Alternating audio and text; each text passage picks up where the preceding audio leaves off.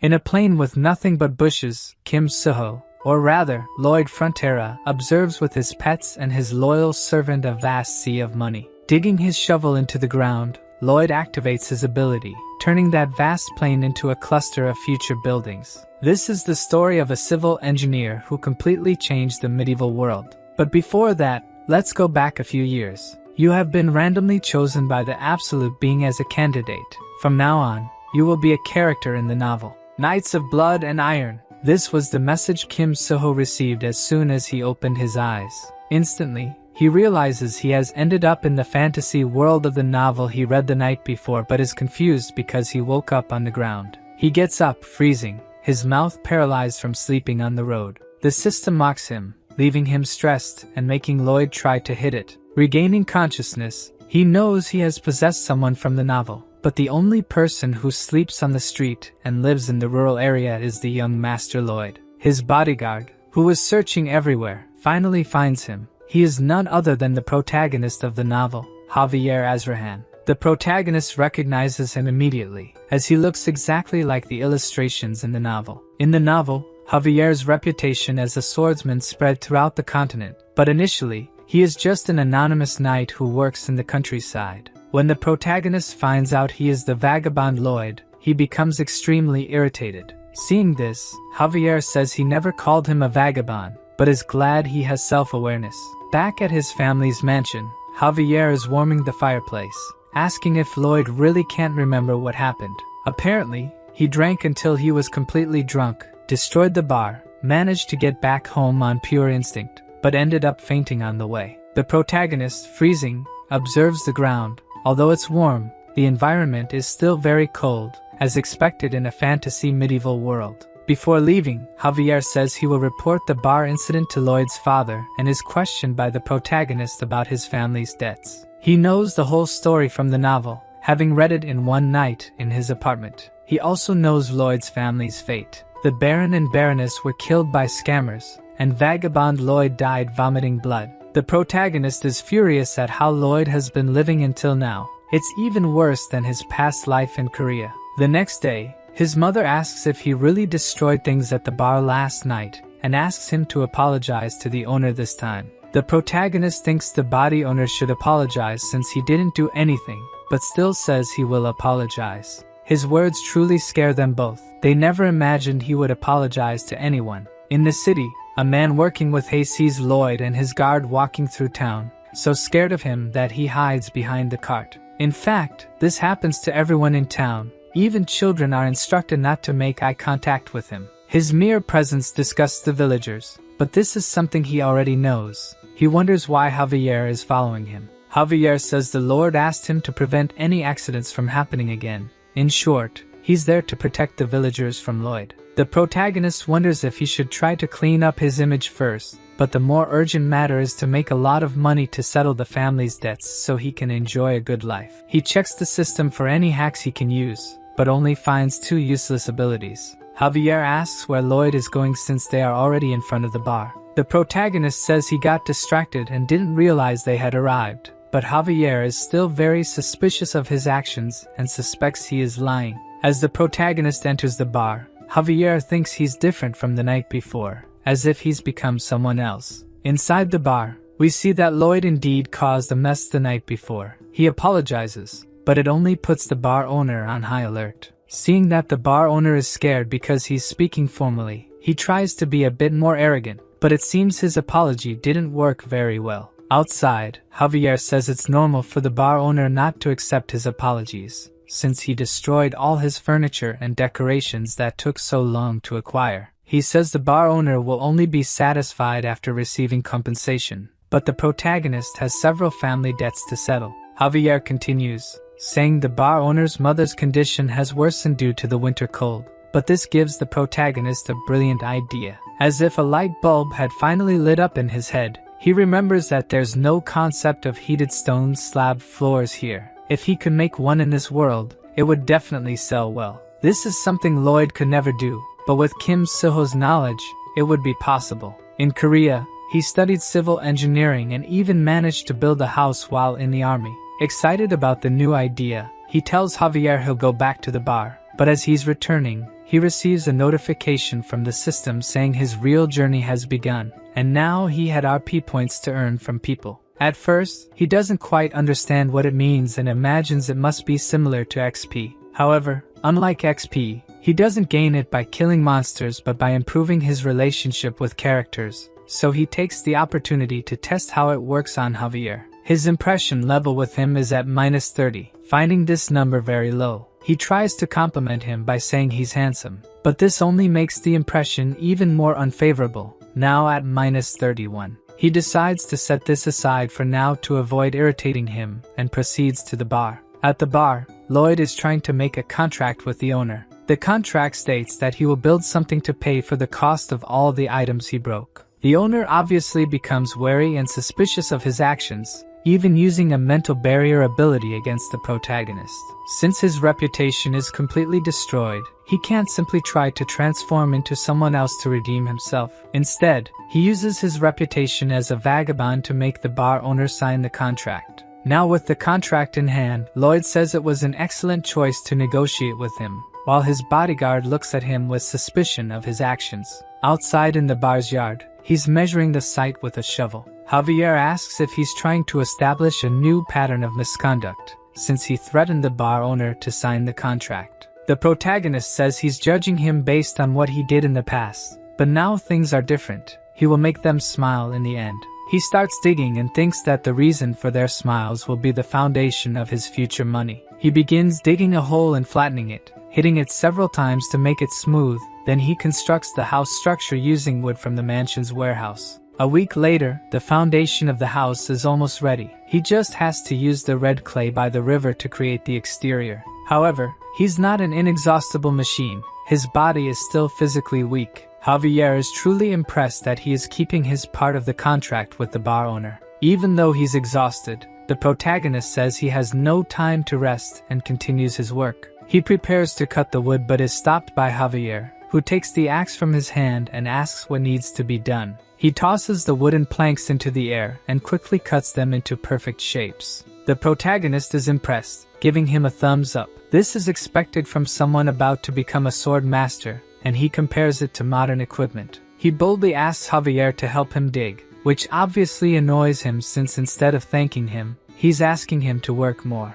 But the protagonist convinces him, saying that if they finish quickly, he'll be able to satisfy his curiosity about what he's doing. With no other choice but to help him finish faster, Javier starts working with the protagonist, and shortly after, they complete the house. He questions him about the symbol on the plaque, but the protagonist says it's his logo. Then he calls him to check what kind of problem he caused, lighting the fireplace and calling the bar owner and his mother. Both seem to love the warm room. The old woman says she feels like her joints are loosening, while the bar owner wonders how he did it. The protagonist thinks it's normal for people in this world to be surprised by this. It's the power of the Andal floor technique, a Korean method for heating rooms. Javier is impressed, seeing that he really managed to make the two smile. Even though he still doubts Lloyd's intentions, it's undeniable that because of him, two people are happy. Javier's impressions of the protagonist increased by 2 points, earning him 36 RP points.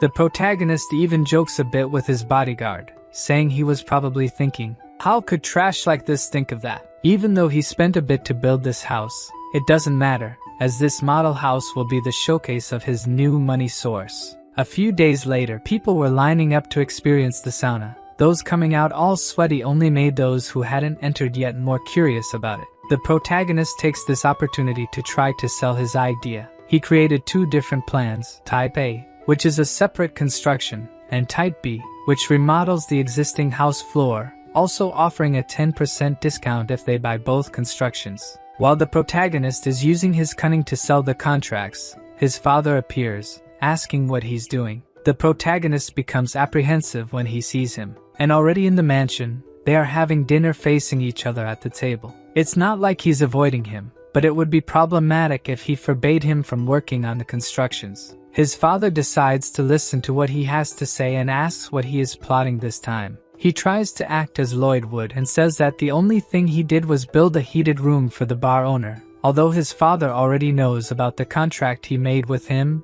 and warns that lying and deceiving the population will not be tolerated. The protagonist says that's not what he's doing and asks to leave, but his father asks if he's worried about the family's situation. He continues to say not to worry, that he will overcome this situation immediately, and asks him not to stray from the right path. The protagonist remembers that in his past life, he also heard these words from his father. At the time, he thought everything was fine, but it was all a lie. As he leaves, he tells his father not to give up and to keep going strong. Those were the words he should have said to his father back then. While walking through the corridors thinking about the requests he received, 2 loan sharks pass by him without even greeting him. In the Baron's room, they say he has 5 days until the deadline, and if he continues not paying, they won't stand still. The protagonist, who was eavesdropping behind the door, thinks this is the perfect time to appear. He remembers receiving some RP when Javier's impression increased and found out he could use them to level up his skills.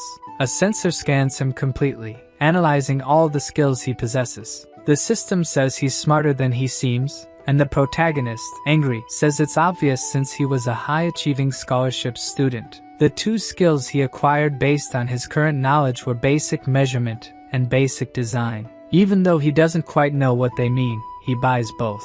Basic measurement is activated, and his eyes begin to glow green. As soon as he looks outside, he can calculate the land area simply with his eyes. The design skill creates a screen in front of him capable of drawing models quickly, much more useful than doing it on paper, for example. Even though the work will definitely become easier from now on, there's still a construction problem since he doesn't have enough manpower, and he thinks that having a backhoe or heavy machine would make things much easier. The system says it's possible to summon one, making the protagonist quite excited, but it costs 50 RP to summon a random fantasy species, and he only has one. Still, that's great since if fantasy species are as he imagines, they will probably be more useful than heavy machines. Back to the loan sharks. They are threatening the Baron that if he doesn't have enough money to pay, they might end up taking his wife and maid to be sold. However, at that moment, the protagonist arrives, asking if they have no manners just because they are loan sharks. They ask why a child is interfering in adult conversations, but before they ask him to leave, the protagonist asks for their invitation letter.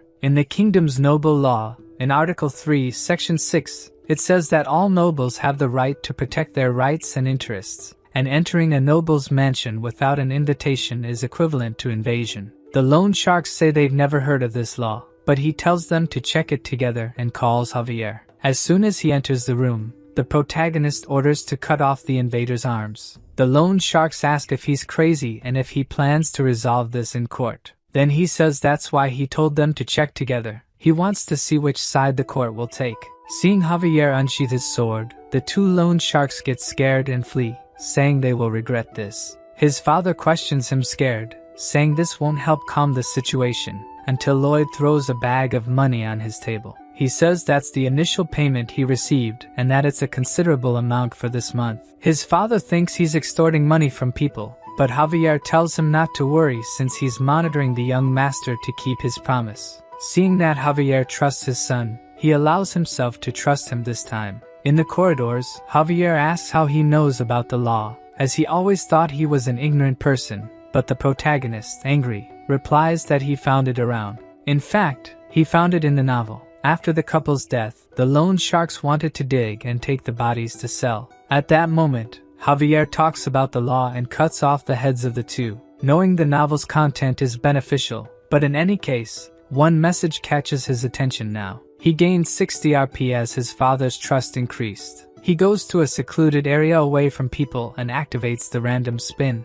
Several gears start floating in the air, forming a magic circle, but it's smaller than he imagined. From this circle, a small mouse comes out, falling to the ground. Seeing that tiny mouse, the protagonist thinks his summoning was a failure, making the poor mouse cry. It manages to communicate, saying that it's not a failure and can do many things.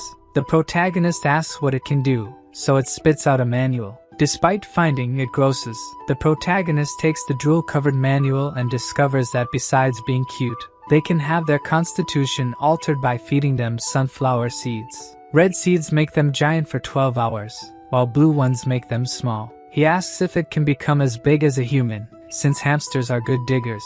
If it were human-sized, it would be really useful. When he feeds it, the hamster starts glowing and growing. It grows so much and so quickly that it ends up colliding with the protagonist, throwing him a bit away. The hamster, which could fit in his palm before, must now be over 10 meters tall. Besides, it has the digging ability, able to quickly dig through the ground. It can also harden the ground by rolling over it, and can store plenty of things in its mouth. The protagonist is happy because the heavy machinery problem is solved, but he can't just show up with these giant creatures since people might get suspicious. So, he will carry a book with him all the time and claim to be a summoning genius. The next day, Lloyd is instructing the workers with his slogans.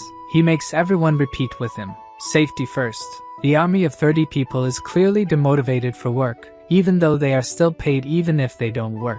The protagonist wonders why the Baron didn't fire them before, but this works better for him since there won't be additional labor costs. To try to motivate them, the protagonist gives a motivational speech, pointing at a handful of dirt, saying he spent the night digging it up and they should take it to the constructions. In reality, it was Padong who did it in 30 minutes. But even with a speech, they are still not motivated at all. He even thinks it's a normal reaction since people don't like to work. Then he is interrupted by the senior knight Nauman, who asks what he just ordered his troops to do. This man appearing there was something he expected. There are 3 knights living on this property, Newman, Bayern, and Javier. In the beginning of the novel, Bayern and Javier remained loyal until the property collapsed. But this man in front of him was the first to betray the Baron. Lloyd asks what he's doing, and he says he can't believe he's giving his soldiers dirty work, and as the head of the knights, he can't accept that. The protagonist says he got approval from the Lord, but he insists on talking about the past and that the protagonist must be using the soldiers for personal purposes. Lloyd asks if he wants a beating, and just with that, the guy gets quite stressed. He then makes the first move by throwing sand in his face. Everyone who sees that is shocked, while the guard asks if he really just tried to tarnish his reputation as a knight. The protagonist pretends he didn't hear what he said, then challenges him to a duel right away. Returning to the mansion, Javier asks if he has confidence in defeating Newman. His opponent has a mana heart, and is also known as a sword specialist, while the protagonist is just a wretch. How could he even think of winning against him? Javier gets irritated with Lloyd teasing him, almost cutting him with his sword. He tries to analyze his actions, but everything he is doing is very strange. After picking his nose, he asks Javier to teach him swordsmanship. Javier says he would never teach his swordsmanship to someone like him, as someone with bad character like him could use it against people around him. The protagonist knew he wouldn't teach his swordsmanship right away, so he proposes to cure his insomnia. Javier wonders how he knows that, as if he's answering him in his head. The protagonist says he read it in the novel. In the novel, the ranking of the knights is divided into 4 levels. Javier's level is expert swordsman, and he will soon rise to the highest level, master swordsman. And the reason he can't sleep is that his nerves are superhuman. He agrees to the contract with Lloyd, but he will only teach swordsmanship if he can make him sleep, and says that he has already tried several ways to cure his insomnia, from cognitive behavioral therapy, herbal remedies, aromatic therapy. Even after saying all that, in a few minutes, he was already sleeping like a baby, hugging his pillow. The method the protagonist used to make him sleep is the same as teachers do in the classroom. He talked so much that at some point he just fell asleep. Now that he has fulfilled his part of the deal, all his sword techniques will be his. The next day, Javier, now refreshed from having a good night's sleep, tells the protagonist to start training with 50 laps. And surprisingly, he starts running without complaining. He completes 1 lap and says he hates doing it, but by the 2nd lap, he totally changes and says he surely didn't expect him to do it without complaining. By the 3rd lap, he unmasks his plan, saying he would say something like, "You don't have talent for this," and ignore the training. While he's being totally annoying to Javier, he gains a skill that asks him to hit himself, but he tells the system to discard it. It would be a lie to say he's not tired, but this is nothing compared to his past life. He had no family and woke up alone every day. At work, he carried bricks up to the 4th floor of a building every day, and at night, he unloaded trucks. All this just to survive, hoping that one day it would get better. Compared to that pain and despair, this is nothing. Seeing that determination and sincerity, Javier decides to teach him his sword technique. In the mansion, Newman talks to the Baron. He is disappointed that his son dared to insult someone who has protected his family for so long. He had hoped that he was becoming more rational, but it seems he was mistaken. He says it's his duty not to cancel the duel, but asks him not to hurt him so much since he's still the heir to the estate. Newman says he accepts his request, but his true intentions are entirely different. He plans to kill him in the fight, and if the Baron complains, he will kill him and his wife and make it look like suicide, all as he had planned. 1 month later, the long-awaited battle begins. The Baron and the Baroness, with their servants, watch anxiously. Newman asks if the protagonist is prepared. He, carrying only a shovel, says he should be prepared to take a beating. Everyone watching the fight from outside wonders if he's really going to fight with a shovel. Javier says he personally asked the blacksmith to forge it. His father is deeply disappointed, thinking he's playing around with a serious situation. But Javier, who has been following what he's been doing for the past month, doubts that he's just fooling around. Early in the morning, he did the basic training without complaining. Then he went to the construction area to teach the residents about Andal, and then practiced swordsmanship until falling asleep at night. Someone who dedicated himself so much for a month couldn't be just fooling around. Javier is sure he's taking the fight seriously. The Baron initiates the duel between them, and the protagonist starts the combat with a pretty mediocre stance. Newman, who was already pissed off with him, is the first to attack but has his first attack defended. Both his father and Javier are impressed that he managed to defend an attack, and it wasn't just luck, since he continues to defend all the subsequent attacks. Javier is impressed with the extraordinary efficiency of his movements. It's like a sword technique evolved over many years. In fact, it's called modern combat, bayonet charge, something every Korean man learns in the army. Even using the shovel as a weapon wasn't random, since in addition to being able to use the shovel to defend himself, he can also use it to attack. For this combat, the protagonist came 100% prepared, first preparing the shovel, second, the basic sword technique, and finally, a tool synchronization ability for excavation. He managed to buy this ability thanks to Javier and his parents. Then, Newman shows why he is a Baron's Knight. He starts accelerating the state of his own mana using his mana heart. He truly prepares to attack this time, advancing almost instantly towards the protagonist. Even Javier says it's impossible for an ordinary person to block an attack from someone who has a mana heart. That's if he were an ordinary person, of course. Even though he attacked with all his strength, aiming to kill, the protagonist manages to block the sword. Newman is confused, feeling as if his body had sunk. This was the fourth ability he prepared, Azrahan's core technique, the technique that made Javier the strongest man in the novel. He realizes that his attack's mana was absorbed, immediately pulling out his sword, but the protagonist takes advantage of this opening to land a blow on his face. The impact is so great that he sees one of his teeth flying, and then he is hit by another attack. Everyone around is shocked. Lloyd really managed to win. His father ends the duel, but this isn't enough to quench Lloyd's anger. He continues to beat him while he's on the ground. His father gets angry, telling him to stop trying to tarnish the knight's honor. As some of the soldiers try to stop him, saying that the duel is over, the other knight from the family remarks that he's out of control. Lloyd claims to have calmed down and asks the soldiers to release him, only to hit him again immediately afterward. Javier, who is observing more closely, notices that he's hitting only in places that would cause almost no wounds, and the calm expression on his face indicates that he already knew this would happen. 15 days before the duel, the protagonist came asking him to teach the mental technique Azrahan. This startles Javier, since this technique was created by him, and supposedly no one else should know it. He confirms if this technique can attract mana from the surroundings and convert it into one's own. Javier asks how he knows the technique, but the protagonist shamelessly lies, saying he talked about it in his sleep. Javier says he can't teach the technique because it's still incomplete, but the protagonist claims he can complete it. He explains that if he absorbs external mana and puts it in the mana heart, the mana heart will simply reject it and explode it out, as they don't mix. He should concentrate it separately, and then move it around the mana heart.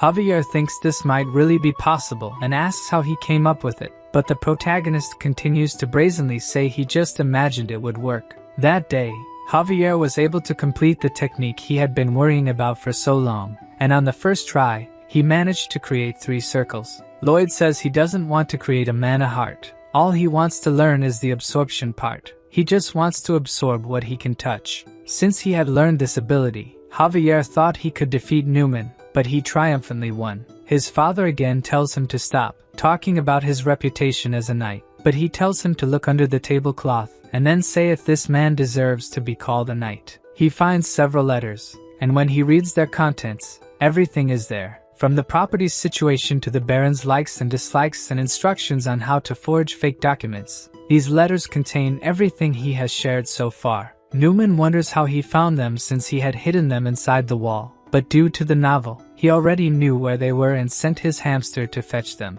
He sees that his father is completely shocked. In the novel, he was described as a kind man, but this protagonist doesn't know the words kind and friendly. He suggests a way to get rid of this man. He proposes throwing fierce rats on his head and then banishing him from the properties or reducing him to a normal knight and giving him a chance to think about his sins. People are confused about why he wants to throw rats at him, since a measly rat wouldn't be able to hurt Newman. Both his father and the people around think it's a sensible and generous suggestion, albeit understandably dangerous. His father agrees to the punishment and asks if Newman has any objections to it. He obviously doesn't, and thanks for their mercy. If you treat an evildoer well, will they really reflect on their sins and return the given mercy? Or will they become even more determined to manipulate and figure out how to take advantage of that kindness? The protagonist says it's great to see his final smile, gives a red sunflower seed for his pet to eat, and says there's no best method to ask for forgiveness. The rat thrown into the air grows to a colossal size, falling on top of Newman, probably killing him. With this, the rotten apple of his lands has just fallen. The next day, his hamster digs a path in the middle of the city. Javier asks what he's doing, and Lloyd replies that he's preparing the way to build a road. The engineering unit, previously shy and unwilling to work, has now become surprisingly efficient. He mentions that in ancient times there was a city called Rome, where people loved roads and even created a road system called the Appian Way. He wants to build something similar, a road that stretches from the Baron's house to the eastern coast. Javier questions again why he's building a road, but the protagonist tells him to just watch quietly and see the rising popularity of roads. However, everything seems very strange to Javier, so he asks where he suddenly learned to do all this. He asks if he's really his young master Lloyd. When the protagonist saw this guy's personality in the novel, he knew something like this could happen. He's the kind of person who would notice the change and immediately draw his sword. He starts using his Lloyd persona, claiming he studied without anyone knowing, and when questioned, since he only lived on alcohol, he says that Javier didn't watch him all day and couldn't know if he was studying or not. He asks how he explains the summoning, as it would be difficult for mages even with 20 years of experience. So the protagonist retorts by asking how he manages to use mana so well at 20 years old, and says that if he's a genius, why couldn't he be one too? Unable to refute his words, Javier just stays silent, so the protagonist seizes the moment to flee and get out of there as fast as possible. He goes to Knight Bayer and asks him to take care of everything while he's away. Javier says he'll accompany him, as it's his duty to watch over the young master, but the protagonist questions why he's stating something so obvious. Javier asks where they are going, and he replies that they are going to a distant place to collect unpaid debts.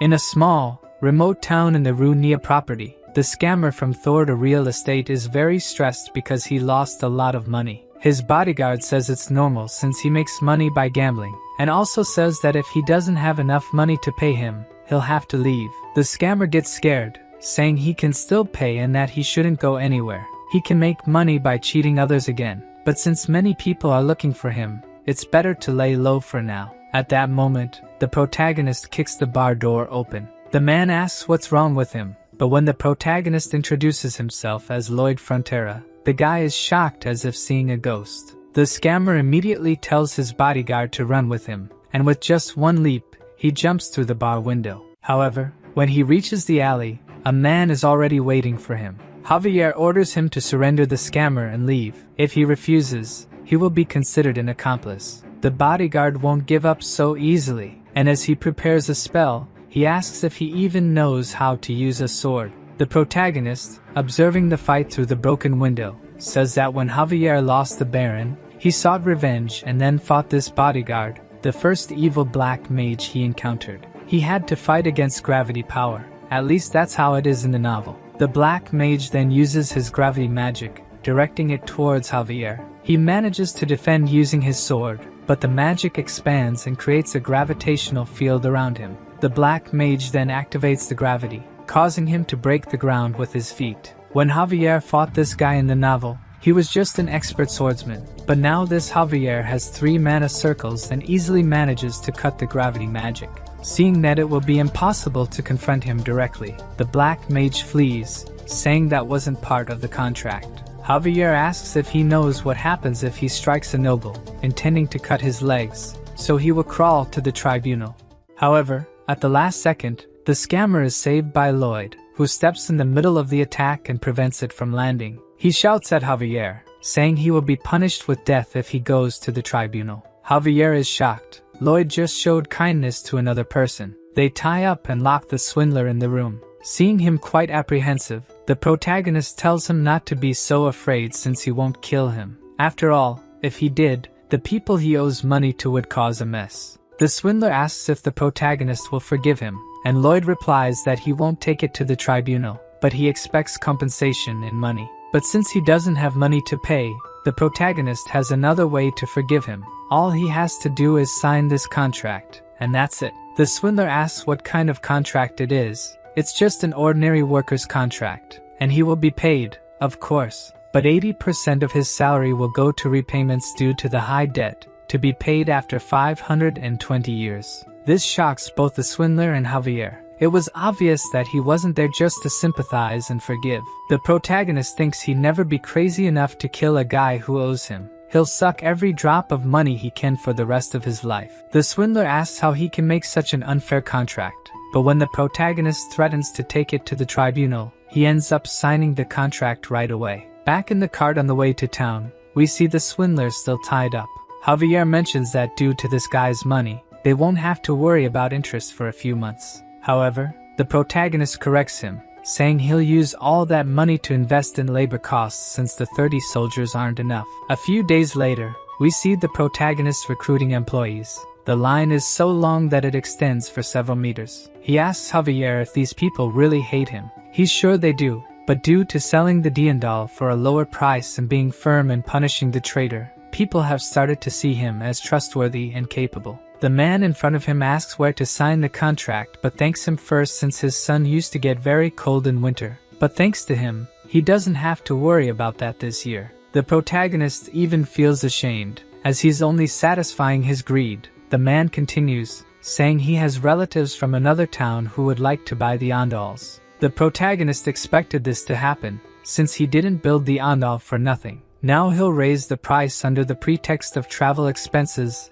and make all the money from them. Up in the mountains, Lloyd tells Javier that one day this mountain will be entirely bare because the Andal consumes a lot of resources. The trees here won't last long. That's why he's canceling the construction of the Appian Way. At the end of the road, there's a reserve of bituminous coal. They'll extract and sell it for a high price. If the Andal gains a high level of approval, other countries won't be able to resist. Of course, the people in their town will get a discount, but just a little. Lloyd asks if he finds this unfair, but he says if he doesn't do it, he won't be able to pay off the family's debts. Javier agrees with this, but mining there is impossible as it already collapsed once. Still, he says he can do it because he knows modern-era excavation technology. He will use the shield method. Javier has no idea what this shield method means but says he'll continue to observe this completely different young master. However, even the protagonist who read the novel doesn't know everything. In this world,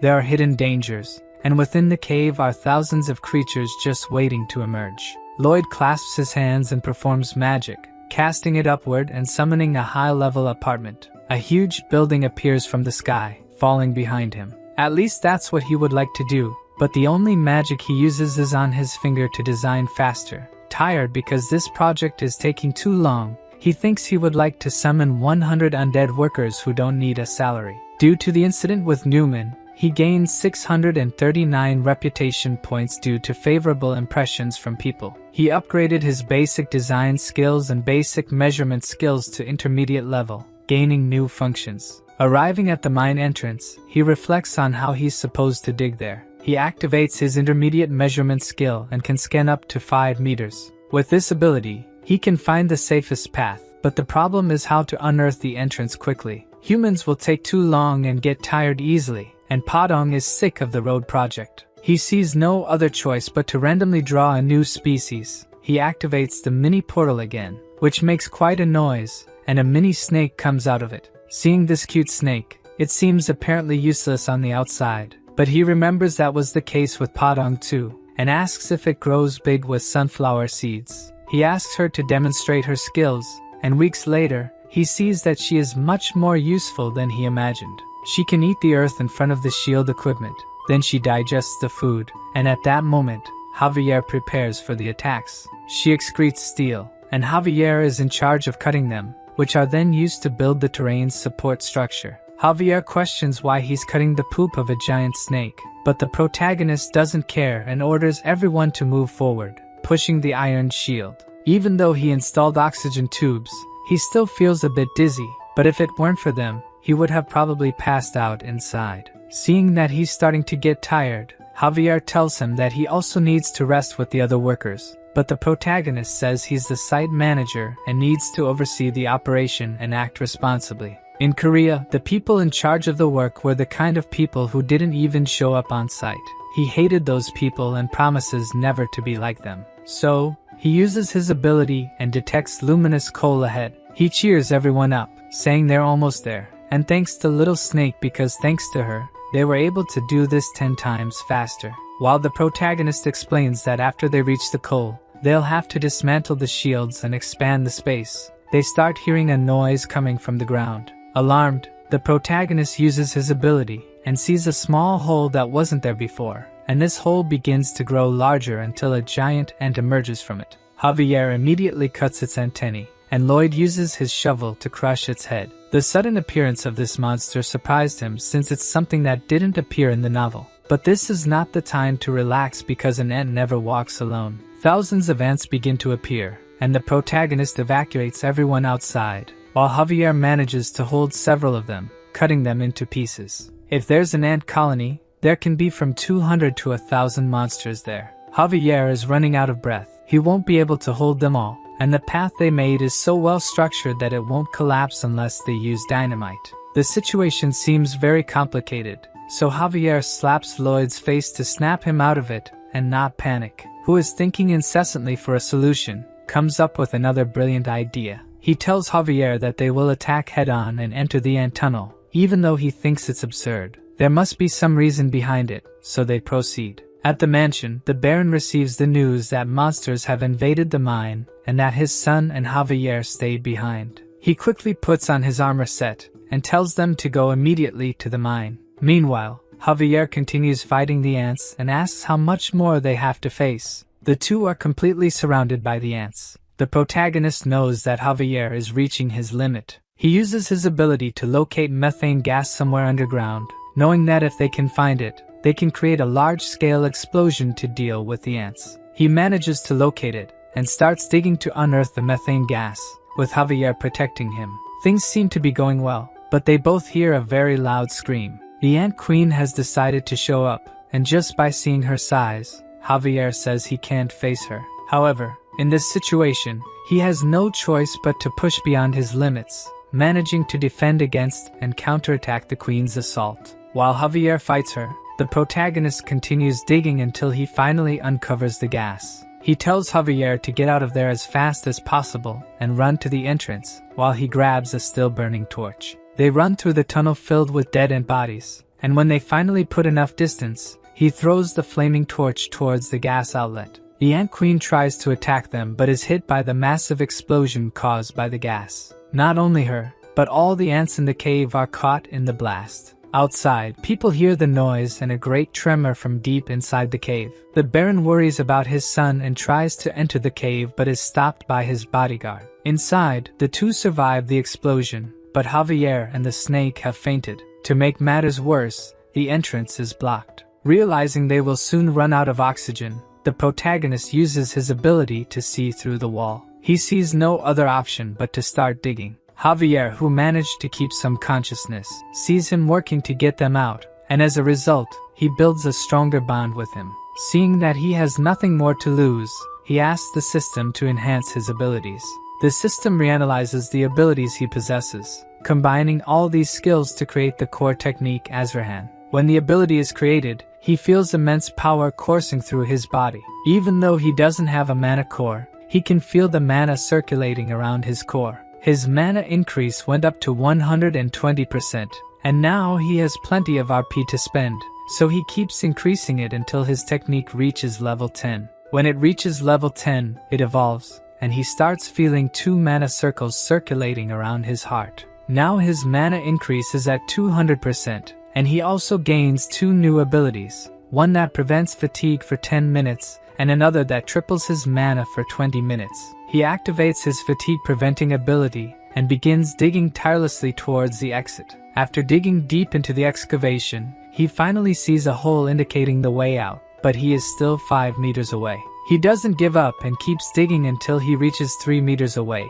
but his oxygen runs out, and he falls to his knees, exhausted. Then he activates his other ability, Power Extension, and continues to hold on firmly to the excavation, but its limit is 20 seconds, which is not enough time for him to reach the exit. Already feeling hopeless, he thinks that as the son of a noble in a remote area, he just wanted to live a quiet life. Unfortunately, he is about to die after exerting so much effort. When he was about to accept his fate, Padong appears, making a small hole. This small hole is enough for him to breathe and regain his strength. Even though he is tired, he still gets up, clinging to the hope that a peaceful life as a noble awaits him just ahead. Inside the cave, the Baron's group explores it, even the deep parts, in search of the two, until he sees his son carrying Javier on his back, who surpassed the limits of his own body, was able to create a third ability that allowed him to endure until there. Seeing that he has finally achieved his goal, the protagonist faints, being embraced by his father.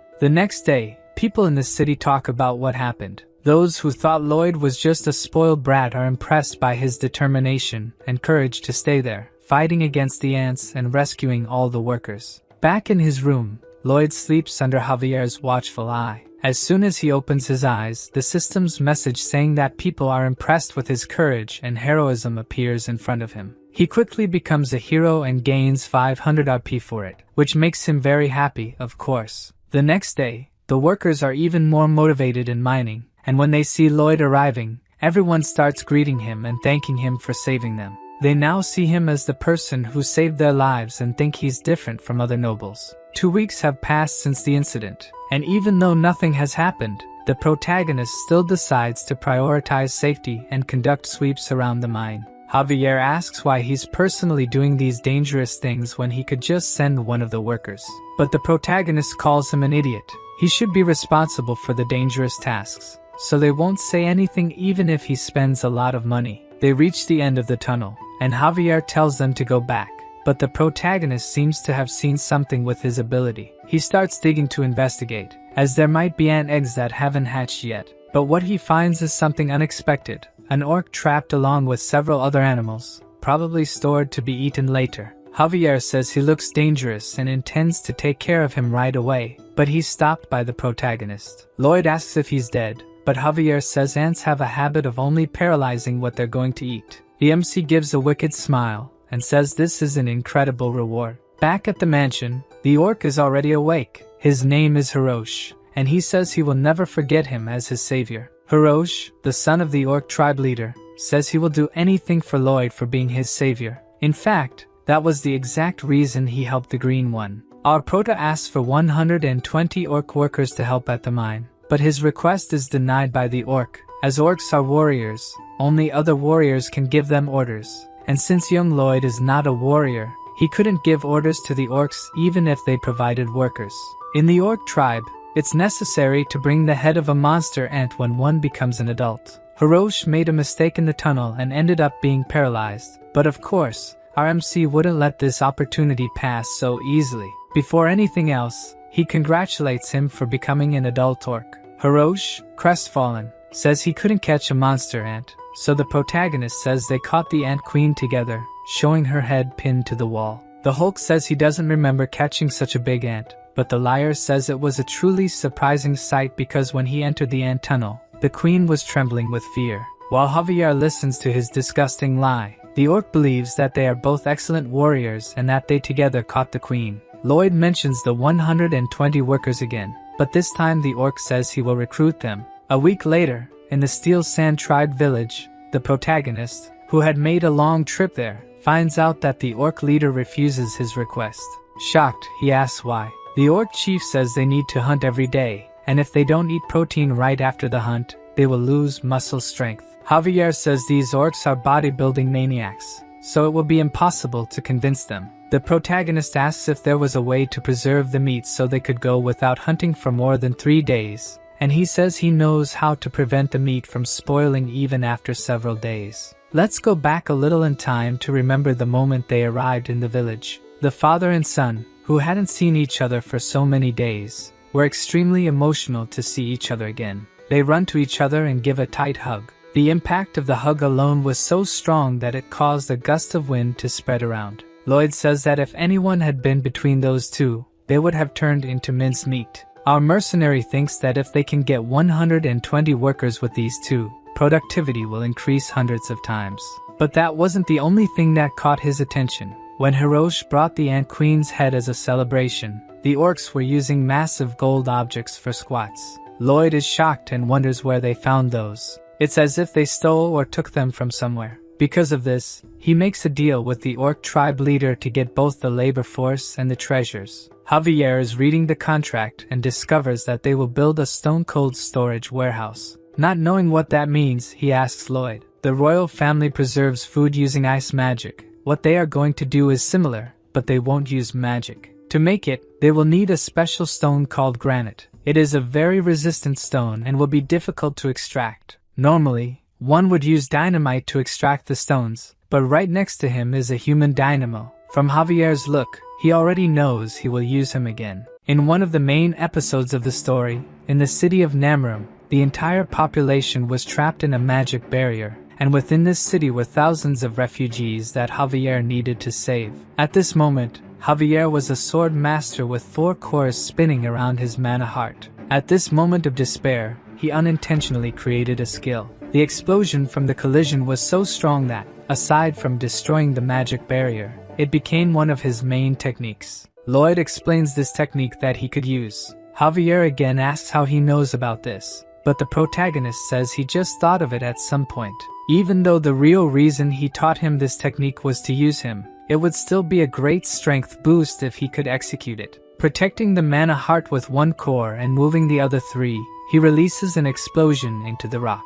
It was so strong that it tore through all his clothes and even ruffled his hair. Angry, Javier asks if he knew that would happen, but Lloyd says he had no idea and apologizes. Anyway, the idea worked. Now it's his turn to work. Javier speaks of his knight's honor, and that now he's being used for construction, but the MC realizes that this is just his way of showing gratitude. After this, the construction proceeded rapidly. The granite Javier cut was carried by Padang. The orcs who were addicted to training started working on their own. Because of this help, they will be able to finish 5 times faster, and the last thing they will need is the ice and thermal insulation. Lloyd asks Javier where the people with the insulating material are. He replies that it's been exactly 3 weeks, and the group should have arrived by now. There are 2 possibilities. Either the soldiers are lazy, or there was an accident. The protagonist says they must check immediately. Javier stops him and says that if this is a mission, he should do it alone since he doesn't know what kind of accident happened. It could be dangerous. But Lloyd has explained this several times. He is in charge of construction and responsible for the workers' lives.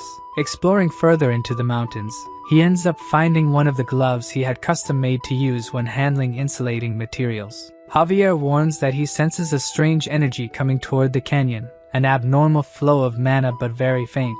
Thinking about it, he tries to remember if he saw something similar in any of the novel's episodes, but something leaves him completely terrified. He immediately says there's no time, and they need to walk quickly, as everyone might be dead. They venture further into the canyon, finding several clues from the missing group, until they reach Rupalan's dungeon. This was a place Javier had been looking for since the beginning of the novel, the hideout of a black mage named Rupalan. The protagonist is deeply irritated that someone dared to lay hands on his workers. Javier is the first to enter the cave, telling Lloyd to stay behind him. He ends up stepping into a trap but is narrowly saved by the protagonist. MC asks if he's sure he's a knight. He should have thought that there might be a trap inside. In fact, he already knew about the existence of this trap since in the novel, Javier fell into it and had to continue through the dungeon all battered. But Javier is the type of person who never falls for the same trick twice. Lloyd comments that earlier, he felt a normal mana flow and asks him to use that technique since magical traps are linked to mana. He would be able to sense any abnormalities. Javier manages to detect where the traps are located and begins to guide the way to the back of the cave. The swordsman thinks that even though his master always lies or insists on annoying things, this time it seems like he knows exactly what's going on. He can't sense any special mana or energy, and thinks it might be a type of very powerful mana, but he decides to ignore that and focus on rescuing the workers. Inside the cave, a black mage senses the presence of intruders since one of the traps was activated. They probably came to rescue the recently kidnapped people. However, the black mage has already finished the preparations he needed to make and approaches a large iron door. Opening it, the 5 missing workers are there.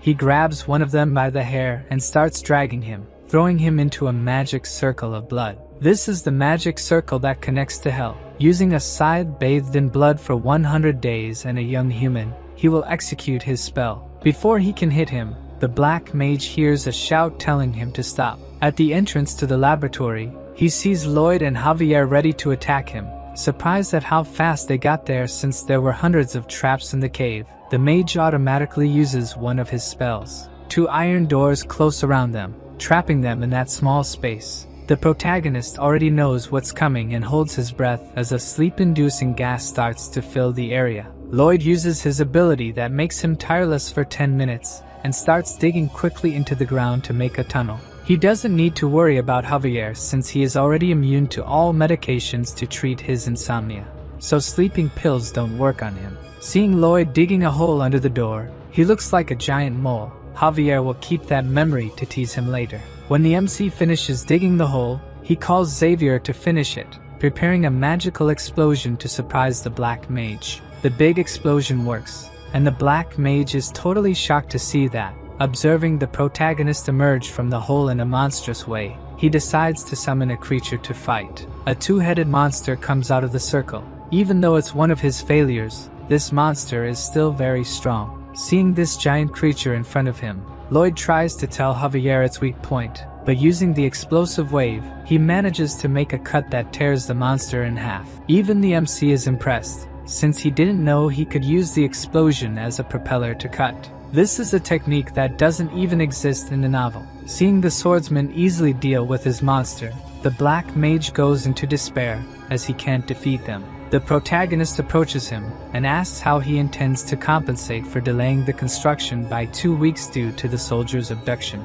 The black mage kneels, begging for forgiveness. In his mind, all he thinks about is surviving, but the protagonist doesn't care about the apology and asks about the compensation. With no alternatives, the black mage offers all his magical items. Lloyd is quite pleased that all the items will be his, while Javier rescues the soldiers. The MC asks what he was going to do with the kidnapped soldiers. The black mage was studying the resurrection of the dead, trying to bring back his deceased wife and son. He worked as a mage in the Lord's mansion, but one day the Lord tried to take them away from him, so the black mage planned to escape with his family. Lloyd interrupts his story right in the middle. He is not interested in hearing it at all. The protagonist asks if the black mage really thinks that bringing back his wife and daughter after killing hundreds of people will be good.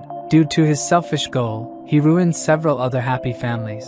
He can only be judged as a serial killer after doing that. Lloyd says he will come back later to take the magical tools. While turning his back, he asks him never to hurt anyone again. The black mage is amazed by his kindness and thanks him several times for sparing his life. In the novel, Javier also forgives the black mage and forces him out of the laboratory. Repellent kills hundreds and transforms into something strange, becoming a demonic villain who fights Javier several times. Even knowing that he was beyond saving, Lloyd still turned his back because he knew from the beginning what he would try to do. Quickly, Javier finishes off the black mage who was ready to attack, removing his head from his body. Before becoming Lloyd, in his past life, he met a man who simply mistreated him for no reason. The supervisor acted like this every day, and the MC always apologized. Thinking that kindness begets kindness, he lowered his head, but precisely because of this, he chose him as an easy prey to be mistreated.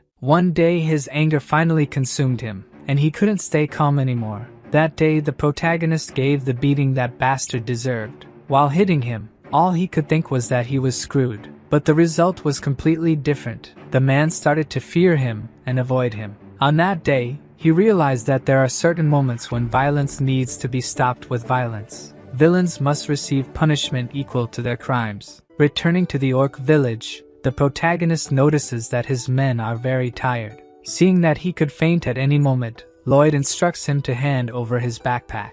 The worker hesitates to comply, but Lloyd explains that if he faints, someone will have to carry both him and his backpack.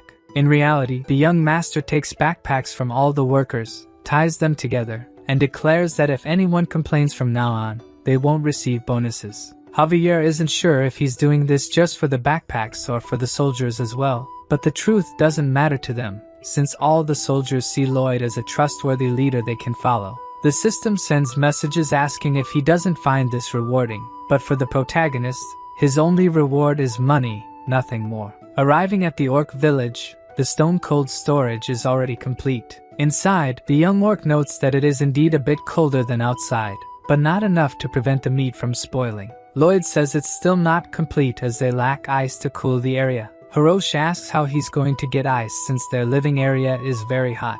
With a smile, Lloyd says he'll get it one way or another, which makes the orc doubt him, thinking he brought a swindler to the village. However, the young Hulk decides to trust him, since his savior shouldn't be a bad person. When the orc leaves, Javier asks how he's going to make ice, but that's something even the protagonist doesn't know. Javier questions him signing the contract without a plan, but Lloyd explains that to be successful, you have to make the impossible happen. At night, the protagonist sits on rocks pondering how to make ice. First, he made molds and asked his pets to fill them with water, but he doesn't know how to turn it into ice. In this world, there are ice mages, but he doesn't know exactly how their magic works. He knows that magic is a way to control mana freely, a technique based on changing the arrangement of mana in the atmosphere. There are various types of different mana. If he can gather just one type and concentrate it, then he might have what is considered magic. Lloyd asks his pets to fill the giant ice cubes. Even though he can't use mana freely, he can do something similar. Placing his hand in the water and using the Azrahan core technique, he will try to draw only the warm mana and leave the cold in the water. In the first attempt, he does the opposite and pulls only the cold energy. Javier thought he was just being reckless, but apparently, the young master is finding his way proudly. A few days later, he actually succeeds. The orc chief and his son are shivering in the cooling room. What causes all this cold is a huge block of ice made from several smaller ones.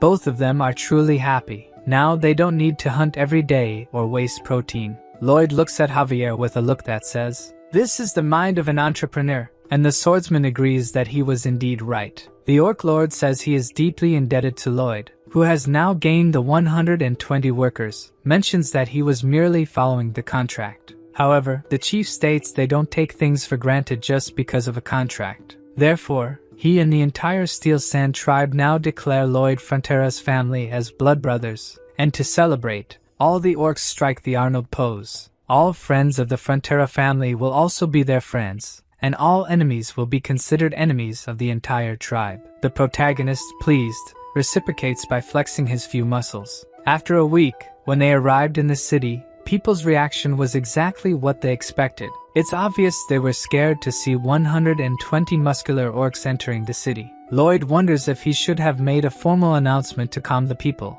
It seems even that wouldn't have worked since even his parents, who knew the orcs were coming, were scared. Besides the points the protagonist gained from the orc village, the story of how he saved the workers from the dark mage also spread, leaving him with a total of 911 points. The Baron said he would look for wealthy merchants to buy the orcs' equipment. Now all that's left is to figure out how to use the dark mage's tools. While looking through a book, Lloyd finds something so surprising that he immediately rushes to the mine. There, he searches for the defaulter everywhere and tells him he has great news. The clause in the contract stating he would work for 520 years was a joke, since it makes no sense for someone to live that long. But now he won't have to worry about it, as he found a spell that can turn someone's body into a ghost and control it. This means he will be able to work for the next 520 years. The protagonist asks why he's the only happy one there and tells him to smile. The defaulter forces a smile, while shedding tears of despair. His actions were so cruel that the system says the king of hell is enchanted by his personality. Returning to the mansion,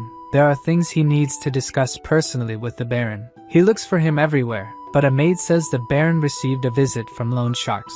At that moment, Lloyd's expression changes completely. He definitely has something planned for them. In the meeting room, the loan sharks are trying to convince the Baron to hand over the mine in exchange for paying only 10% of the initial debt.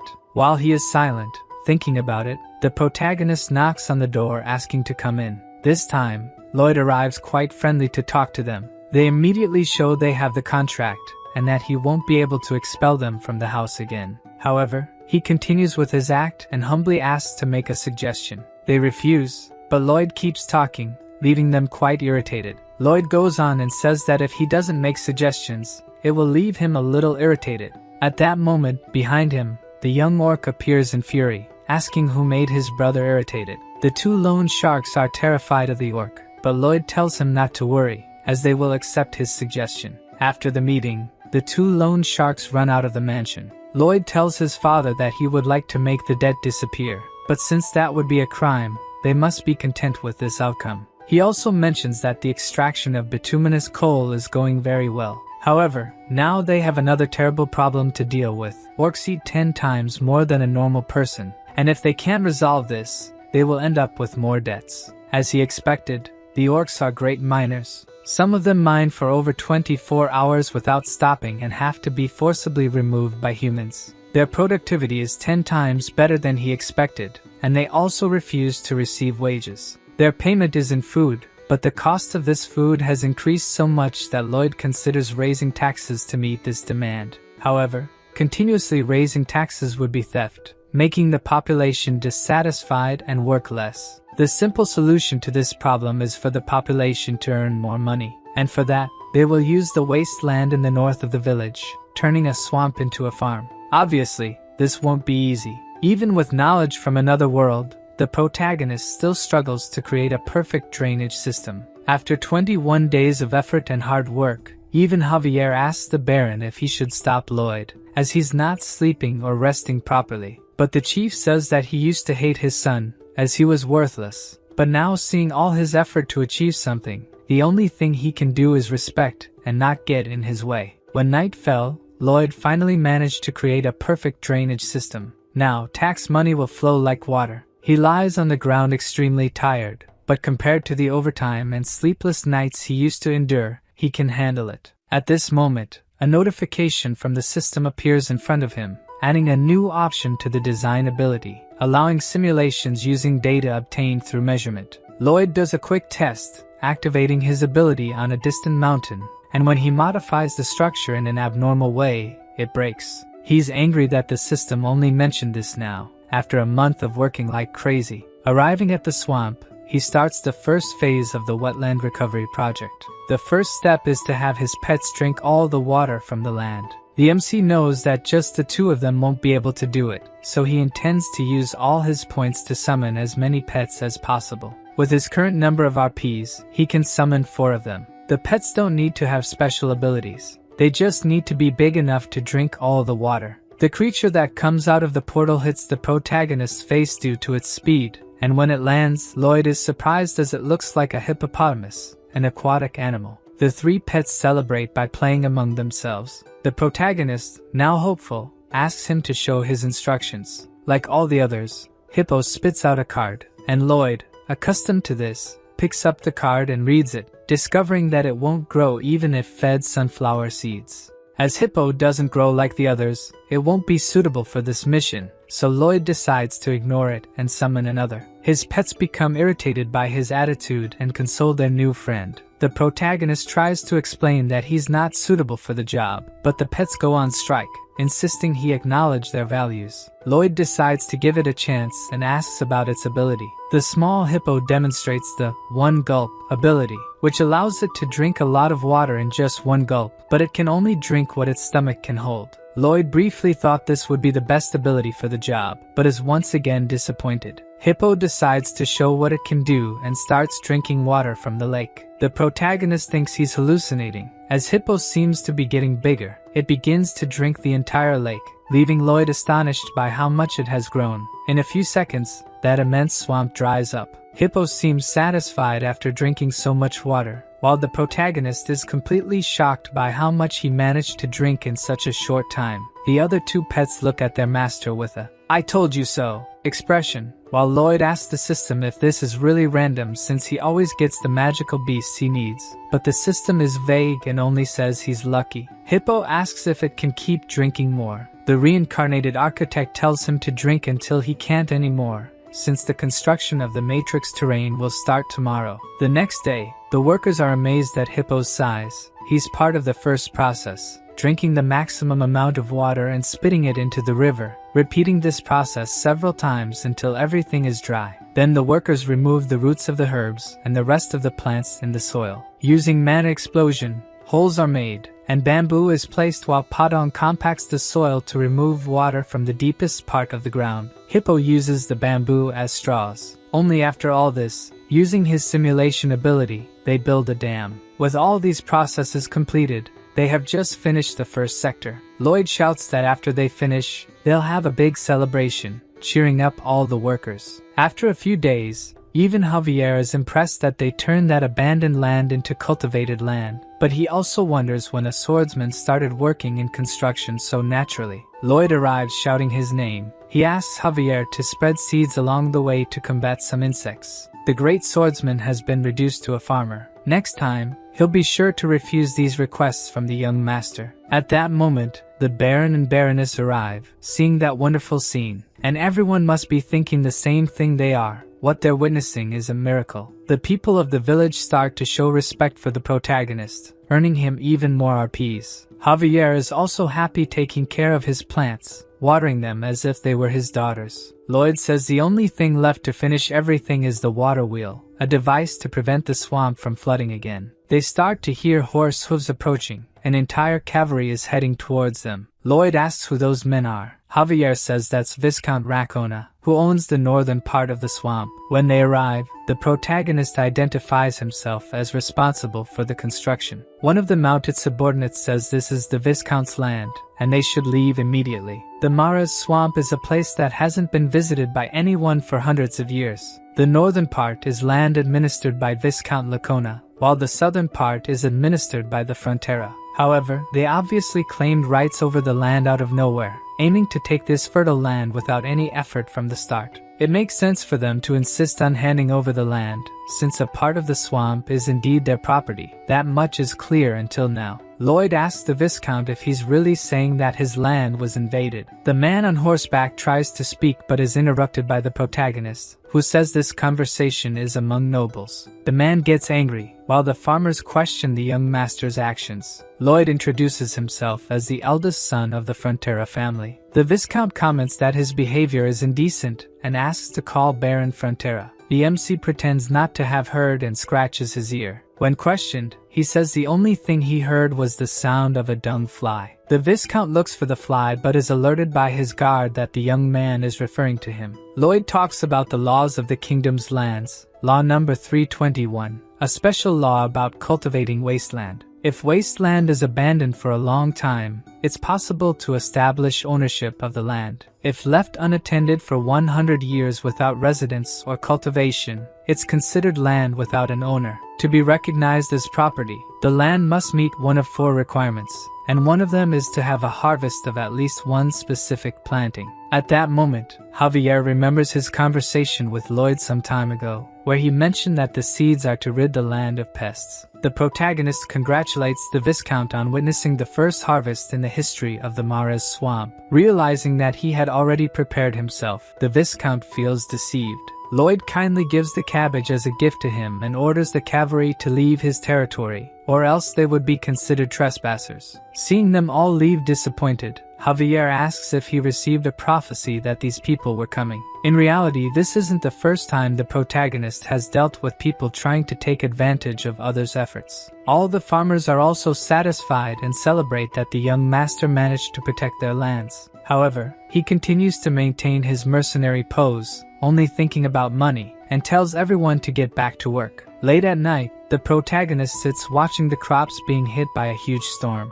With summer ending, autumn brings rain. Even though he has used simulation hundreds of times, he shouldn't let his guard down and observe until the end. By morning, the rain has passed, and with it, the worry. Thanks to his great invention, that land didn't turn back into a swamp, and he even gained achievement points from the system. Now that the first thing is done, he will move on to the next step. Meanwhile, in Viscount Lacona's territory, he might be indignant with the situation. If they continue planting for 2 years, the land will officially be theirs. The swamp is the land where golden eggs will hatch. Even his stomach is hurting from having to give up his precious land. He can't let this fertile land slip from his hands and asks his executive to call the dye workshop supervisor. A few days later, Lloyd wakes up from his bed with a severe headache. Perhaps the long days without sleep have finally caught up. Even so, he can't just lie in bed, as there's much to do. The problem arises when even Javier wakes up strangely. He's also experiencing the same headache, making the protagonist realize that this isn't just a coincidence, but something intentionally done by someone. It wasn't just the two of them who were affected. The maid Emily, Mr. Alap, the boy in charge of the cows, and the cows themselves were all affected. In summary, this is affecting everyone in the village, humans and animals alike. The animals with better instincts refuse to drink water, leading the protagonist to believe that the water must be causing this. Lloyd's greatest weapon in this world is his knowledge, but after the incident with the ants, he realized that not everything is as it seems. Expecting the Viscount to take action, research was done on his territory, revealing that his main source of income is dye technology using the Ladona fruit. The problem is that this fruit can be toxic to humans. Due to his envy and greed, Racona, without a doubt, sabotaged the village's water. Inside the mansion, Baron Frontera is shocked by a proposal. The Viscount's subordinate demands half of the wetlands, promising they would stop dumping dye waste into the water. The protagonist's father calls it blackmail, but that's exactly what he planned to do. Even if taken to court, it will take at least 2 years for a verdict, and with all the legal fees and the cost of new clean water, it will be very expensive for him. At that moment, Lloyd enters the room, telling his father that their parasitic neighbors are tampering with the water. The door slams in the subordinate's face, who complains to the protagonist for insulting his master. With a look of anger, the protagonist remarks that he didn't know trash parasites could understand humans. Humiliated again, the knight cannot contain his anger, drawing his sword and challenging him to a duel. Shortly after, we see the same scene again, with Lloyd beating someone who has already surrendered. After the person cries and begs for mercy, Lloyd pretends to be satisfied, only to beat him again shortly afterward. The Baron warns his son that the duel is over, but his expressions show he's quite pleased with what he's doing. After being beaten, the subordinate returns to his master, who calls him trash for being beaten by the incompetent son of the Baron. However, upon reflection, the subordinate did a good job because the Frontera can only take the case to court, and they can use this public beating to delay the process by 3 or 4 years. At least, that's what the protagonist thinks the Viscount is planning. However, as a Frontera, he will resolve this using his own methods, rallying the population to defend their lands from greed. First, to solve the water problem, they build a reservoir using hippo to bring water from a local river before it becomes polluted, filling the reservoir. Javier says it's a good solution, but they'll have to do it every day without rest. Lloyd says it's only a temporary solution. The real plan is to build a water supply system. To do this, infrastructure will have to be built to bring water from Lake Kapua in the eastern mountains, which will be a massive undertaking in terms of work and costs. However, the protagonist knows exactly how they will recover what was spent, multiplied by 100. Months later, the Viscount is extremely anxious about something. The manager informs him that the eldest son of Baron Frontera is requesting an audience to help solve recent problems. Inside the room, Lloyd sarcastically remarks that he's doing very well and is there to help with his problems. The Viscount tries to play dumb, saying he has no problems, but Lloyd insists he could save his dye workshop from bankruptcy. At that moment, the Viscount understands that the crisis he's facing is the fault of young Frontera. But before he says anything, Lloyd explains that due to the waste he dumped in the river, they had to bring water from Lake Kapua. Workers had to dig a long path of land, laying pipes for the water to pass through. In the middle of the route, they came across a huge valley, and their only alternative was to build a Roman-style aqueduct. For this, Javier had to blast a lot of limestone, as it's a material used in construction. Some limestone rocks ended up accidentally in the river. Anxiously, the Viscount asks, "What the hell does this have to do with your paint workshop?" Lloyd explains that the water flowing to the workshop is full of limestone, which caused their clothes to be dyed brown. Racona says she will take them to court, and the protagonist says it will take at least 2 years, asking if anyone will remember their products during that time. Afraid of going bankrupt, the Viscount is totally shocked. Lloyd, having already satisfied him by dispelling his doubts, bids farewell. But as he's leaving, he's threatened by the Viscount, who says he'll make his life hell. Outside, Javier questions Lloyd's intentions. All he did was provoke him, but that man is truly dangerous due to his connections in the capital. The MC asks him to wait and see who has more to lose. A month later, the Viscount kneels to beg for help to save his paint workshop. With a tone of superiority, Lloyd asks if 2 of his prosperous connections said he couldn't win this case. Deeply regretful, the Viscount apologizes, but the protagonist isn't interested in pride or apologies. All he wants is for the Viscount to sign a contract. If he signs it, water will be supplied to his workshop in a week. Seeing the exorbitant amount he'll have to pay, he asks why someone would put a price on water. The protagonist finds it strange, as he was the one who taught him that water isn't free. Startled, the Viscount sees no alternative but to sign. Even his father is scared to receive such a large sum of money every month. With a cynical expression, he says the Viscount is a very generous man. Javier thinks that the Viscount started the battle, but now, the protagonist seems like the devil himself. That contract doesn't have a specific end date, which means he'll take everything from the Viscount until he dies. In fact, knowing Lloyd's personality, he'll be draining his money for generations. Like a demon king, Lloyd wouldn't let this slide with just a pat on the back. If he could exchange blood vessels for money, he'd rip them all out. The Count also has great news to share. He found a buyer for the Orc tribe's treasures. When the protagonist asks who bought them, he finds it really odd, as someone like him would easily be able to buy new pieces. His father doesn't know the details exactly, but it seems like he wants to build a statue in the sea. At that moment, we see Count Cremo looking out his window. On the horizon, something starts rising from the sea. A great monster emerges from the depths of the oceans. The Count looks at it angrily. The creature comes entirely out of the sea, ready to attack everything in its path. The next day, we return to the Frontera territory. Javier reported to the Baron that they would be leaving in a week, and, to minimize expenses, the young master requested about 10 men to accompany him. Taking care of a plant, he said that if that's what his son wants to do, then he should fulfill his request. Javier asked him not to worry since he would be monitoring him closely. The Baron mentioned that when the night of Viscount Lacona came to blackmail him, he was terrified and actually considered giving up the lands. However, after seeing his son and the efforts of the people, he found courage. The Baron said he had always been an indecisive and incompetent lord, but Javier disagreed, saying he was the opposite, a welcoming and kind person, more so than any other noble. Despite appreciating his subordinate's words, he still couldn't say he was a good lord because of it. A leader should have firm principles and be willing to act, just like Lloyd. Javier knew that the only principle that guy had was money, but he was starting to doubt if that was so bad. The Baron stated that Javier's mission was no longer to monitor but to protect him since he was the heir to this land. Javier accepted his request, but even though Lloyd had miraculously revived the family's fortunes, he would never be able to like him. In the past, the Baron rescued him and asked what he would like to be when he grew up. Young Javier said he wanted to become a knight so he could protect him. Since he survived the winter alone, the Baron was sure he would become a great knight. On that day,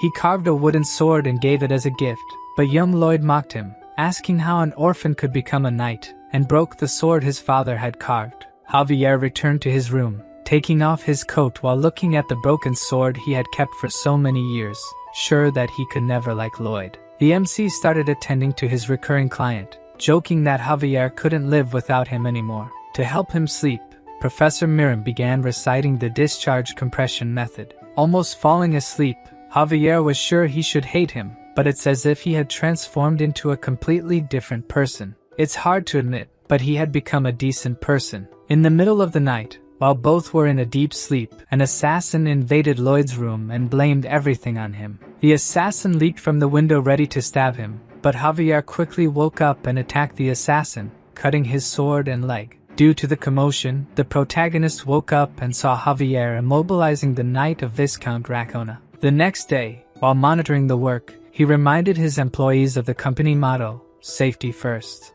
Javier arrived, saying he handed the assassin over to the Viscount. He probably tried to target him because he was fired, as Racona is paying a lot for the water. The protagonist said it made sense since he was a well-paid knight, but all he did was get beaten up by his brother. Realizing that his master already expected something like this to happen, Javier asked why he didn't take any precautionary measures. Lloyd was confused by his question, wondering why he should take precautions when Javier is his bodyguard. Thanks to him, the protagonist could move so freely. When you think about it, it should have been impossible for a 5-year-old boy who lost his village in a monster attack to survive the winter.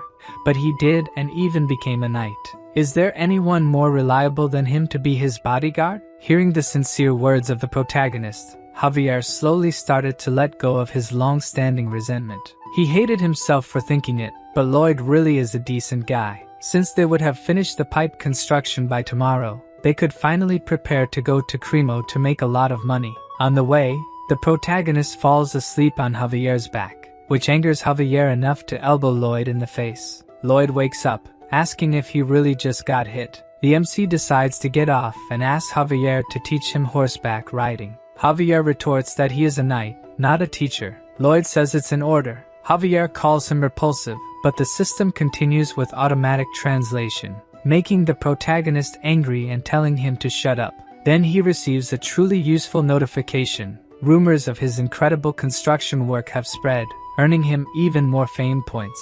Realizing that fame means money, the protagonist now sees a great future ahead. The journey there isn't short. Winter arrives while they're still on the road, so they only manage to reach Cremo in the middle of winter. The Baron there greets them. He had heard rumors about a talented builder, but never imagined he would look so young. However, he's not saying this to the protagonist but to Javier. Lloyd tries to interrupt, but the Count is determined to marry Javier to his daughter. Due to the interruption, the Count gets angry, asking how a mere servant dares to interrupt a noble's conversation, even making the system laugh at the MC's face. A while later, they manage to explain the situation. Lloyd is in deep depression, while Javier struggles not to laugh. To make matters worse, the Baron says it's Lloyd's fault for being born with the appearance of a servant. This man in front of him is the Lord of Cremo, the commercial city, and also an important character from the novel, helping Javier when he became a criminal. He wants to buy jewels to decorate a statue to be placed in the sea. However,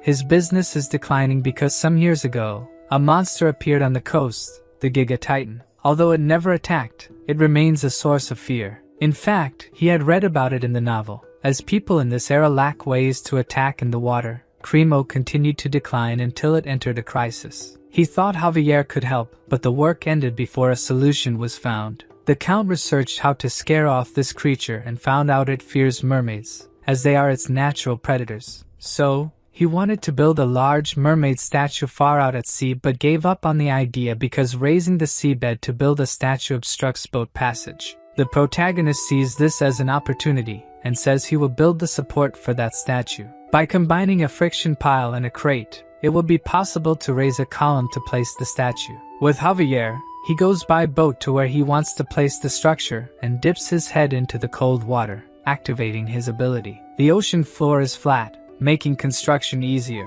However, he can't bear to stay submerged for long as the water starts freezing his face. Javier seems happy watching Lloyd shiver from the cold and apologizes, saying it's the first time seeing someone suffer that makes him so happy. Also, Javier is curious about how Lloyd will build something from the ocean floor to the surface. To do this, he'll need to use magic. Lloyd says the only magic he'll need is cement magic, but the question is how he creates cement in this world. Back on the deck, Javier sarcastically tells him not to look where he's going and fall, to which Lloyd responds that his sarcasm is reaching master swordsman level, calling him a master of irony. Looking back, a young blonde lady asks if he's Master Lloyd, and seeing the love letter in his hand, the protagonist blushes. Lloyd, however, is disappointed when the letter is delivered to Javier. He kind of expected it, but seeing the swordsman tuck away the love letter, as if nothing happened, fills Lloyd with rage, asking how he could look at the love letter and act like it was nothing. At that moment, Javier becomes startled, realizing that the protagonist has never received a love letter. He doesn't know what to say to console him, and wishes for him to stay strong. Consumed by hatred and envy, the MC tries to tell himself that he isn't feeling this way while working on the Pillar project. The Count appears, saying he managed to gather most of the materials Javier had requested, except for volcanic ash. Ash is the main ingredient in Roman cement, and the advantages of making this cement are obvious since its structures have stood for over 2,000 years. To obtain ash, they would have to go to a volcano, but even the Count doesn't think they have that much time. The protagonist says he will find another way, giving up on making Roman cement and focusing on Portland cement. This was the cement that gave rise to modern cement. The MC knows roughly how to make it but not the specifics, so using his brain, he will experiment with all possible combinations and figure out how to make it. However, even after 129 samples, he still hasn't made a strong enough cement. Seeing his master exerting so much effort, his pets become sad, trying their best to get him out of the house a little. He shouts that he's busy but remembers a little dog he had in his past life. At that time, it was his only family. After its death, he regretted not playing more with it. Lloyd then hugs his pets and says they are more important than the research. While walking through the streets at night, Lloyd apologizes to them. Until now, he has only been giving orders as if they were machines, but if something happened to them, he would regret it deeply. Seeing his sincere feelings, the pet's relationship with the protagonist changes, and now they start to consider him part of the pack. Even the system congratulates him on one of their evolutions. The pets themselves ask for his sister Cobra to evolve. She starts to glow and float, gaining several new abilities. But the ability that catches Lloyd's attention the most is volcanic explosion. The next day, a huge explosion is seen from the mountains, and the people in the city are frightened by it. Even the Lord thinks it might be an enemy bombardment, but it turns out it was just the protagonist testing the new ability of his little snake. Using her ability, he analyzes that the ashes are indeed volcanic ashes. Excited, he tells Javier that this is an absolute gift, but due to the explosion, Javier isn't hearing anything. Thanks to Bangul, the cement problem is quickly resolved, wasting no time and moving on to the first step of the pillar construction. They built a massive diaper to collect the volcanic ashes, and when Bangul activates his ability, the diaper prevents the ashes from spreading. The entire population is impressed with Lloyd's ingenuity, especially the Baron, who will keep an eye on him and analyze his creations to make an impartial report to His Majesty the King. Once the ingredients for the cement are gathered, it's time for the second step. A large coffin to pour the cement into is made and placed in the sea, using Hippo to quickly remove all the water from the coffin. The third step is to cover the bottom of the coffin with wooden stakes to anchor it, obviously done by Javier since he is the strongest. He quickly finishes using all the stakes and asks when more will be brought, leaving the protagonist impressed that he hasn't complained so far. Reminded of his duty, Javier drops the hammer and walks away, but as usual, Lloyd uses emotional blackmail to make him come back to work. When the protagonist finishes the morning training, he uses Bangle's steel manure launcher to build the tower structure, finally pouring the long-awaited cement. Once the cement dries, they dismantle the wooden coffin, completing the first large artificial maritime platform. Lloyd explains to the Lord that they made it 50 centimeters higher than sea level to give the impression that the mermaid is floating. The Baron is still hesitant, and doesn't believe this foundation can support the weight of the statue. But if it does work, he won't be disappointed with the construction fee. At night, the statue is finally placed on the platform, a grand mermaid statue covered with sparkling jewels. To celebrate the achievement, a nobles' party is held on the ships. The protagonist, obliged to participate, feels uncomfortable in his outfit and asks Javier how he can stand wearing it. The Lord introduces Lloyd, saying it was this young man who made the statue a reality. And once again, the protagonist is ignored by people who mistake him for Javier. He knows he's smarter than most and prefers money transfers to compliments. But the look of sadness on Javier's face annoys him greatly. To completely crush his self-esteem, the Lord appears, saying it's because of his face. While the party is going on, a little distant from the ships, at the bottom of the sea, the Giga Titan observes the statue. Seeing that mermaid, his natural enemy, all he can think about is attacking her. He quickly approaches the ships, where the protagonist chats with other nobles, and Javier captivates all the women present with just his presence. He goes to the edge of the ship and drinks his wine peacefully, but he feels a slight tremor in his glass, causing him to look towards the sea. At that moment, the protagonist approaches, asking what he's doing. Javier thinks something is coming towards them, something fast and about the size of 2 ships, making the protagonist realize exactly what it is. He approaches the Lord and speaks quietly so only he can hear, that the Giga Titan is approaching and they must evacuate everyone. The Count calls his knight and asks if he feels anything strange in the sea, but he says no. Since he has reached the level of Sword Master, the Count trusts his senses, but the protagonist knows that Javier's senses are even sharper since he is the main character. The Lord continues, saying that the Giga Titan has never attacked them in all these years. But Lloyd says that now he has a reason to attack and looks at the large mermaid statue. At that moment, the Lord realizes what is about to happen and orders the anchors to be raised and the boat to be moved away from the statue immediately. Realizing that this will take too long, the protagonist asks Javier to take care of the anchors. Without hesitation, he jumps into the cold water while the protagonist throws Padong at the statue. Under the sea, Javier prepares an attack on the chains, using his mana to heat the blade. He cuts them easily, while Padong breaks the ropes that are attached to the statue. When Javier finishes cutting all the chains, he realizes that the Giga Titan is speeding up. Even though the ships are already loose, it is too late. The Giga Titan appears, knocking everything in its path. The protagonist and the others on the boat are thrown into the sea, while Padong dodges the monster's attack. Javier uses a mana explosion to quickly get out of the water, saving Lloyd from falling into the sea, while the statue is hurled into the city, destroying everything and almost hitting some people. The people thrown into the sea are in despair. The protagonist knows there won't be time to save everyone, but has a brilliant idea. He uses Hippo to drink the seawater and pull people along. Meanwhile, the Giga Titan emerges from the sea and heads to land to destroy the entire city. Javier tells his master that they should try to stop it, but the protagonist is already fleeing to the other side. Lloyd says that trying to stop something that big is foolishness. He will only die trying to do that. Many things are happening at the same time. The Lord orders his subordinates to rescue the men at sea by throwing ladders from the ships that have not yet sunk.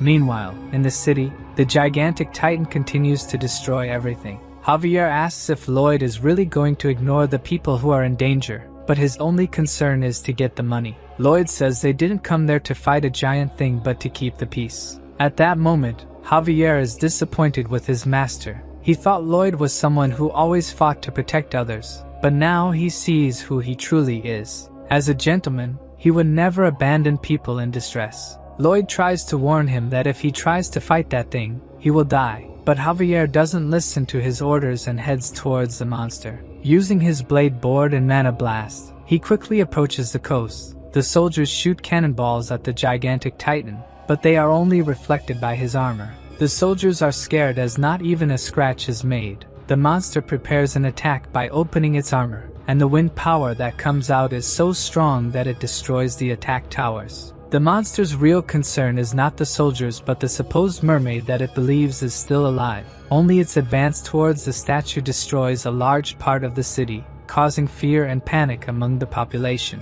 A man who fell on the ground is almost trampled by the gigantic Titan, but Javier appears to save him. He attacks the monster directly, hitting one of its joints, but even using the mana blast, his attack is reflected, only making the Titan angrier. Javier dodges its attack, but the monster takes advantage of him being in the air and fires a burst. Even trying to protect himself, he is hit directly. With just one attack, Javier is already quite injured. He knows it will be impossible to defeat this creature. but he is willing to sacrifice himself so that as many people as possible are saved. While Javier fights to save the population, the protagonist tries to escape on a table. It's not like he's an overpowered character or anything. Even if he spent all his RP, the only skills he has are related to construction. It's not that he's not sad about people being hurt and the city being destroyed, but he can't do anything. However, when the protagonist says these words, something clicks in his head. He realizes he must return immediately since the Lord hasn't paid the construction department's commission yet.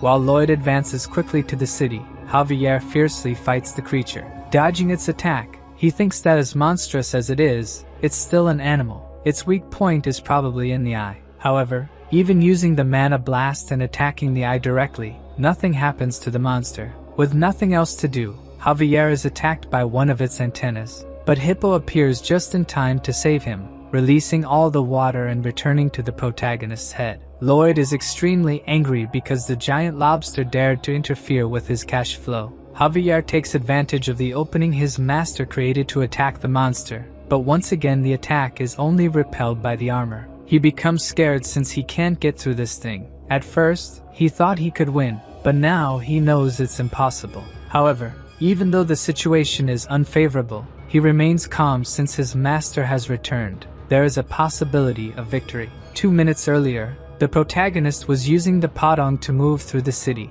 observing from afar as he tries to find a weak spot using his ability to understand what it's made of. Its armor is 1 meter thick, a mix of dentina and quintina, molecularly a triple honeycomb structure tightly intertwined. When Javier attacks, all the impact energy is transferred to his horn, releasing it into the air. Inside the creature, there is a sac for its hydraulic claw. If they can destroy the beak and hit that sac with the blessed mana, the creature will surely be killed.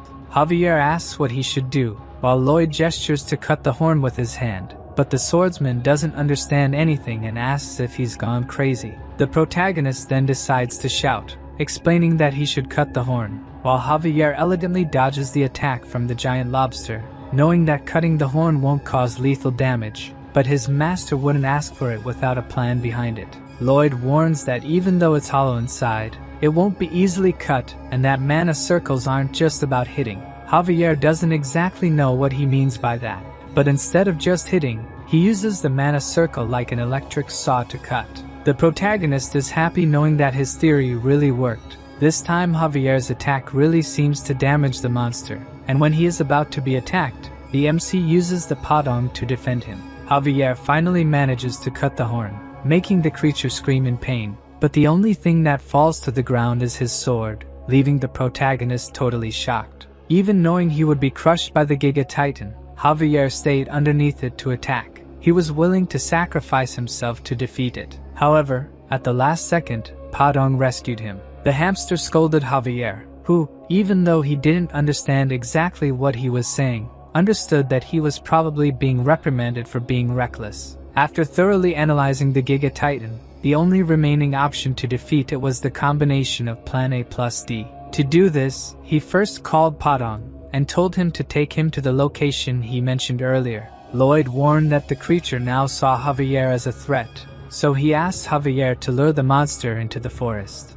The protagonist had bought enough time. They should have finished by now, so the only thing left to do was to trust the Count. 15 minutes earlier, the Lord was in shock watching his city being destroyed by the monster. His knight apologized for not detecting it earlier, but the Count said the fault was actually his. It was a mistake to think they could drive out the beast with just a statue. At that moment, the protagonist stated that the statue did drive it away. That monster only came to destroy it, and recommended taking advantage of this obsession. He would buy as much time as possible for the Count to prepare something. Javier continued dodging the beast's attacks, but even he was reaching his limit, yet he kept luring the creature relentlessly into the forest. The Giga Titan remained an unstoppable force that destroyed everything in its path, and Javier couldn't run anymore, getting closer to being caught by the creature. Before he was caught, the protagonist shouted, asking for applause for the bronze statue. When Javier looked, Lloyd was bringing the statue,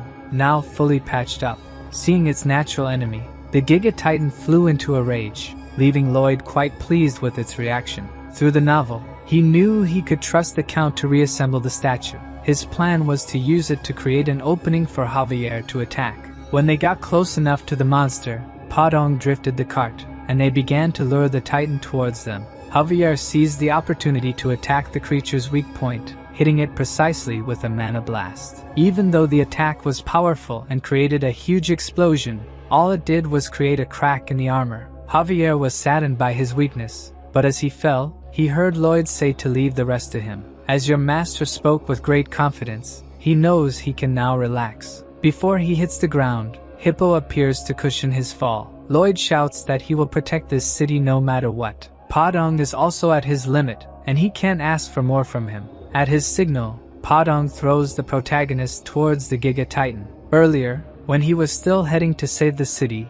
he thought of some plans to attack it, deciding he should use the mana blast. The problem is, for that, he would need to have a triple circle heart, and currently, he only has 2. Using the system, he starts to evolve his technique, but unfortunately, he doesn't have enough points to evolve to the final level. Even though he had decided to stay out of the fight, he wonders what the hell he's doing hanging there, while deciding whether he should try to punch it using mana. The notification that he gained 5 approval points from Javier appears, and with that, he has what he needs to create the 3rd mana circle. Now confident, he prepares the attack using 1 circle to protect the heart and the other 2 to collide, but the monster ends up breaking a mountain with its paw, and one of the stones coincidentally hits the protagonist's head. Due to the impact, he loses his senses, not knowing what to do anymore. He uses the 3 circles to collide, creating a triple circle mana blast that is so powerful it explodes the entire creature. From the city, people see that huge smoke.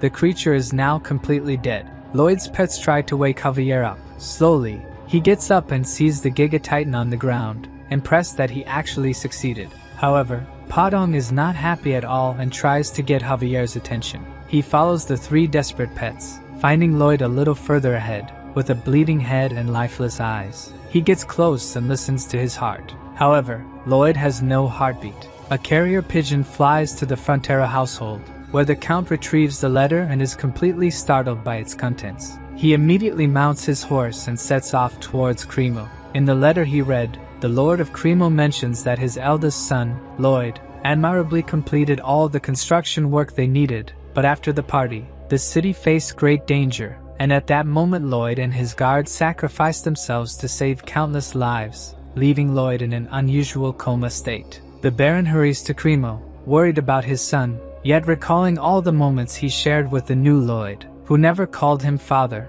only Baron. For a moment, Frontera doubts if that young man is truly his son, but before he can dwell on it, a monster appears on the road. The knight dismounts and instructs the Count to continue while he faces the creature. He defends against the beast's first attack, apologizes to the Count, and promises to meet again in Cremo. The knight and the monster attack simultaneously, but the wolf is too strong, breaking the sword in half and biting the swordsman's shoulder. Undeterred, the knight continues to fight, even as he's overpowered. Just when he thinks he'll die, the Baron and Baroness appear, aiding him in defeating the wolf.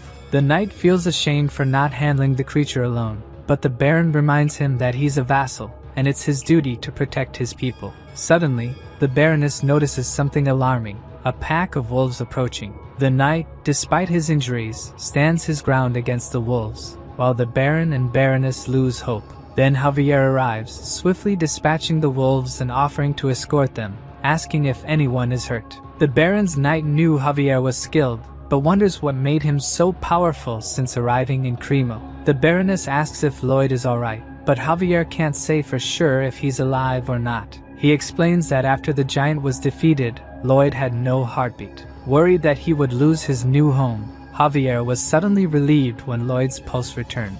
Although he's sure Lloyd's heart has stopped, he still has a pulse and is breathing. Touching Lloyd's chest, Javier feels the triple circle heart spinning at an incredible speed due to the magnetic fields they're generating. He can't determine the condition of his heart, only that these fields are keeping him alive. Returning to the present, people are trying to rebuild the city. Javier explains that the young master is at the Count's mansion, under a doctor's care, but his condition hasn't improved. The Count reflects on their battle against such a monstrous creature, but Javier insists he was just a sword Lloyd was using. It was his own strength that defeated the monster. Hearing this, Not even the protagonist's parents believe he has this power until they hear that other nobles are heading to the Count's mansion to pay respects to Lloyd, acknowledging that without him, everyone would have frozen to death. Lloyd didn't just save the people from the sea, he also helped a soldier trapped in rubble, preventing a massive fire from destroying the city. Indeed, the entire city recognizes that they were saved thanks to Lloyd Frontera,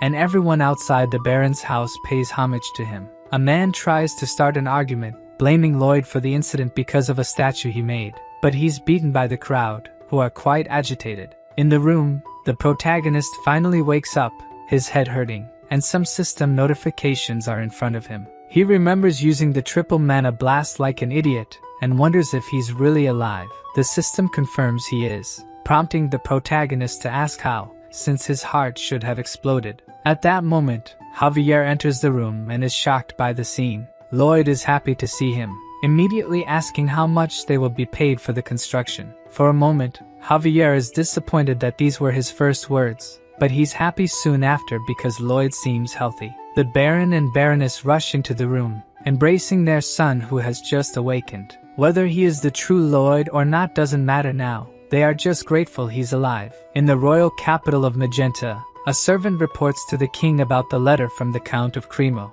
The king is intrigued that such a man exists in his kingdom, and instructs his subordinate to send a message to Baron Frontera to bring his son and guard. The Royal Highness, Alicia, declares that she will meet this man and evaluate him herself. Returning to Cremo, the system states that your great courage, wisdom, and self-sacrifice are spreading throughout the kingdom. Thanks to having taken your social position, he gained 1,500 RP. Additionally, he also obtained a mana heart, which explains why he has so much energy even though he's been in a coma for a month. Now that he has become the owner of a mana heart, digging will be much easier. The system questions if that's the only way he can think of using it, but the protagonist wonders if he's underestimating the world's builders. Since his mana heart emerged abnormally, it has unique properties. He gained the ability of neutralized shock, which literally means he can use the triple core explosion whenever he wants. Now the work in the mine will be much faster. The protagonist explains that the mana heart needs to be protected from the impacts caused by blessed mana. It acts practically like an ammunition depot, which is why he must protect the mana heart using one of the circles. But at that moment, he didn't have a mana heart, so he was able to survive the shock caused by the explosion. Who would have thought that neglecting mana heart training would end up being beneficial? At that moment, the Lord enters the carriage, saying they must leave immediately. As he watches the Lord go to sit down, the protagonist gives a look as if planning something. The carriage continues through the city streets, and looking out the window, Lloyd wonders how much it will cost to repair the buildings and streets. The Lord says it's hard to say, but it will probably take a month of the city's budget production. Upon hearing this, the protagonist plays his card and says that if the Giga Titan had not been defeated, it would probably take half a year of production to repair everything. Realizing what's happening, the Lord immediately asks what he means by that. Lloyd says that what he's gaining compared to what they'll save in construction is a small portion. He continues using his manipulation game and mentions that he heard from some attendants that the Lord would financially compensate anyone who worked for the city's public interest. Realizing he has no choice, the Lord increases the amount he will receive by 1.5 times. The atmosphere in the carriage remains heavy. The protagonist says he wasn't asking for money, but he finally realizes that for the Lord, the lives of his civilians are worth 1.5 times the commission of his construction. Due to emotional blackmail, the Baron doubles the commission. Lloyd remains silent with a cold expression on his face, causing the Baron to increase the proposal to triple. At that moment, we see in the window's reflection the monstrous expression the protagonist is making. The Baron realizes he has just been extorted, while the MC extends his hand to him. Now with a completely friendly atmosphere, he appreciates his generosity, and says he will make good use of the special compensation. The Lord shakes his hand, though he finds it very strange since he was definitely just extorted. Still, he can't bring himself to hate him. The Count's carriage passes through the crowd, who are shouting incessantly that Master Lloyd has arrived. For someone who is a complete nobody in Korea, this is a lot of pressure. The Lord says they have prepared a podium for him, using a voice amplification sphere. The protagonist thinks of giving a generic speech since he won't make money from it. So on stage, seeing the crowd shout his name, the only thing he can think of is making money from each of those people. Instead of giving a speech, he asks if the citizens have heard of Andal coding. Realizing they haven't, he begins to explain how Andal will change their lives. All the time they spend by the fireplace will be replaced with peaceful family time, greatly improving their quality of life. Anyone interested should visit Baron Frontier's mansion, located in the Frontier Barony. Instead of a speech about saving the city, he just sold his product. The Lord understands why he doesn't hate him. Someone so obsessed with every penny of profit that persists in their goals is someone you can't hate, but rather desire by your side.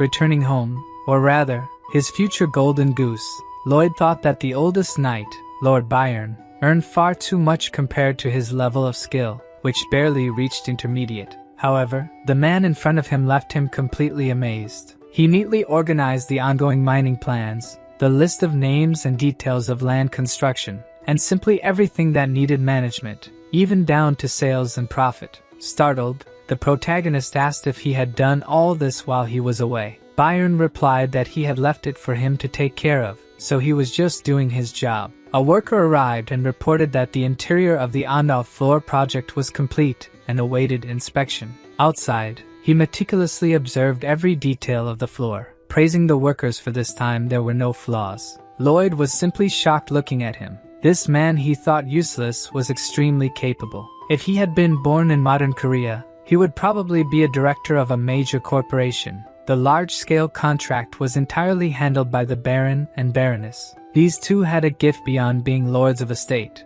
making the protagonist realize that your luck starts the moment you are born. Javier asked if they really needed such a large warehouse for coal, but the protagonist said yes, as it would continue to come in all the time. With what he earned from construction alone, he managed to pay off more than half of his debt, and thanks to foolish neighbors, he would continue to pay without problems, leaving him truly glad that his retirement of fun and joy was almost here. Seeing the disdainful expression on his master's face, the only thing Javier thought about was punching him several times. But before he could do that, they both heard a trumpet, and the worst part was that neither of them knew what it meant. When they looked, a man on horseback holding the royal flag approached. The protagonist was angry at this ridiculous display and wanted to get straight to the point, feeling a terrible foreboding that this meant trouble. The man began to read the king's letter. Due to what he had done in the city of Cremo, his efforts to protect the nobles and civilians had been noted, and the king wished to meet with the two heroes who defeated the Giga Titan.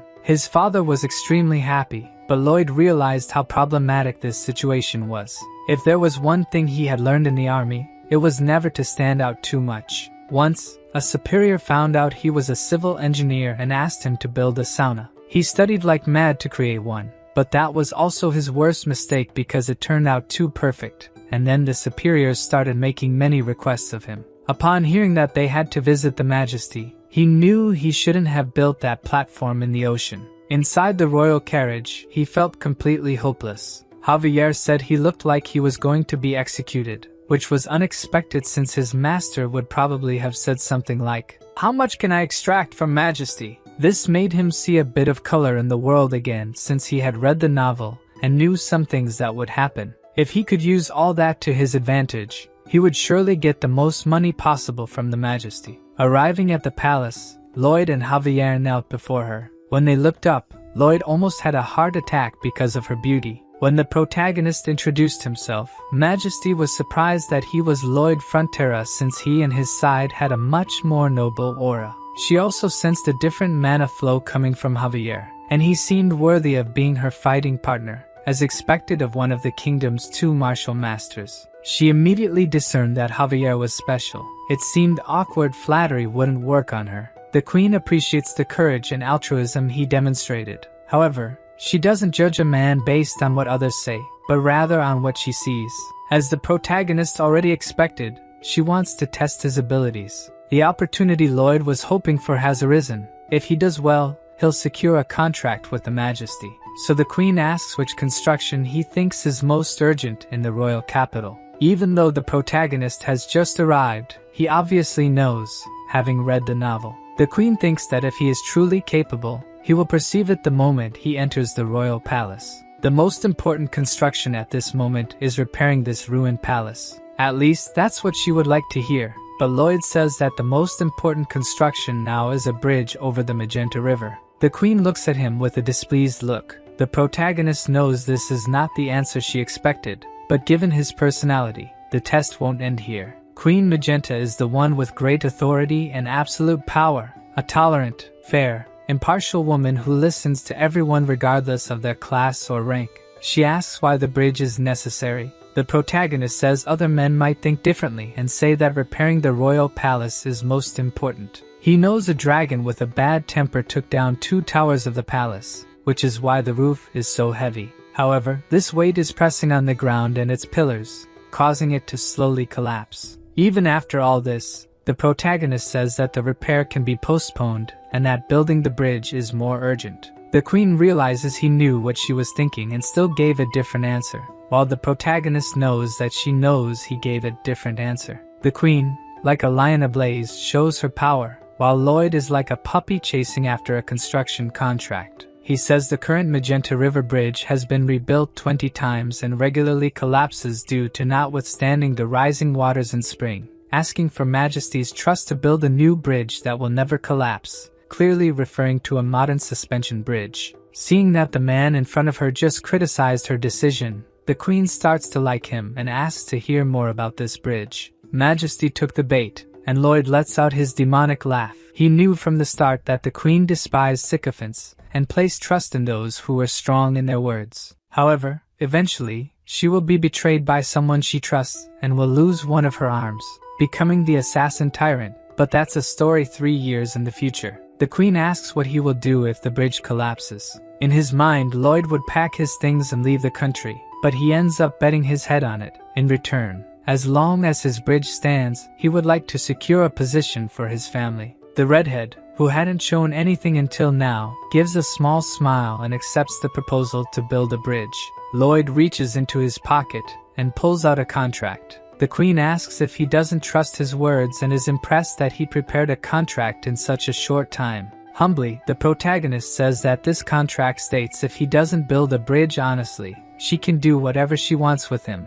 thinking of it as a loyalty contract from a humble man to Her Majesty. The Queen ends up signing the contract and finds it strange that she was led to do so, but she doesn't mind. As a gesture of gratitude, the protagonist raises his but while holding the contract. Walking through the palace following the butler, Lloyd twirls and shows off the contract he managed to get from the Queen. Javier asks him to be a bit more careful, since she could have taken his head if she wanted. The man next to the Queen says that he is quite intelligent. She really thinks he's more cunning than she imagined. When Kyler asks if she wasn't displeased since he knew from the start that he could defeat her, the Queen says no, as he seemed pathetic and adorable. A few days later, Lloyd prepares to leave with a large bag on his back.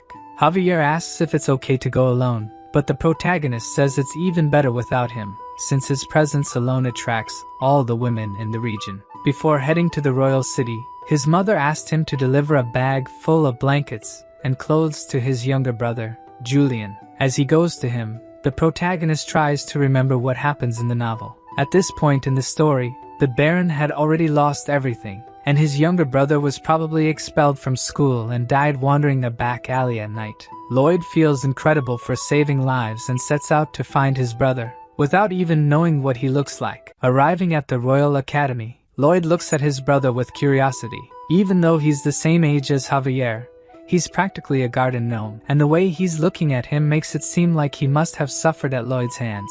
The protagonist decides not to be too nice and acts as if he's turned the page. Maybe then Javier wouldn't suspect so much, throwing the bag full of clothes at him, saying their mother sent it. Julian finds it very strange that Lloyd didn't insult him. Moreover, he wonders if he really came there just because their mother asked. The system warns that his brother suspects his identity because he's being too kind. To try to act a little more like Lloyd, the protagonist leaves cursing at him, but Julian finds his human behavior even stranger since he left without beating him up. Before leaving, Lloyd reminds him that their mother asked him to have lunch with Javier, even though he finds it a drag. He asks if there's any fancy restaurant around. Julian questions why he's asking, and Lloyd says he'll take him to lunch since their mother asked. At the restaurant, his brother is extremely suspicious. He orders a basic set, but the protagonist tells him to choose something more expensive since he doesn't frequent these kinds of places often.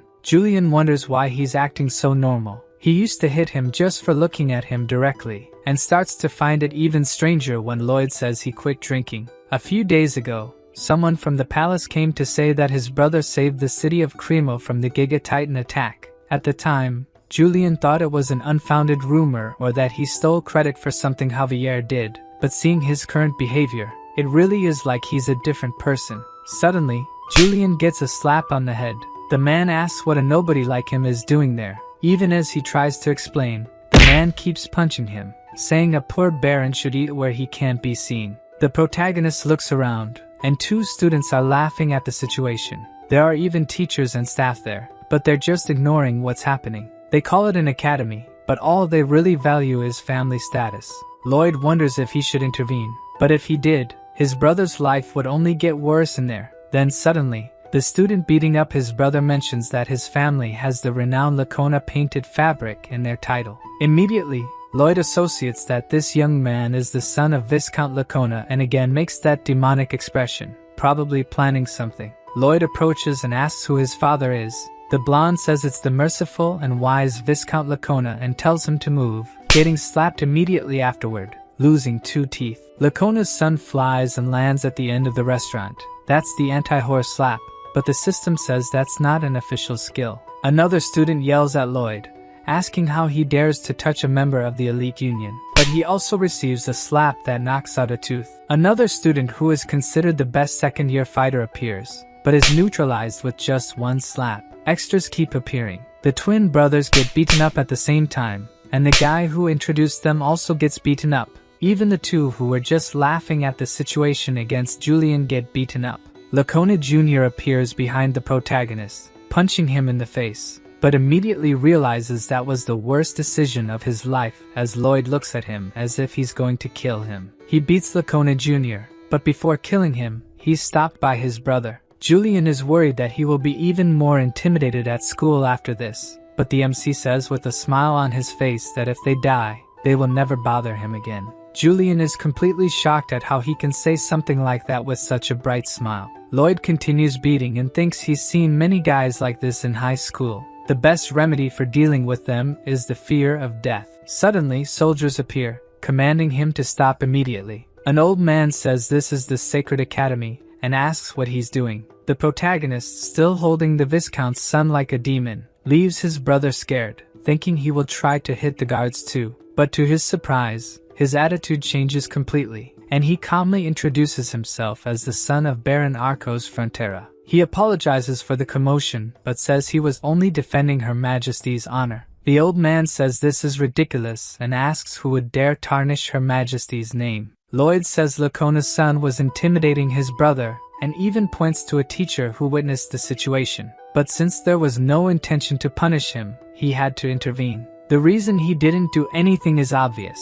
The staff of this academy has been bought by the nobility. There's no way the administration of the academy doesn't know what's going on, but they will just ignore these cases. The old man asks what all this has to do with Her Majesty. The protagonist says that insulting his brother is the same as insulting him and even insulting the queen since he is a royal guest. As soon as the old men see the royal symbol, they all immediately kneel before His Highness. Lloyd says they must have understood the situation and is leaving. However, the old man plans to punish Julian since the royal invitation is temporary. But when he looks at Lloyd's face, he again has that demonic expression, leaving the director totally scared. In the corridors, Julian asks where they are going. Lloyd replies that they are going to the administration office to ask for a leave for him. Obviously, he hates this situation and asks how much more he intends to ruin his life. But Lloyd responds that this place will soon not be good for studying, and he should take the opportunity to rest his mind and keep his body in shape.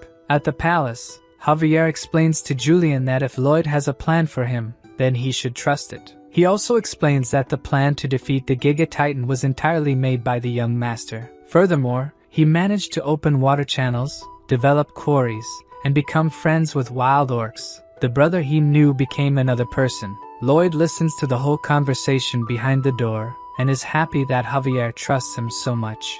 Soon after, His illusions are shattered as they begin hurling insults at him. Julian asks if he really thinks someone can change so suddenly. Javier is sure they can't and has convinced himself that Lloyd is an imposter disguising as the young master. The protagonist is worried because he could be discovered at any second. Julian asks if they could have used black magic to do this. Javier responds that it's a possibility. He has even seen the theory in a book. Because of this, he investigated if there was any abnormal mana flow in Lloyd's body. The protagonist wonders when he did that, leaving him extremely worried about being discovered. Fortunately for him, Javier doesn't feel anything unusual in his body. Javier tells him to forget about it, saying it's just an exaggerated theory. The MC knows that Javier is probably sensing his presence behind the door. It's a way of saying he suspects his identity. Julian mentions it's the first time he's heard about the family debt. He thought only he was having difficulty with studies, but Lloyd managed to get their family out of that situation, so he deserves some credit at least. The protagonist, having just earned RP points from his brother, thinks that now Julian will be his golden goose. He enters the room calling Julian to join him. As he mentioned earlier, they will train his body with manual labor. Lloyd explains the first step in making bridge suspension cables. First, spread the clay and beat it until it becomes a 90 centimeters pizza. Then fill it with dirt and rocks and give it to the snake to eat. It will excrete the molten metal, and Podon will unite and wrap it. Then everything will be ready to make the cables. The MC hands him the shovel and says the tutorial is over. This task is crucial in construction, and if it's done wrong, the rest will be a mess. Julian asks why he's giving such an important task to him, but the reason is obvious. He's a Frontera, so he should be intelligent and responsible. Outside the palace, Lloyd knows that the modern bridge is a great idea, but even with all his knowledge, it would be impossible to make it perfectly. This means he'll need to borrow knowledge from this world. Before he can ask for anything, the master craftsman denies his request. Lloyd already knew this old man was stubborn and would only work on projects that caught his attention, so he had prepared to visit him, innocently showing the project of building a new bridge. As soon as the dwarf sees his project, he immediately tells him to wait. If he builds something like that without the exact rigidity, it will break. The MC says when the bridge collapses, everyone on it will die, and as he's decapitated, he'll scream that the culprit was the great Cortigus, who didn't help make the trusses.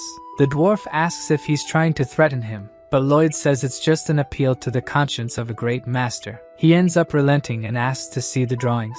Upon closer observation, he is fully aware that he is the only person in the kingdom capable of doing this. The protagonist continues with a killer look and says that's why he asked for his help. The dwarf says this has caught his attention and decides to help with the project. With Julian working on the cables and the royal workshop working on the trusses, the only thing left to work on is the suspension of the towers. Lloyd and Javier use a mana explosion on the ground but are suddenly stopped by nobles who accuse him of stealing the Majesty's treasure. The protagonist is obviously confused, but it seems this was planned for a long time, as they personally went to ask for a trial from the Queen. In the meeting room, the Queen orders each side to state their arguments, and the first to speak is the guild. Victor says that the Magina Bridge was built by the guild's previous leader and has stood for over 30 years. He explains that in its structure, wedge-shaped columns were made to slow down the strong water current, making it practically impossible to fall. Lloyd knows that it will eventually fall, as this is information from the novel, but he cannot reveal future events to others. Boldly, he asks the guild leader how much they were paid to say that. His scandalized reaction makes the protagonist absolutely certain that he is being paid, and he recalls that in Korea, when a politician and a businessman meet, either the politician takes money from the businessman, or the businessman bribes the politician. In this case, it's the latter option. They strip away all negotiating rights and monopolize the budget. His accusation without proof ends up irritating the Queen considerably. She says that accusing someone without proof in her presence is unacceptable and immediately sends Lloyd to royal trial. He is tied up and his head is placed at the Reaper's aim. The Queen says he insulted her and her vassals with lies and must restore his honor.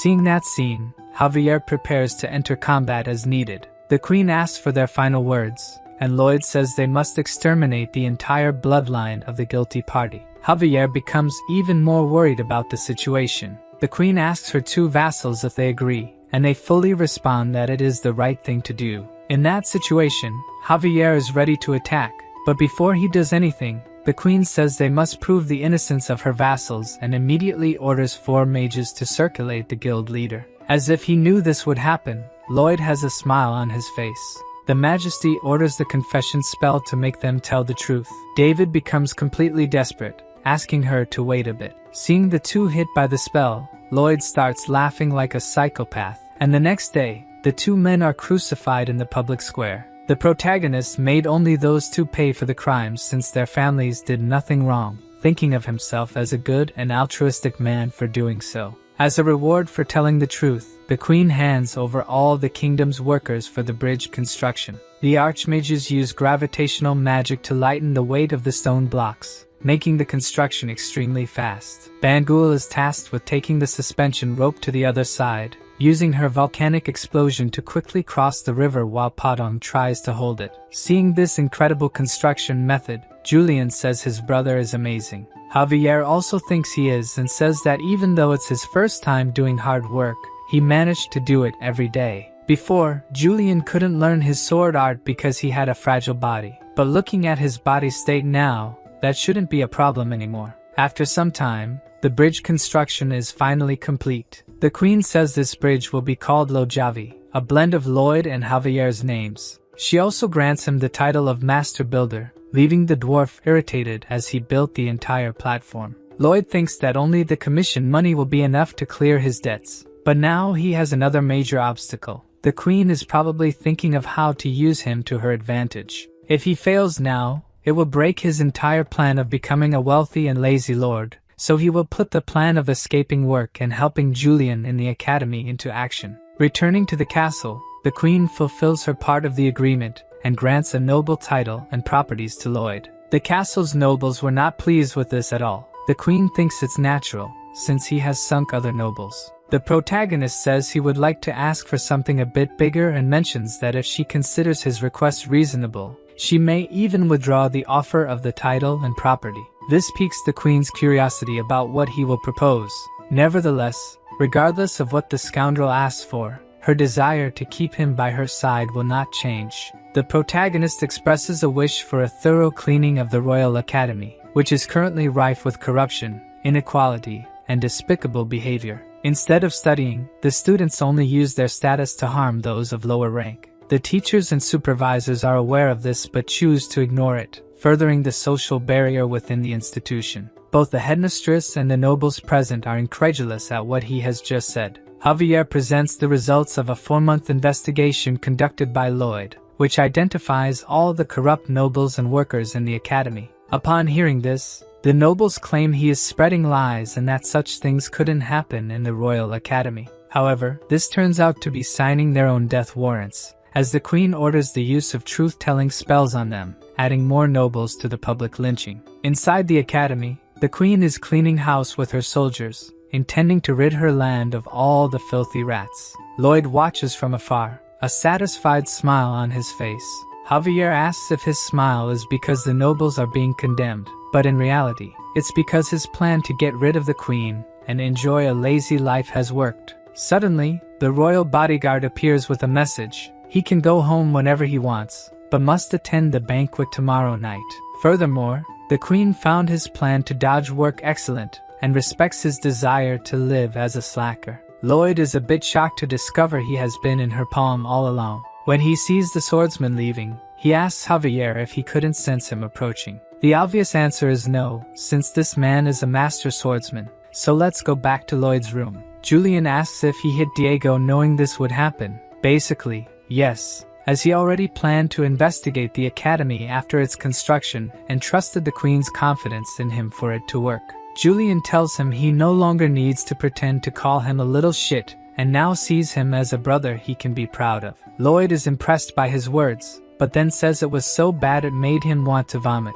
At night, the celebratory banquet finally begins. The protagonist tries to hide from the queen, but she finds him and insists he come closer. She remarks that hiding like this makes him look like a mole cricket, with Javier fully agreeing and stating he definitely looks like one. Lloyd is annoyed that Javier seems relieved, while the queen again orders him to come closer. The protagonist apologizes and approaches a bit, but the queen insists he come even closer, making Lloyd increasingly uncomfortable. She leans in and whispers that if he changes his mind, he can come see her anytime. This excites our mercenary. As much as lazing about is good, he now has a nest to return to whenever he needs money. As he eats, happy with the new development, he remembers that in 3 years, the queen will become a villain, causing his nest and properties to vanish. It's at this moment that Lloyd hears Kyle say the banquet will continue until sunrise, reminding the protagonist exactly what that phrase means. It's the secret code used by those planning to assassinate the Majesty. The problem is, this was supposed to happen in 3 years. And also, why is the secret code to assassinate the queen coming from the royal guard? A while later, she finds herself in her quarters. The queen looks tired and wonders if she drank too much, but she thinks it must be because she's been working hard in recent days. This excessive work is due to Asfahan, an enemy state where King Samarkand has been amassing an army. But it's probably not for an invasion, since trying to invade through the jungle would be a suicide mission. At that moment, the queen feels a strong headache. She finds it strange, since the effects of alcohol should be neutralized by the mana in her body. Soon after, it becomes difficult to control her heartbeat and breathing. She tries to circulate mana to neutralize the effects, but a sharp pain hits her heart, preventing her from circulating mana throughout her body. The queen has no doubt it's poison and tries to walk to the door, calling for help from anyone who might be there. The front door begins to open, and her knight Kyle appears. The queen says he arrived just in time and that she needs his help, but the help Kyle offers is different, leaving the queen incredulous at the betrayal. Meanwhile, Lloyd, still at the banquet, tells Javier that they have a problem. The swordsman simply starts following him without asking anything, surprising Lloyd that he doesn't inquire about what's happening. He asks if Javier can knock out a master swordsman. Javier knows he's not joking but asks for some sense, and says he'll try to stop him for a maximum of 3 minutes. Turning the corner, they come across a pile of bodies. Inside the room, Kyle does his best to kill the queen, but even poisoned, she manages to defend herself. She asks why he's doing this and receives a kick to the stomach. Kyle prepares for a final attack but is stopped by Javier, who approaches quickly. Not giving him time to react, Kyle attacks, but our swordsman manages to defend, surprising Kyle as he stopped his sword using a candelabra. Taking advantage of the distraction of the battle, Lloyd approaches the queen, covering her mouth before she says anything and using the core technique to absorb the poison. Javier continues buying time, but Kyle is not playing around and activates the sword's aura. Realizing that if he completes that, they're in trouble, Javier throws the candelabra, interrupting the aura formation. He catches the candelabra back in the air and uses blessed mana to attack, impressing Kyle with his mana talent. However, he still lacks experience in real combat, and Kyle takes the opportunity to strike while Javier is in the air, cutting his candelabra and his chest. Lloyd continues absorbing the poison mana. The only thing he can do at this moment is pray for Javier to win, or everyone there will die. Kyle knows his cut was superficial but takes the moment to land another blow. However, our lunatic swordsman isn't afraid of death and charges forward, dodging the strike at the last second.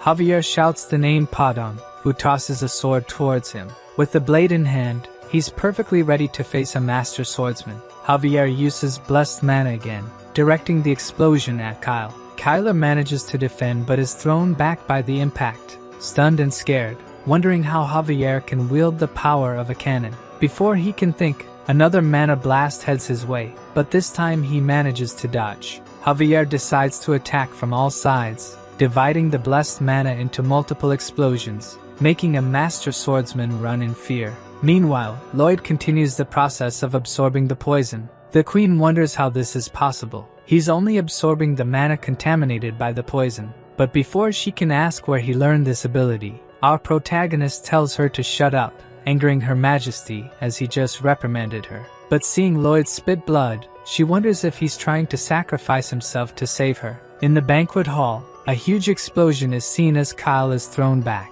watching Javier advance slowly. The master swordsman realizes he can't handle him alone and shouts to the guards that Javier is an intruder who tried to assassinate the queen. With a single sword swing, our mini-monster sends several elite guards flying back and, concentrating a bit of mana, causes an explosion to keep them at bay. Kyle has never heard of a man who could do something like this in history and is scared at the possibility of him becoming a sword master. However, that won't happen as he will personally ensure Javier is eliminated.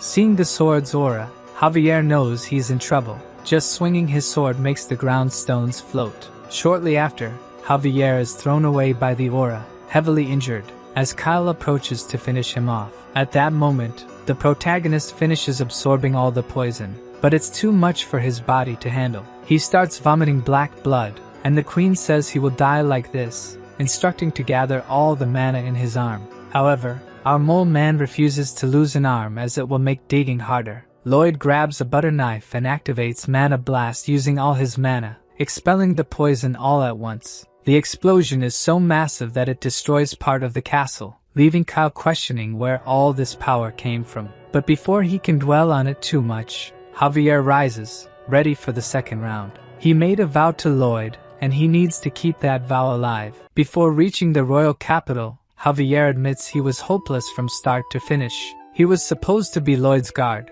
but he abandoned his duty and ran to the gigantic titan. Because of this and his lack of strength, he no longer feels capable of fulfilling his duties as a knight. Lloyd tells him not to worry too much, as he'll deduct 6 months from his salary, leaving Javier impressed with his lack of shame. Perhaps this shamelessness of his master is rubbing off on the swordsman, as he tries to negotiate the salary deduction down to 3 months. He promises to become a sword master in a year, but the protagonist remarks that these are quite ambitious words for someone who couldn't keep the promise of losing 10 pounds. Nevertheless, Lloyd decides to help him, explaining the concept behind becoming a sword master. Before finishing the explanation, Javier interrupts, saying he'd like to do it without his help. He advances determinedly but is impaled by Kyle, who is surprised that he survived. Most people would have been torn apart as soon as they were hit by the aura, but our prodigy concentrated all his mana into one point to strengthen it. Kyle would like to see more of his tricks,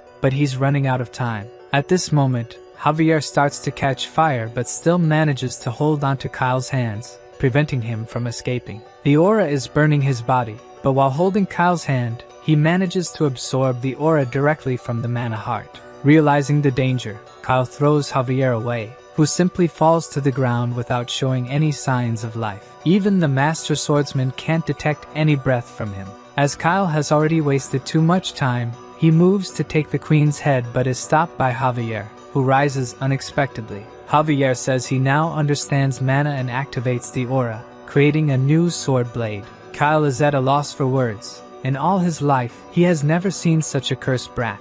Javier further increases the aura of the sword, making it giant and attacking immediately. The swordsman tries to defend, but the power of his aura is completely overwhelmed, and his arm is severed. He screams in pain as the other guards approach. Javier orders everyone to retreat, warning that they cannot face the sword master. In the room, the queen is worried about Lloyd, who shows no sign of life. The protagonist slowly wakes up and discovers that he is now immune to poison and can absorb mana from the environment. He is quite happy since these seem to be great, but due to his creepy face, the queen reflexively punches him. He is confused about being hit out of nowhere, and even the queen cannot explain why she did it. She just says that when she saw his face, she felt like hitting him. Putting that aside, she asks if he is okay and can stand up, but that massive surge of mana left the protagonist incapacitated. As the only option, he uses his new ability to absorb the mana from the environment, even drawing mana from the queen who is nearby.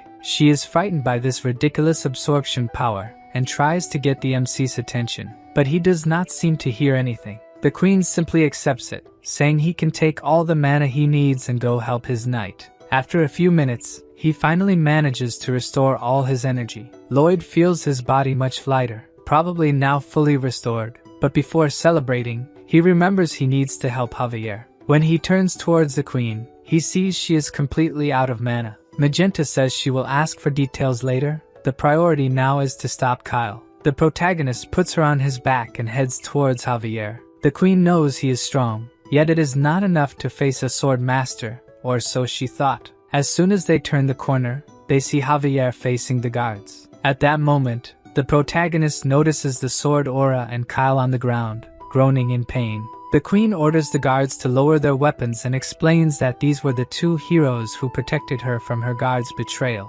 All the guards line up as the queen states that everyone who attended the banquet must be investigated. Lloyd asks if he really became the sword master. Javier casually says yes, as his master keeps putting himself in dangerous situations. This is his way of fulfilling his duty. Due to all his incredible achievements, the system activates a new function called the praise system. Whenever he does something fantastic, he earns a title, and this title comes with an ability, but he did not expect the boost from the ability to be so great. The system also gives CP, but Lloyd has to beg the system to tell him how to use it, discovering that this CP is used to see a final spoiler. Returning to the room, Lloyd complains of exhaustion, having been unable to sleep the previous night due to the investigation. Julian asks if they found the culprit behind the plan, but Lloyd explains that they used some barrier that prevents the truth spell. Because of this, he will have to stay a little longer in the royal capital since the novel had no information about the murder, besides these events being supposed to happen in 3 years.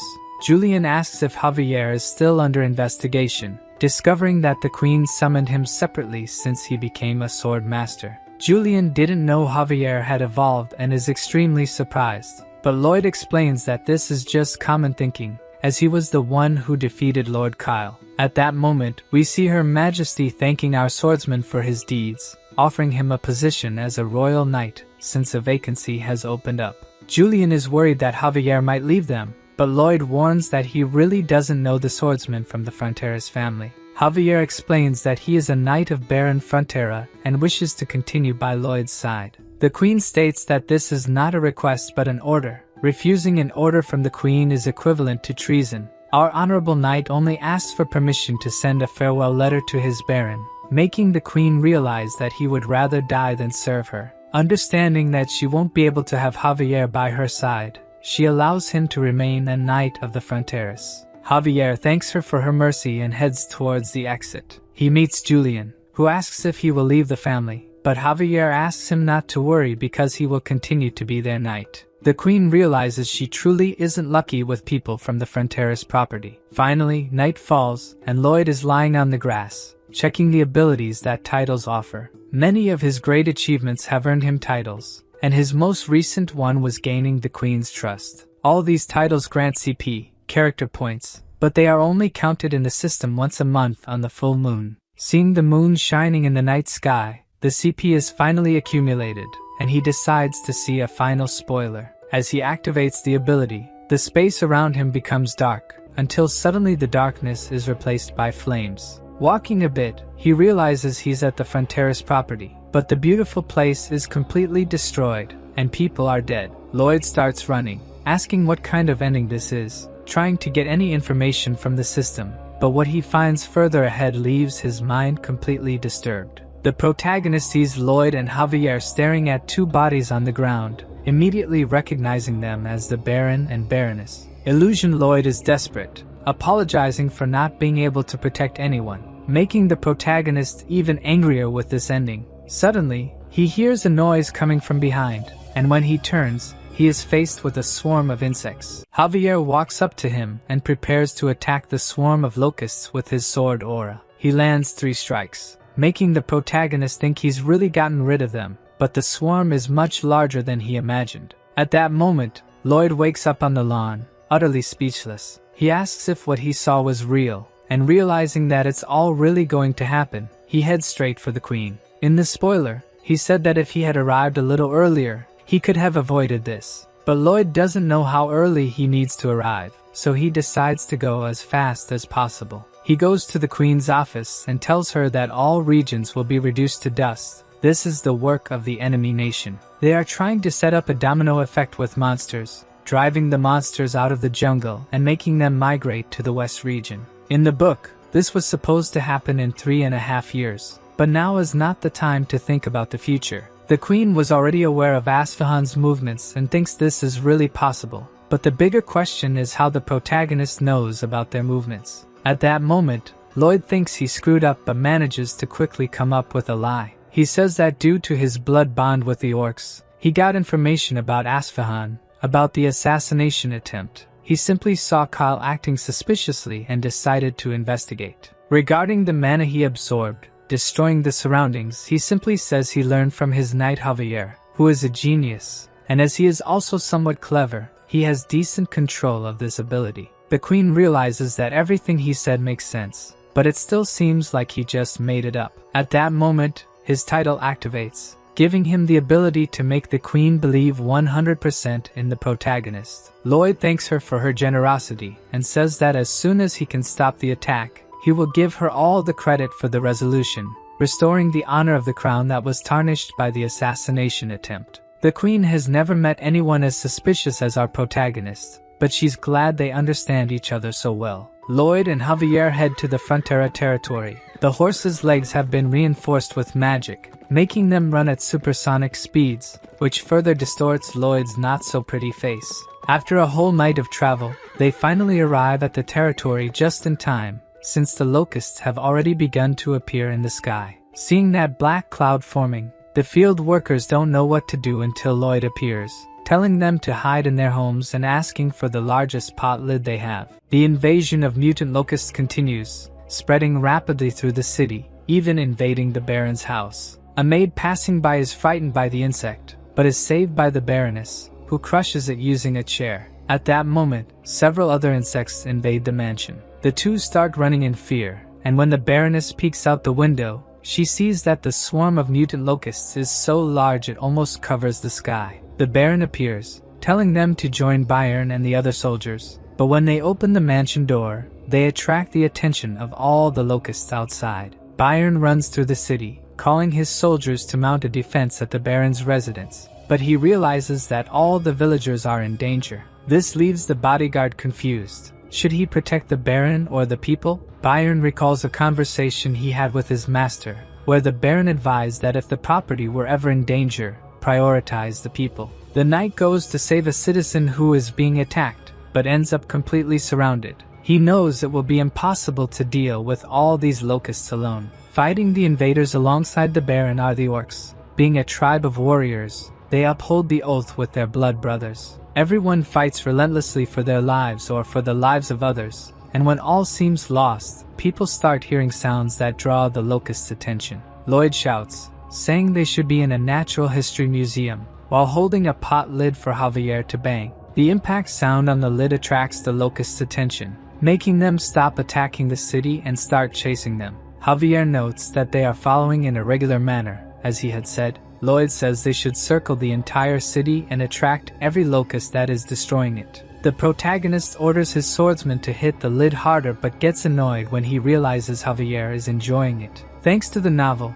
he knows that locusts are attracted to this kind of loud noise, and he doesn't plan to stop just at his properties. He intends to save the Laconas from the invasion. Javier is surprised that he is helping the neighbor even in a critical state, but Lloyd simply doesn't want to lose his water supply. In the Viscounty, Lacona is desperately trying to survive the invasion, until Lloyd simply appears, destroying part of the house, telling Lacona not to even think about delaying the water bill this month. Javier asks if his plan was to lead them through the buildings and concentrate the swarm even more, but the protagonist just wanted to be a jerk like the Viscount. While attracting the locusts, Lloyd repeatedly shouts his name and that of Frontera. The swordsman tells him to save his strength and stop shouting, but again, all of this is a plan to make everyone know who their savior was. Not even Javier knows what's wrong with this guy, but since they've already attracted most of them, now they must go to the wetlands. Heading to the plantation, their path is blocked by another swarm of locusts. But of course, for a master swordsman,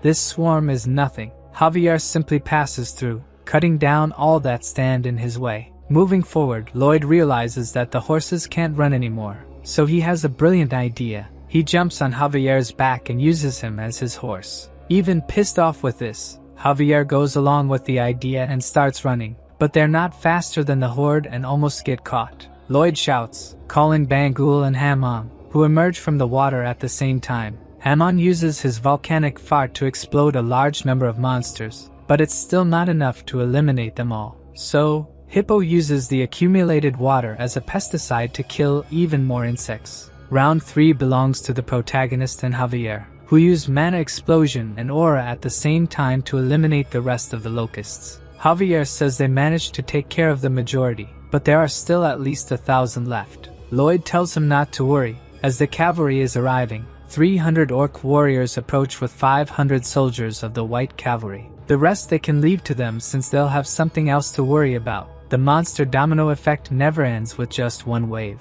Meanwhile, the soldiers of the white cavalry do their job. The mages enchant the knight's swords with a fire spell, making it easier to subdue the insects. The orcs don't even need magic. With just a stake, they can impale 3 at once. As they are crazy about protein, they roast the insects and eat them right away, saying they found a strong protein source. The maid, saved by the orc earlier, hands him a gratitude flower, leaving the warrior quite happy. The baron and the baroness rush to their son, worried he might have been hurt somewhere, and embrace him, asking why he likes saving people so much. In fact, the protagonist only did it for his retirement. Everything was for his own benefit. Anyway, now he must prepare for the second wave. At night, the commander of the white cavalry appears and asks why Lloyd called him at this hour. First, he thanks him for helping exterminate the locusts, but the knight tells him not to say nonsensical things. Anyone can see they were just responsible for cleanup. Valalardi says he is a brilliant strategist, even being an engineer. Nonetheless, his pride is hurt. He sent the mages back and asked the cavalry to stay. The greatest pride for a knight is to fight and die for the queen's honor, so he didn't like Lloyd preventing that. In the novel,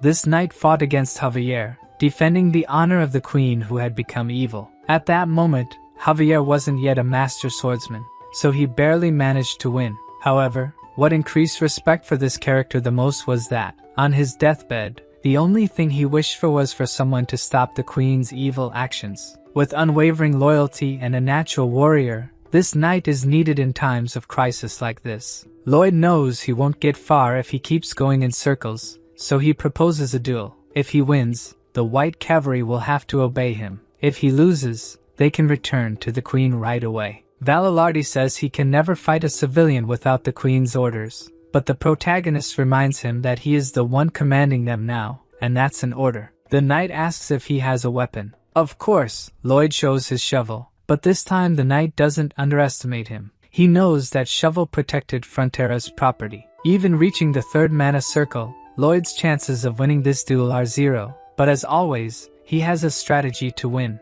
The knight says their levels are very different, so if he dodges any attack, he'll be the duel's loser. As soon as he finishes speaking, the protagonist prepares an attack. He uses Mana Blast with all his mana, causing the knight to dodge. The attack only stops when it hits a mountain, creating a huge hole in it. Lloyd falls to the ground with no energy left in his body, but still has enough energy to smirk wickedly with the easy victory. With that, the 500 strongest in the kingdom will become employees in the Frontera barony. Of course, the knights wouldn't be happy about it, but their leader says there's nothing they can do since he lost the duel. At the top of a mountain, Javier asks if this will really work. Lloyd says it was tested by the orcs, so it's a method with 100% effectiveness, showing a large sculpture being made on the mountain walls. After a few days, the second attack finally begins. The villagers hide in their homes. The entire Frontera property was drowning in terror. At the same time, they all shared the same feeling, that young Master Lloyd would protect them. The leader of the white cavalry observes smoke approaching. He finds it hard to believe, but what Lloyd said is indeed true. A huge herd of mastodons is quickly approaching. A few days ago, the leader of the knights asked for evidence for Lloyd's certainty, but Lloyd simply dodged the question,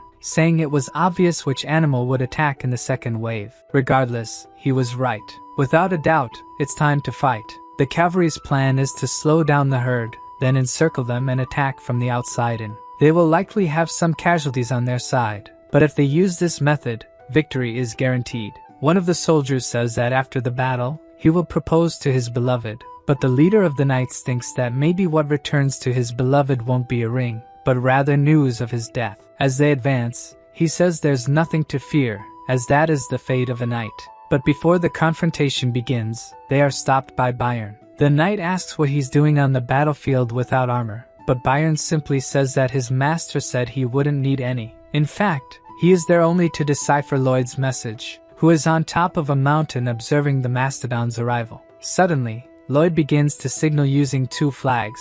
Byron translates that he's sending the soldiers of the White Cavalry to the southeast border of the village. This leaves the commander confused, since he's practically asking to clear a path for the mastodons. If they go to this location, they won't be able to stop the mastodons' advance.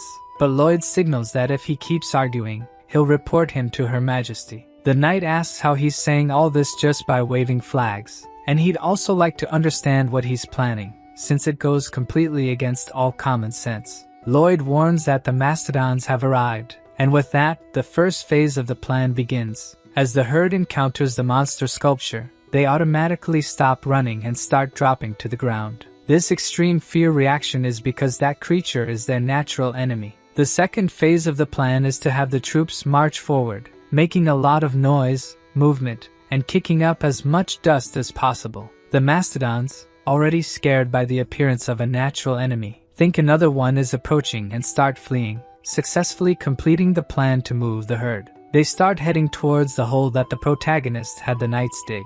They all fall into the trap, and at that moment, Hippo appears pouring water on all of them, leading that gigantic herd away. Lloyd throws down the 2 flags he was holding and is pleased with his flawless performance. The knight is impressed that they managed to win without even fighting. Lloyd says that there is plenty of food down there, so there's no reason for them to return to a place with their natural enemy. Normally, after a battle, at least 5 men don't return home. They are tasked with delivering this news to their families, and even though they tell themselves that dying in battle is honorable, they know there is no honor or bravery in death. Deep down in their hearts, they all know that the only thing left behind are hellish days for those who remain. However, now, their soldiers celebrate a complete victory. They hope to be invited to their comrade's wedding, while their leader is happy that they had no casualties. Lloyd says that they will probably still have to deal with dozens of hordes like this one, but executing a large-scale plan every time something like this happens will cost too much. Lloyd would like his swordsman to try to guess what he's thinking now. Javier has spent a lot of time with him, so he will probably try to end the invasion using the least amount of resources possible. The captain of the White Cavalry appears, saying that the knights will help with his plan. What he saw today was a true victory, making him understand that he has been an incompetent leader until now. As a sign of respect, he kneels and asks for permission to learn from his wisdom, joined by all the other knights. This is perfect for our protagonist, who was already thinking of pleading for them to stay a little longer. Everyone heads to the meeting room. Lloyd reminds them that his father was firmly against the construction of the canal in Lake Kapua, saying that a legendary beast lurks in its depths. This time, the plan is precisely to awaken this legendary beast. Obviously, the Baron and the Baroness are against this idea, but the commander and Javier are in favor. The Baron questions how a bodyguard can accept this, but the truth is he knows he won't win this argument even if he tries, so, by democratic process, the construction in Lake Kapua will begin. All the new workers march towards the mountain. Javier asks if he will try to control King Storma in some way, but Lloyd is not a wizard or anything like that, so the only thing he managed to do was study his habits. The only things he found out are that he's a beast as big as a mountain and that if his habitat is damaged, he will let out a roar before starting repairs. The protagonist's evil plan is to destroy a part of the lake every day so that his cries scare off the monsters coming from the eastern mountains. Javier thinks his master is a demon since he will torment a beast that was quiet, but questions what would happen if the plan went wrong and King Storm attacked. Lloyd says he would have to give his all to defeat him, and that he would be the one shouting day and night to scare off the monsters. Finally, Lloyd arrives at the lake. He uses his ability to analyze the terrain and figure out where to break to avoid causing a flood, but since only he can see the ability, to others, it looks like a lunatic waving his hands in the air. Meanwhile, at the bottom of the lake, the monster senses the presence of humans.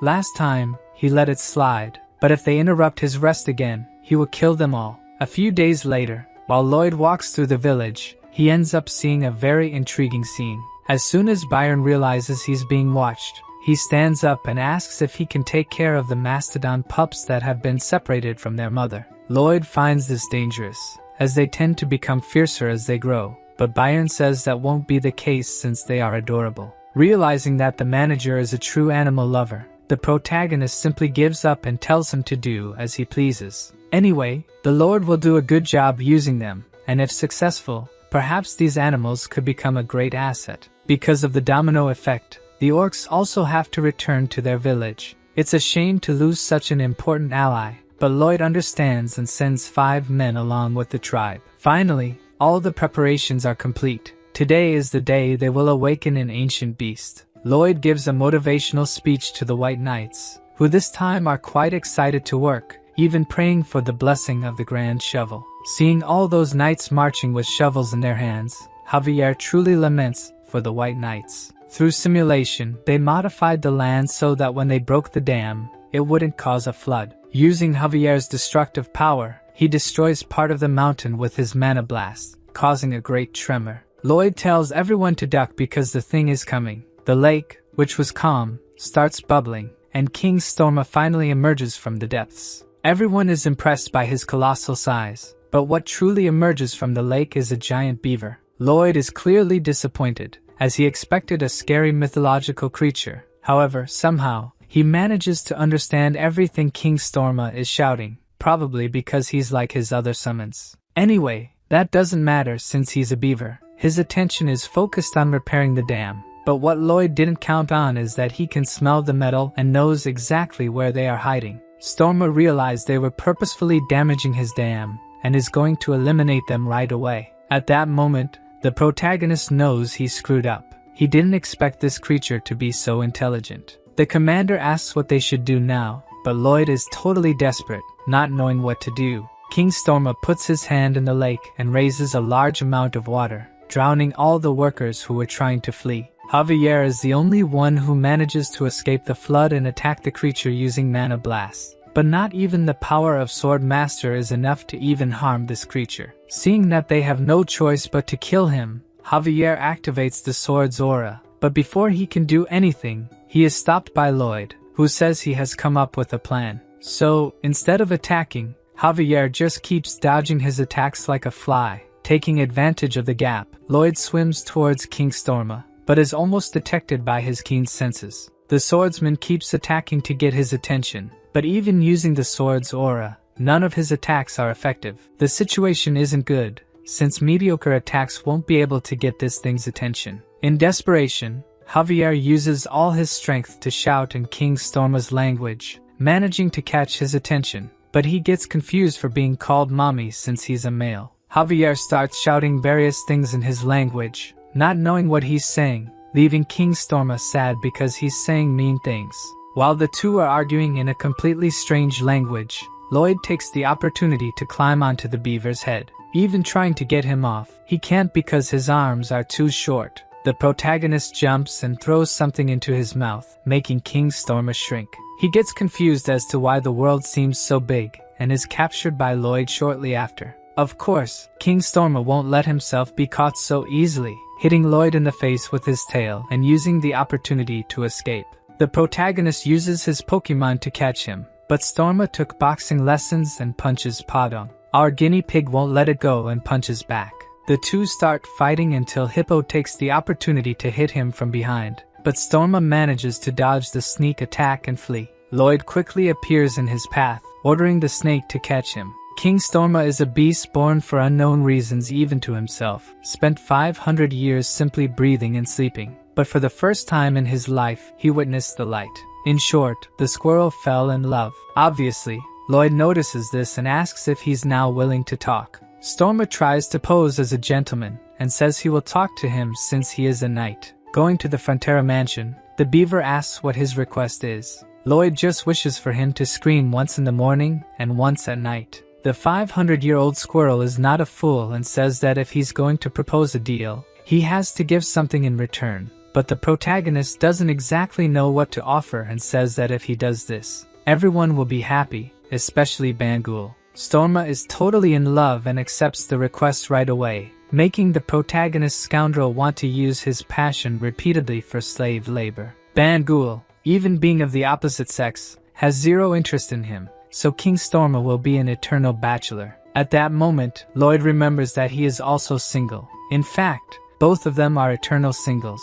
Storma, who was previously confused about what he was doing, ended up feeling the emotions Lloyd wanted to share. So Lloyd asks if he can call him by Byung from now on. At that moment, one of the workers arrives in the room, and Greg informs them that the orc tribe is being attacked by a group of megalania. Even though they are a tribe of warriors and all very strong, they are still not enough to penetrate the thick skin of these lizards. The leader is thrown far away with just one attack, yet he orders the other orcs to keep fighting. Lloyd orders the entire white cavalry to gather at the entrance of the village and tells Javier that they need to take advantage of this golden opportunity, turning the monster's domino effect against themselves. Storma eats a red grain, becoming gigantic and scaring the townspeople. Lloyd tells him to show his cool side and win Bangle's heart, while Javier is confused about what he's talking about. With just a few leaps, Storma quickly reaches the desert. The orcs continue to survive the lizard attack, but at this moment, the giant beaver appears. Lloyd tells them to spread the word that if the monsters keep heading west, they will become the food. With just one slap, Storma throws several lizards at once, sending them flying kilometers away. He shrinks back down and looks at Bangul, waiting to see her reaction. Seeing that she is quite happy, Storma blushes and feels embarrassed. The leader of the White Cavalry says that even though they accompanied them, they didn't manage to do much, while the orc leader says they are no longer in a blood pact. Now that he has saved them twice, the Steel Sand tribe will swear loyalty to the Frontier Barony. Lloyd seizes the opportunity and tells them to start the third project, resurrecting the Steel Sand tribe. Some time ago, Asfahan burned the wheat field region for a certain strategic purpose, causing a massive domino effect of monsters to follow. Among these monsters were some from barbaric societies that possess intelligence. It was these exact ones who saw 3 apex predators being tossed around like paper. They spread the news that there was a beast the size of a mountain to the west, so large it could touch the clouds. Its eyes were black as the abyss, and its fangs could devour all living beings in the world. Moreover, there was the master who controlled the beast, with demon eyes that looked like hell itself. In the palace of Asfahan, a man informs the king that the Steel Sand tribe abandoned their settlement and migrated to the Magentano forest. The Sultan says his plans worked and asks how Magentano reacted to this. The man replies that the tribe managed to reach the kingdom without any problem, leaving the king disappointed. Before leaving, the messenger reveals that there was another problem. The group of monsters the king expelled have returned and are now attacking the kingdom's border walls. The king gets nervous and asks the messenger if this is really happening. According to the servant, they are doing their best to repel the monsters, but the monsters seem to have gone mad with fear of something and won't stop attacking. He tells them to gather the soldiers and set more fires in the reed fields. It seems the domino strategy has backfired on them. It should be impossible to stop such a massive movement of monsters unless there is a true demon living in the West. At that moment, we see the protagonist instructing them to sign a document. The 2 loan sharks are confused about what kind of document it is, but Lloyd explains that, as it says, it is a receipt for the full payment of the debt. The loan sharks are shocked, looking at the huge check, but the MC asks what they are doing, tells them to sign it quickly, and get lost. As the 2 idiots leave, the Baron arrives. He asks Lloyd if their enormous debt was really paid off. Lloyd shows the Baron the payment receipt, and even suggests putting the receipt in a frame. In tears, the Baron hugs Lloyd and apologizes for making his son pay his debt. He reveals that he doesn't even know if he deserves to be the father of someone like Lloyd. Looking into the Baron's eyes, Lloyd asks if he really loves his son. To the Baron, this is a silly question because he is certain that he loves him. So the protagonist says that this is enough to make him his father. While walking through the mansion's corridors, Javier finds him and says that the tribe's relocation went well. Lloyd takes the opportunity to tell him to take the day off. With the tribe's relocation, they might buy some time if the domino effect returns. His debt is also paid off, so he has nothing more to worry about. However, it is strange. Our protagonist would normally be jumping with excitement when the debt was paid. For the first time in a long while, Lloyd lies down on his bed to rest. He remembers the Baron crying when the debt was paid, but this memory triggers another memory he would like to forget. He remembers his real father in Korea, crying and apologizing for making his son suffer. The protagonist says he managed to take care of all the problems in that world, yet he still feels guilty for not being able to help him in any way in his world. Javier hears his master's muffled sobs behind the door, while the protagonist, for the first time, cries as Suho and not as Lloyd. A few days later, while the MC is walking through the village, he is greeted by the villagers as if he were some kind of celebrity. Suddenly, Mr. Byron appears, saying there are problems, and Lloyd gets excited to hear this. According to Mr. Byron, many people are coming from the south. Lloyd is curious if they could be enemy soldiers, but it turns out all those people are refugees.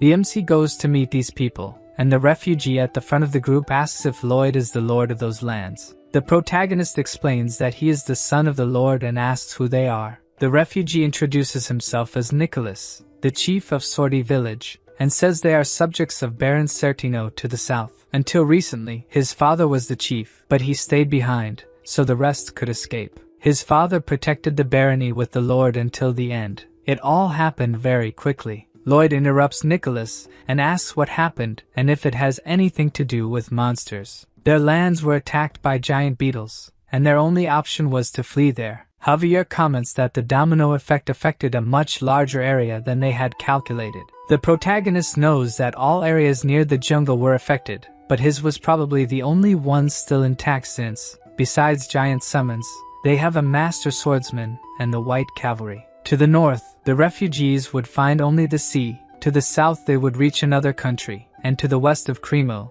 it would be too far to go. So, they would probably head to the center, where Frontera and Lacona are, making Lloyd worried about the number of refugees that could go there. They beg for food, even if only for their children. Javier comments that they won't have enough space to accommodate everyone, but the protagonist is quite excited about all this. Obviously, the swordsman is scared, asking what he is thinking in this situation, but Lloyd asks how much he thinks they will start earning when they tax all these people. Javier gets angry, asking how he can think of taking money from these miserable people, but the protagonist ignores him and orders Mr. Byron to prepare some of the cooks to feed them all. While the young master goes to report all this to the Baron, the knight asks Javier not to be so angry. Even though he makes those bizarre expressions and can read people like a book, Lloyd is a good person, so it's better to see what he does before getting angry. The Baron is frightened to learn that more people will come in the future. Although he wants to help everyone, the current food stock is not enough.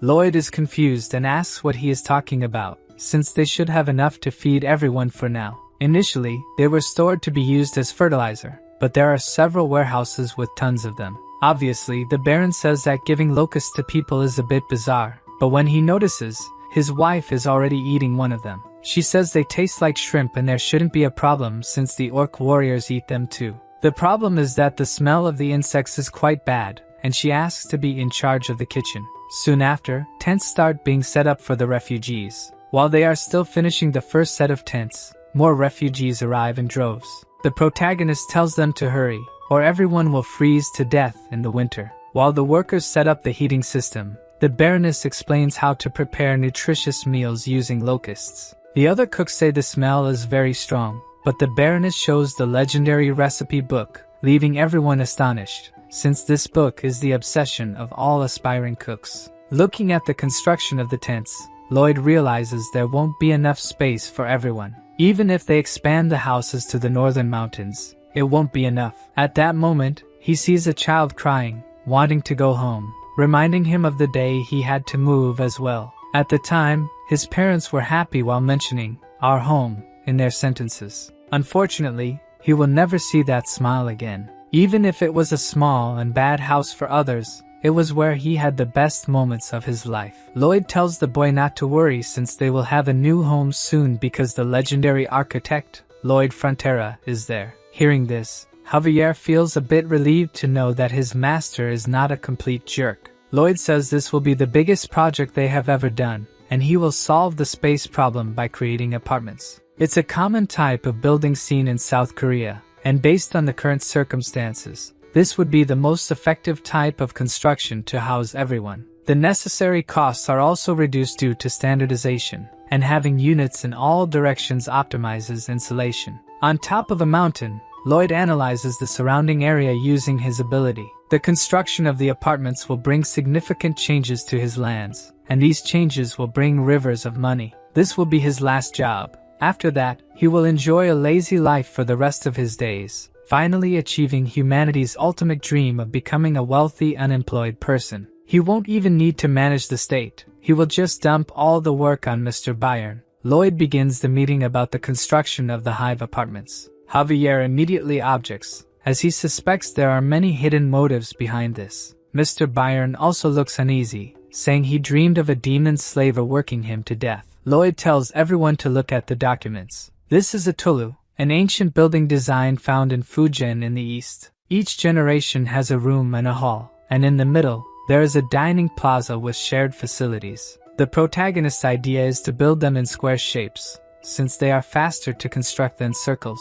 Another essential aspect of the construction is that it will become an impenetrable barrier, protecting the Frontera estate. Then the questions about the construction begin. Javier questions the necessary income to do this, but the protagonist ignores his question. However, when the Baron asks about the necessary funds, Lloyd responds extremely politely. After the questions, Lloyd jokes with Javier, who got angry during the meeting, but for a moment, he decides to be serious. Even our legendary engineer is scared. He doesn't know if he is really capable of doing such a project, but he can't show weakness to others and must always appear fully confident in what he is doing. The only person he can be truthful with is his bodyguard and friend. Javier gets upset, asking if he is just an emotional trash bin, and from the look on our protagonist's face, that's exactly what he's saying. The two then go to the Viscounty of Lacona. Diego, who was expelled from the Royal Academy, walks sadly through the corridors until he comes across the guy who beat him up. The young man, still missing 2 teeth, screams in fear when he sees Lloyd, but the protagonist tells him not to be so afraid since he is there to help him return to the academy, though that will depend on his father's actions. The Viscount is shocked, asking if he really wants to increase the price of water. Besides expelling his son from school and profiting from selling water, this bastard wants to earn even more. But of course, the Viscount won't just hand everything over to him. Perhaps because he is still young, he doesn't know how business works, but this contract has a fixed price, and he doesn't have the right to increase the price of water. Of course, our swindler had thought of this and takes a magnifying glass out of his overalls, showing tiny hidden letters that say the water price is subject to change. The Viscount gets angry, calling him every name possible, but Lloyd says this is a fair trade and that he too will profit immensely. Since 17 states were destroyed because of the domino effect, before the refugees went to the Frontera estate, they had to pass through the Viscounty of Lacona.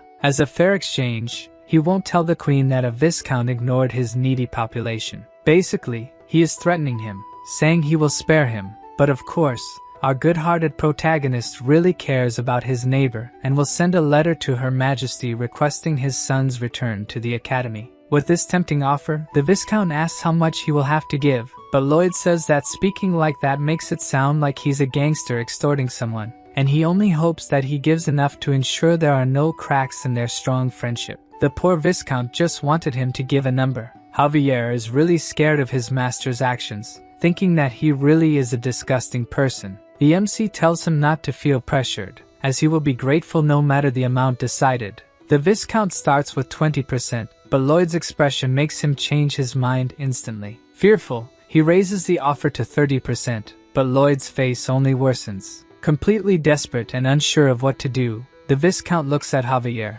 who signals with his hand, indicating 5, increasing the offer to 50%. Even so, Lloyd is not at all satisfied with this amount, leaving the Viscount confused, asking if he wasn't supposed to increase by 50%. Javier shakes his head, indicating that he meant 5 times. This drives the Viscount crazy, as 5 times the initial value is utterly ridiculous. But the protagonist says he doesn't want 5 times, just 4 is enough, making the Viscount immediately agree to this amount. However, after analyzing the contract a bit more, he realizes he has just been thoroughly extorted. Outside, Javier feels bad, saying he feels like he has become a blackmailer. Lloyd tells him he shouldn't feel like a blackmailer, as he already is one. The swordsman says his duty is to protect him and that he won't help with his frauds, but the MC says if he doesn't obey, he'll stop singing him lullabies. Javier says he has become a master swordsman and can now control his senses perfectly, no longer needing his lullabies to sleep.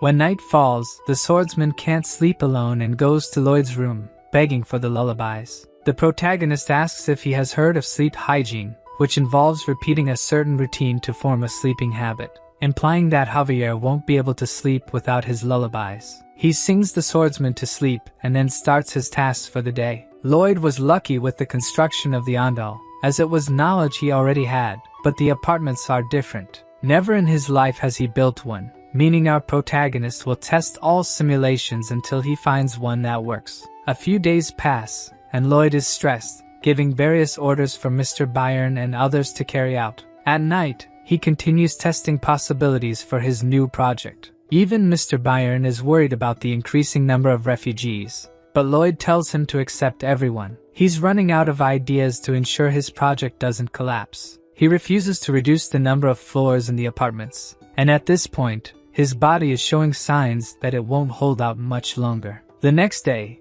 Mr. Byron explains that the 4 months they have to build the apartments will not be enough. Although Lloyd insists it will work, it is clear he is exhausted. Suddenly, Lloyd's efforts take their toll, and he collapses on the sidewalk from overwork, leaving everyone around him worried. In the royal capital, the kingdom's knights prepare to shoot with crossbows. The target of all their shots is the queen, who is undergoing simple combat training. All shoot in her direction, creating a rain of arrows, but the queen, also a master swordswoman, manages to deflect them all. Despite this impressive feat, she doesn't seem satisfied with her progress, all because of that humiliating situation she went through. An old man appears, saying that the messenger from the Frontera barony seeks an audience. This messenger is Javier, who reads the letter sent by his master. The queen is obviously suspicious, as anything from that sly fox is dangerous.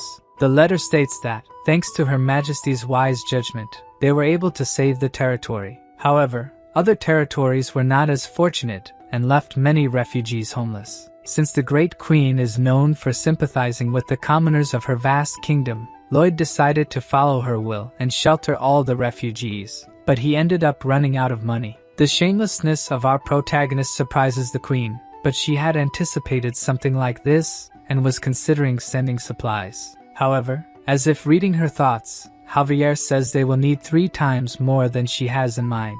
She is shocked, as 3 times is a staggering amount, and she even questions whether Lloyd has gone mad. Once again, Javier responds to her thoughts, saying he has not gone mad. The protagonist explains the idea of the apartments, which will serve as housing for the homeless, and again mentions that he does not have enough money for this. Her Majesty says she understands the message he is trying to convey, but cannot arbitrarily use a large amount of money and will need to speak with a financial expert first. At this moment, Javier, who had already read the first letter, pulls out a second one. It states that the buildings will be designed in such a way that they function as a fortress, preventing attacks from enemies and monsters coming from the east. Since the defense is directly against the enemy state, everyone who agrees with this plan will definitely gain a much better position within the kingdom. The queen sees no problem with having a fortress city, as there is indeed a possibility that the Frontera territory could become as large a commercial center as Cremo. The queen decides to provide the money, but Javier comments that he would love for her to send the dwarf Corgidus as well. Meanwhile, our protagonist is unable to work, and Greg is in charge of commanding while Lloyd is absent. So you asked me, who is Greg? In the beginning, he was just another lazy soldier, but he was always around, even participating in extremely dangerous missions and difficult and meticulous tasks. He is someone who gained responsibility, did his best, and finally was reborn as a true man. This is the kind of person Officer Greg is. When he leaves the tent, he ends up meeting Emily and asks why she didn't take a break like the others. Greg tries to take the sheets she is holding, but fails, yet the two seem to be having a lot of fun while doing this. At that moment, an orc who is in love with Emily sees this scene. The warrior is completely disappointed by this, while being teased by the other orcs, who say that a human would never like an ugly and muscular guy like him. The orc gives up on his love, throwing the bouquet of flowers on the ground. But this will not be the end of the orc's love story with Emily. In his bed, Lloyd finally wakes up.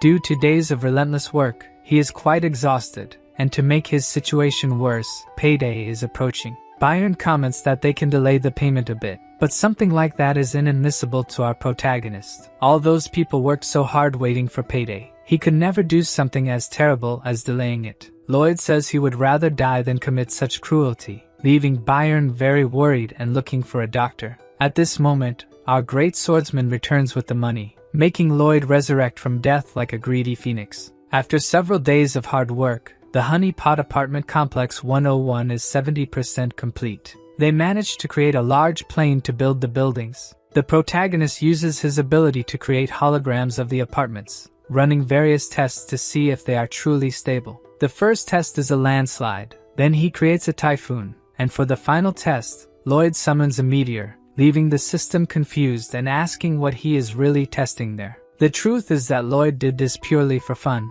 making Javier think that he has finally gone mad. Javier informs that Cortigos and 30 more dwarves have finally arrived. Even though he is very intelligent, an apartment is a complex and detailed structure, so it cannot be built randomly. Therefore, he plans to build a cement mixer to help maintain the quality of the cement and prevent the entry of unwanted elements into the mix. The dwarf complains that they have just arrived from their journey and are already receiving orders. But Lloyd makes that face and says that there's nothing better than showing a project first. With the dwarves in charge of the construction, he and Javier need to use mana explosion to soften the ground, leaving Padong in charge of turning the cement mixer. The orcs are also involved, twisting several metal bars with their bare hands. Lloyd pours the cement into the molds, explaining to Mr. Byron how to avoid leaving air pockets in any corners. Everyone does their job, and in a short time, the first apartment is almost complete. From this point, Lloyd asks Mr. Byron to take over the project. Now that everyone is accustomed to the work, Lloyd needs to worry about other problems. The heating system works via a steam boiler. All that hot steam rises through pipes connected to the radiators in each apartment. However, there is a problem. The higher it goes, the more heat loss occurs in the system, leaving the top floor without heating. The protagonist spent the entire night studying how to solve this problem, but the only idea he had was to use a material found only in this world. There is an episode where Javier faces a dragon. As the name suggests, this is a legendary creature, and just its breath is enough to take any knight off the map. However, Javier withstood the breath head-on, thanks to armor with absolute fire resistance. It was created using the sap of the Alencia tree, simply the best thermal insulator in the world. Therefore, the two are on a mission to find this tree. The problem is that the tree is exactly where the elves live. As soon as he finds this out, Javier tries to escape this suicidal mission. The elves hate humans and are not a race that can be negotiated with, but regardless of this, he is unfortunately the escort knight and will have to accompany him. Javier asks how he plans to convince them, since no one has managed to contact them for over 500 years. But Lloyd's real intentions are to steal and leave quickly. Upon arriving in the forest inhabited by the elves, the place is teeming with life. The protagonist warns that they must now remain silent to avoid drawing attention. Javier, unable to hold back, sneezes, but the problem is that he does so like a Hollywood heartthrob, prompting Lloyd to ask why he sneezes that way. Javier explains that because he has a handsome face, everything he does looks beautiful, but that's something Lloyd wouldn't understand, leaving the protagonist incredulous that he actually said such a thing. Lloyd questions how a sword master can hold back a sneeze, saying he is imperfect for not even being able to hold his own crap. But Javier is used to these jests, and retorts that Lloyd mentioned crap because he has nothing to say about his face. The protagonist gets so angry that he tries to hit him, but this only makes Javier happier. Lloyd gives up trying to strike him and continues on their way, but the earlier shouting has already caught the attention of all the elves in the forest. Javier says this is not good, but Lloyd had expected something like this might happen. Things just progressed faster. The elf women start shooting simultaneously, but the sword master easily deflects all the arrows. Lloyd takes advantage of the distraction and says he will get the sap from the tree, leaving his bodyguard to deal with all the elf women alone. Since the protagonist is just ugly, they decide to focus on the handsome man, using the leaves of the trees to move around. Javier realizes his master was right. The elf women love plants so much that they can harm them, so they developed a special way of stepping. To escape their arrows, they must use the plants they love so much against them. However, even using a tree as a shield, Javier still finds it difficult to dodge all the arrows and fleas, but he realizes they are intentionally leading him somewhere. Meanwhile, the protagonist finally finds the tree. Since all he needs is the sap from the root, Lloyd starts digging to avoid being noticed by any passing elf. Javier is led to the middle of a lake, with no trees to use for protection. The elves attack from all sides, but for a sword master like him, a rain of arrows is something easy to handle. Leaving the elf women with no options, they use their special weapon, Malika. An elf woman looking like a truck of pure muscle appears. Her bow is so large that it has to be planted in the ground to be used. The shot is so powerful that, even using aura on his blade, Javier is still thrown far away. The swordsman uses all his strength to try to stop the gigantic arrow. Using sheer brute force, the elf was able to snatch Javier's aura sword. Since Lloyd warned that if a single elf were hurt, all the others would come after them, the swordsman cannot counterattack the elf. Their assassination skills are far superior to those of the orcs. Javier raises his aura-infused sword to defend against another shower of arrows, thinking it's time to go to his master. Even without knowing exactly how he will drive the elves away without injuring any of them, Malika has another giant arrow ready to hit Javier. The swordsman shreds all the normal arrows that were shot at him. At that moment, the brute elf launches her gigantic arrow, and Javier uses his power to deflect the flying arrow. The deflected giant arrow heads toward another one launched by the warrior elf, and the two collide. Meanwhile, Lloyd is in the hole he dug, collecting Elancia roots, until someone calls him a demon, and he turns to see who it was. Behind him are three elf archers trembling with rage because he dared to cut the precious tree roots. Lloyd apologizes, obviously without any remorse, and says that many lives depend on him. Of course, the elves do not back down, and warn him not to move, or they will fill him with holes. The MC says they can do that if they want, but the elves do not understand what the stranger means by that. Then Lloyd turns around holding a mandrake and threatens to burn the plant if they attack him. This horrifies the elves, who love all the plants in the world. The MC continues threatening to burn the mandrake if they do not back off. Furious, the elves start cursing Lloyd, one of them saying that it is because of his behavior that he is not popular with women. This hits the protagonist like a blow, and he almost burns the plant in anger. The elves retreat as he asked, until they reach a wall. With nowhere else to go, one of them says it's time for them to talk.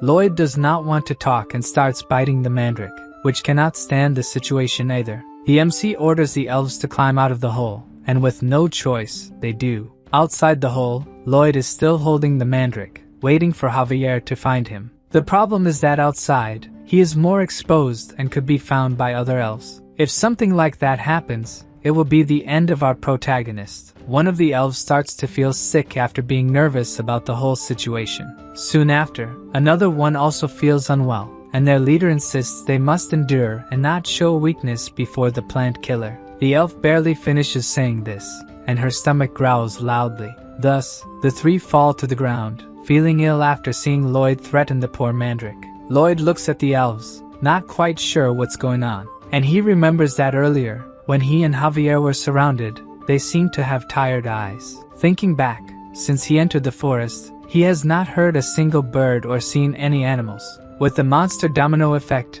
they all move to the end of the mountain range, leaving the forest completely empty. Since the elves refuse to harm any plants, it means they only eat meat. In other words, these elves are starving since all this began. Back to Javier, the swordsman is exhausted from the battle, and on the elves' side, the same is happening. Both sides are exhausted. Javier finds it strange that they tired so quickly, given their skills. But thanks to this, he might be able to force his way through them. Even tired, the elf archer fires one more giant arrow at Javier. The warrior does not back down from the arrow, hoping his master is safe. Javier manages to get past the elf archer's encirclement. Their leader yells at her companions not to let him escape, but her subordinates are sprawled on the tree branches, too hungry to pursue. Except for Malika, who, even sharing her meat with her companions, still has the strength to chase Javier. She does not give up and continues shooting her huge arrows at the swordsman. Javier tries to hide from the arrows, staying behind a tree.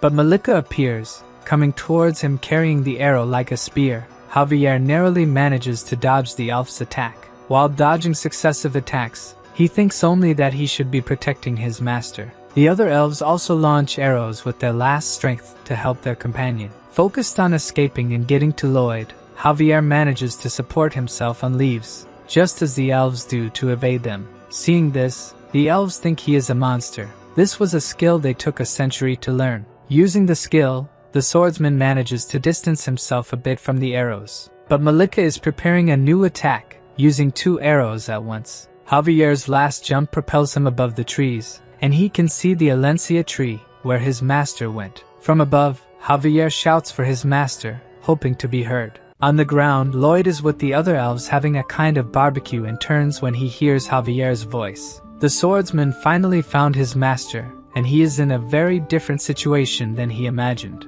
Lloyd asks what happened to him. By his appearance, it is as if he has been in a war. The MC turns to the elves, teaching them the ideal point to savor pork. He turns again to Javier and invites the swordsman to eat with them. Lloyd introduces Javier to the elves calmly, saying he is his servant, while Javier has not yet accepted the situation. Javier is also introduced to Muira, the tribe leader of the elves, but he has no reaction, as he has been fighting the elves until now. Muira takes the opportunity to ask Lloyd if there is room for one more person, and he agrees. Then she calls Malika, who is hiding behind a tree, to join them. Malika sits down, squeezing Javier, and Miura reveals that her companion is starving. Lloyd, pretending to be a good guy, says she can eat as much as she wants, although they did not bring much food. For the elves with their bows pointed at them, just the smell of meat has to be enough to satisfy their hunger. Looking closer, the poor elves are weak and salivating at the smell of the food.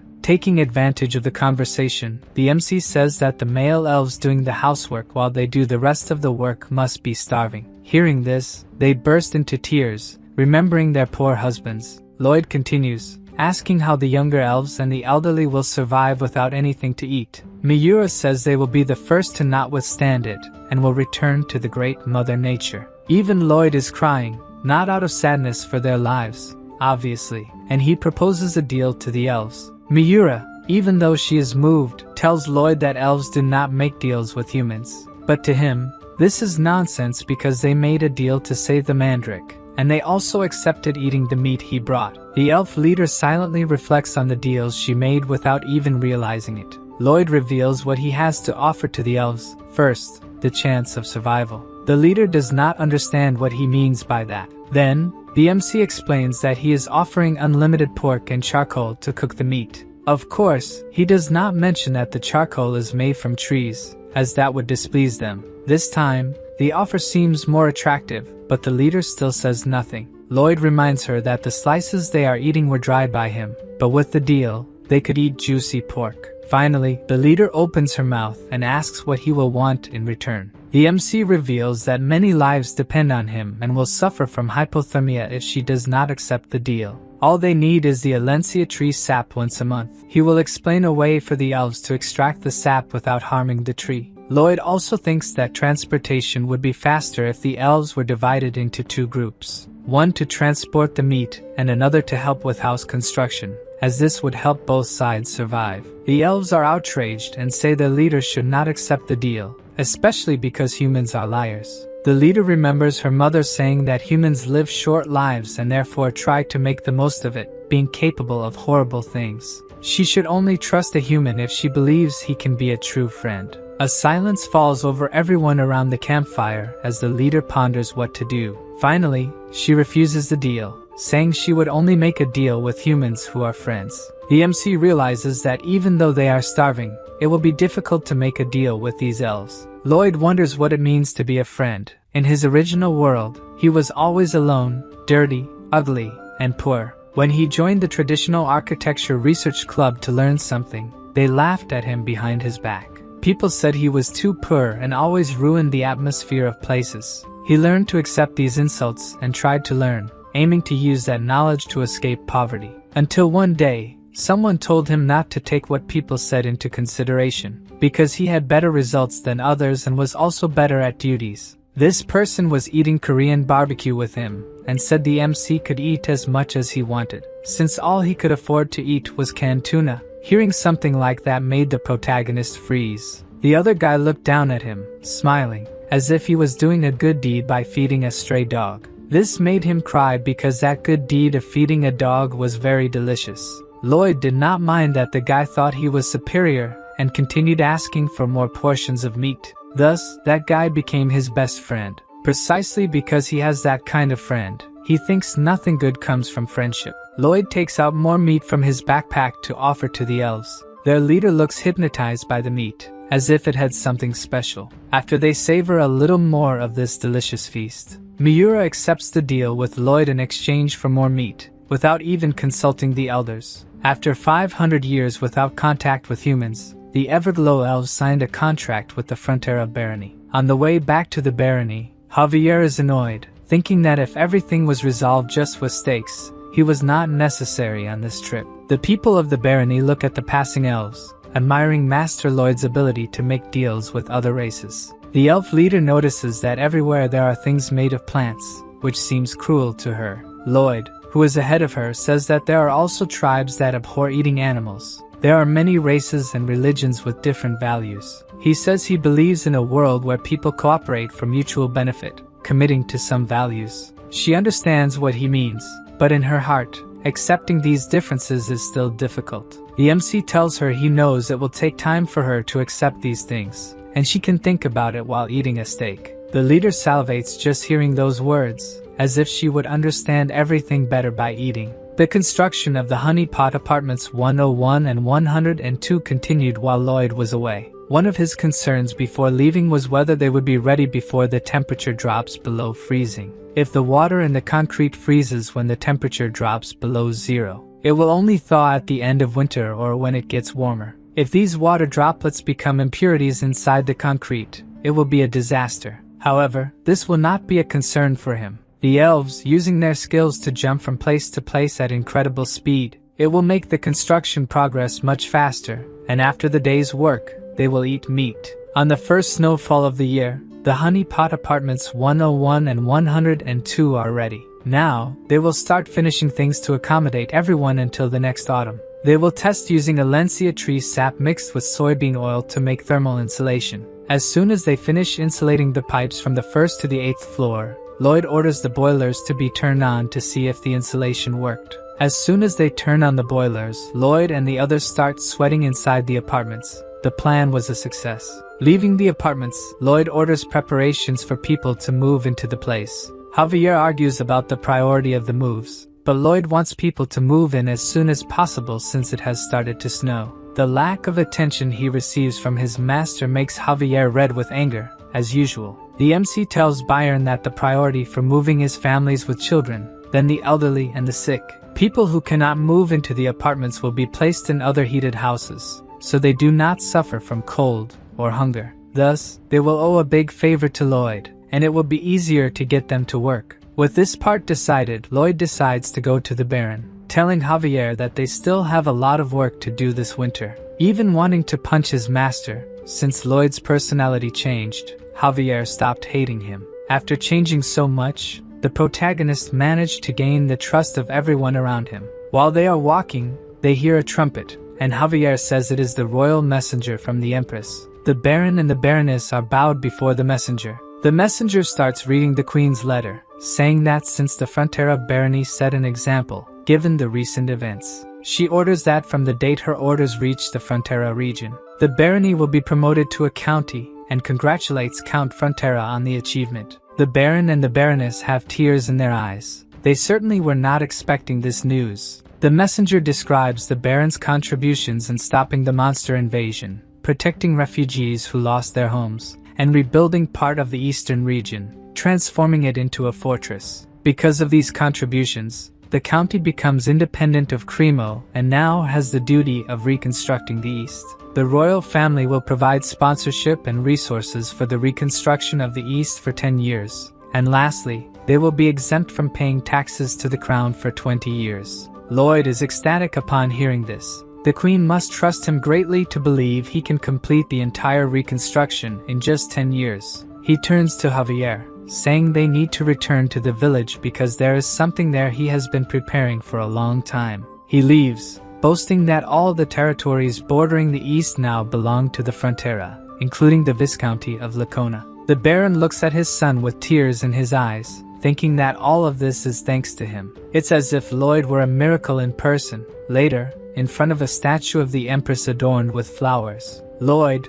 the Baron, Byron, and other villagers are dancing around it and shouting "Long live Her Majesty." Lloyd still urges everyone to shout louder so that Her Majesty can hear them. The messenger observes the entire scene as if he were watching a group of lunatics, and then tells the Empress that they did this all night long. The Empress is embarrassed to hear this and orders them to stop. Returning to the county, the Viscount of Lacona is riding desperately to find the Baron, who has now become a count. He arrives at the mansion and kneels before the Count after being summoned. The Count asks him not to be so formal, as he is getting used to the new title. To please him, the Viscount says that no one deserved it more than he did. But inside, he is cursing the Count, thinking he was the only one who shouldn't have received this title. At every banquet, the Viscount always made fun of the Count. As the Viscount thinks the only thing the Count is good at is being kind, he believes the Count will soon lose the title, so he just needs to endure the situation for now. The Count reveals that he received an imperial order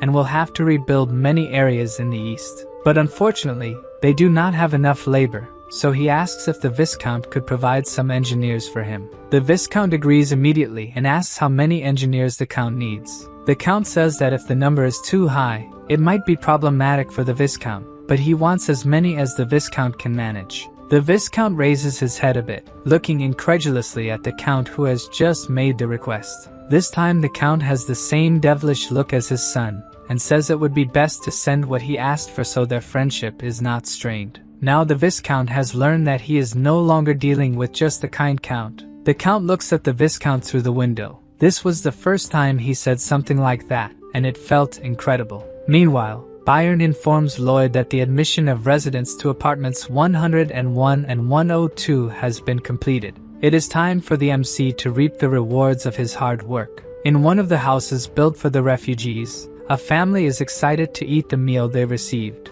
except for the father, who now sees himself as useless for not providing for his family anymore. He wonders how long he can endure living in this situation. Then he hears people shouting Lloyd's name in the streets. As the MC walks, many people thank him for everything he has done for them. Lloyd treats these people so well, it is as if he is completely out of his mind. Because of this, Javier knows that all this kindness means his master wants to extract something from these people. He barely finishes this thought when a table is placed in the middle of the settlement. Lloyd sits down and smiles, explaining that it is now time for these people to pay their debts through work contracts. The people around him do not understand what Lloyd is saying, but to him, it is very simple. Nothing in this world is free. Javier no longer knows if his master's actions are right or wrong and does not try to interfere. The father from before is the first to say something, asking if he will have a job if he signs Lloyd's contract. According to the good master Lloyd, if he signs, he will even get paid for working overtime. But after signing and receiving the first salary, the worker will have to buy things with his own money. The worker, who does not want to live depending on anyone's goodwill, asks the MC to read the contract for him. Lloyd tries to explain that the contract will exploit him to the maximum but is interrupted. A young woman is also interested in the job, and of course, the contract also accepts women. Quickly, a line of workers forms in front of Lloyd's table. He is already thinking of a new project to provide food and land. He plans to cut parts of the eastern mountains and use Gabions to build farms. The problem is that Bangul has not recovered from the work on the apartments. Making her work so hard makes Bibian even angrier at Lloyd, and he kicks the master. After thinking for a few days, the only option Lloyd could come up with was that he needed to summon another pet. Even though he was constantly mocked by the system, Lloyd acknowledged that he always received the ideal pets for what he needed. Padong and Hamon, who were with him, waited eagerly to have another friend. With nothing to lose, the MC asked the system to summon a creature capable of helping him build his dam. The system opened a summoning circle, but Lloyd noticed that something was different this time. Instead of a new pet emerging from the magic circle, a flame appeared and hit the protagonist. With his hair burned, Lloyd asked if the world system was no longer on his side. All the previous summons were just coincidences to make the MC more confident that he would always get the ideal pets for what he needed.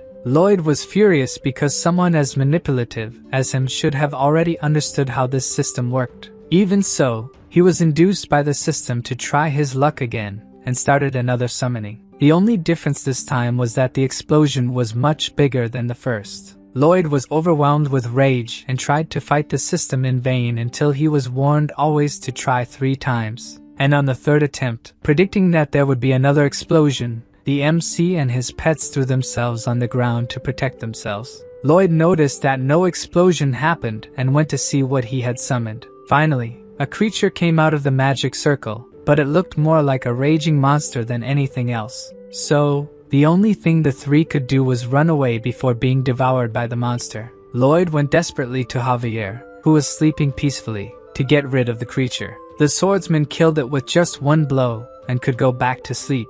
Meanwhile, the MC was even angrier at the system, saying he would never summon again. Then, the system showed that he had unlocked the bankruptcy skill for being deceived 3 times and could now choose a skill as compensation. A list with hundreds of skills opened for Lloyd to choose from, each more useless than the last. Until, looking more closely, one of them caught the protagonist's attention. With the ability to get spider webs, Lloyd would have a strong and elastic thread that would also take time to wear out from the sun. Decided, he selected in the system window that he wanted a creature with this ability. Another summoning circle appeared, emitting a very strong light. The light was so strong that it disturbed Javier, and it caught the attention of the workers, who saw something strange. Above, there was a small dot descending very quickly towards them. From the color and feathers it was shedding, the workers wondered if it was an angel falling. But in fact, the angel was Lloyd riding his new summon, Goming. The workers celebrated Master Lloyd's new summon. Lloyd continued his ride. He thought it would be a spider due to the type of ability, but it was more beneficial that a bird appeared. To the workers, it was as if Master Lloyd was blessing them from above. With Goming, he intended to promote himself as a prodigious summoner and increase his followers. Goming's main ability was to get spider webs, but it could also spread webs, create a nest, and bombard with poop. Additionally, it released spider webs behind its backpack. From Lloyd's tests, the webs were very resistant and could only stretch a little. He asked Goming to go to a nearby plane to make a net with the web-spreading ability. But Goming didn't like his master's idea and went elsewhere. The bird stopped abruptly in front of a snowy mound, causing his master, who didn't expect this, to fly face first into the ground. Lloyd got up, furious with Goming, asking what the bird was doing. Goming sat on the ground, chewing a branch, and told Lloyd he was lazy. Now, Master Lloyd would have to figure out a way to make his new pet work for him. The previous night, right after Lloyd had summoned Goming, he asked if his new summon could show how it produced the webs. But Goming just sat on the ground, with no desire to do it, and asking why someone like him had to work like a slave. From that moment on, Lloyd realized that his new pet was not like the previous ones. Padong went to Goming, trying to be friendly with the new little friend. And he said that Goming could build the infrastructure of society, improve people's quality of life, and find satisfaction after doing so. The new pet could be an existence capable of bringing happiness to the world. After this speech, Goming felt a bit more motivated and said he would try to do it. The next day, when he was supposed to be helping Lloyd, he got lazy again, leaned against a tree, and didn't want to do anything. Seeing that his colleague's determination didn't last even a day, Padong went to him again, encouraging Goming to work together. The bird decided there was no reason to keep working. He believed the world would continue to develop without his help and that Lloyd, the idiot who summoned him, would keep feeding him. Lloyd was so irritated by what Goming said that he considered cooking the bird. The little Padong did not give up trying to convince his colleague to work a bit, but the little one's words did nothing to encourage Goming. Instead, he threw the branch he was chewing in the direction of the guinea pig. Poor Padong didn't even have time to dodge and took the hit right in the forehead. Seeing that friendly conversation wasn't going to work with his colleague, Padong asked his master for a sunflower seed.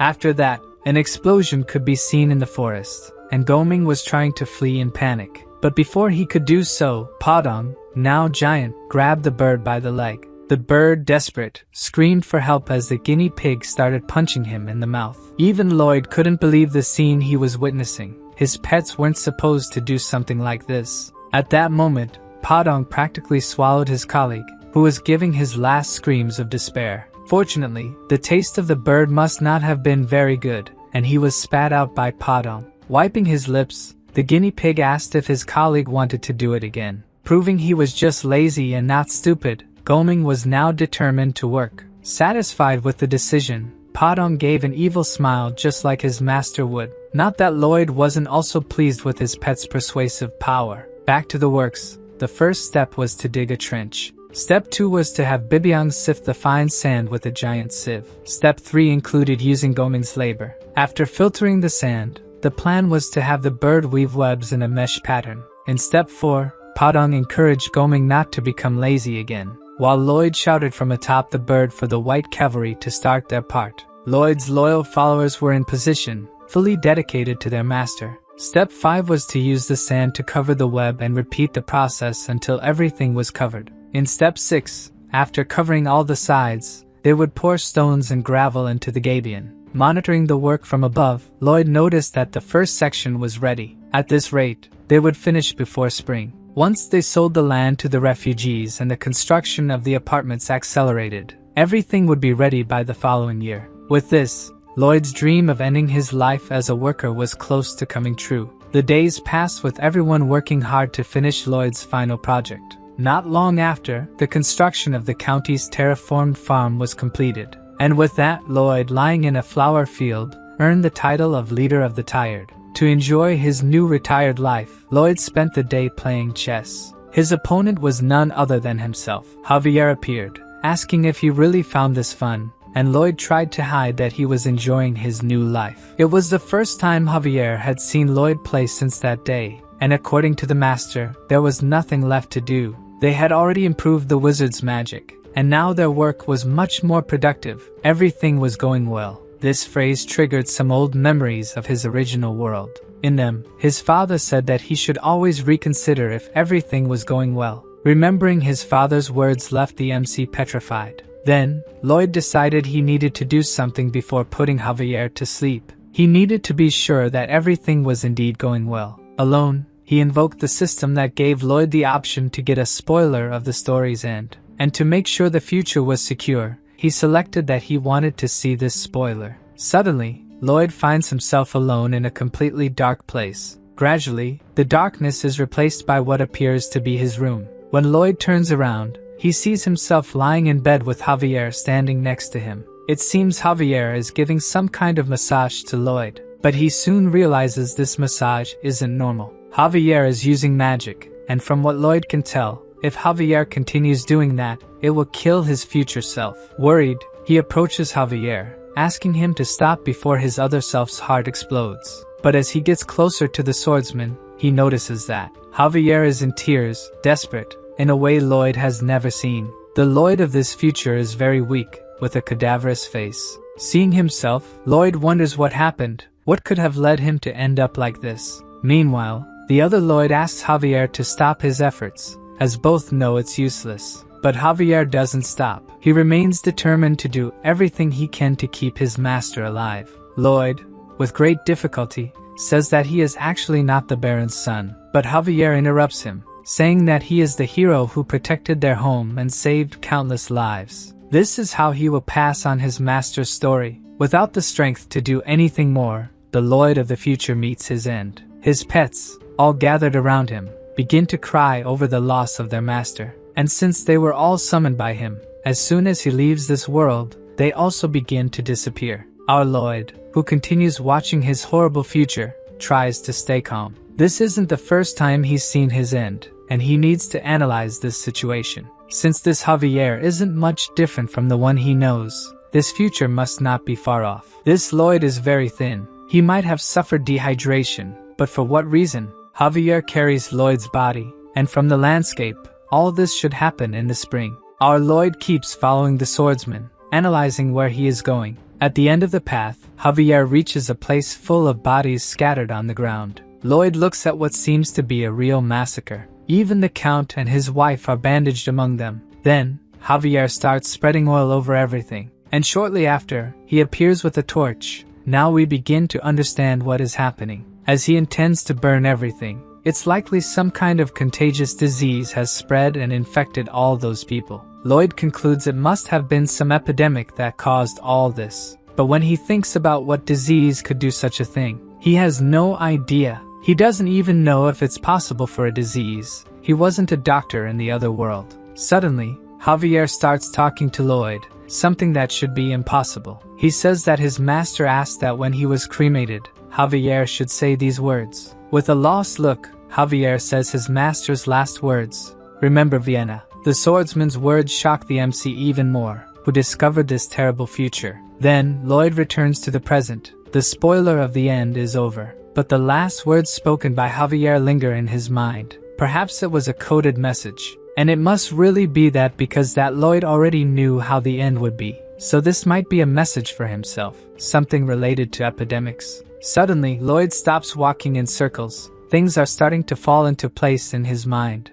And of course, in the end, his conclusion is that his future self was an incredible genius. A few days later, Lloyd has a conversation with Byron. He explains that he needs some professionals as soon as possible, even though Byron warns that the cost will be very high. But for Lloyd, there's no choice. The Count of Cremo will have to provide these professionals, though it hurts that they'll have to incur new debts. Byron wants to understand how big this new project will be, and according to Lloyd, it will be even bigger than the apartment project. Since he wants to prevent an epidemic, the MC explains that the project will cover the entire Viscounty. He continues by saying they will need tunnels. His new plan is to build sewers.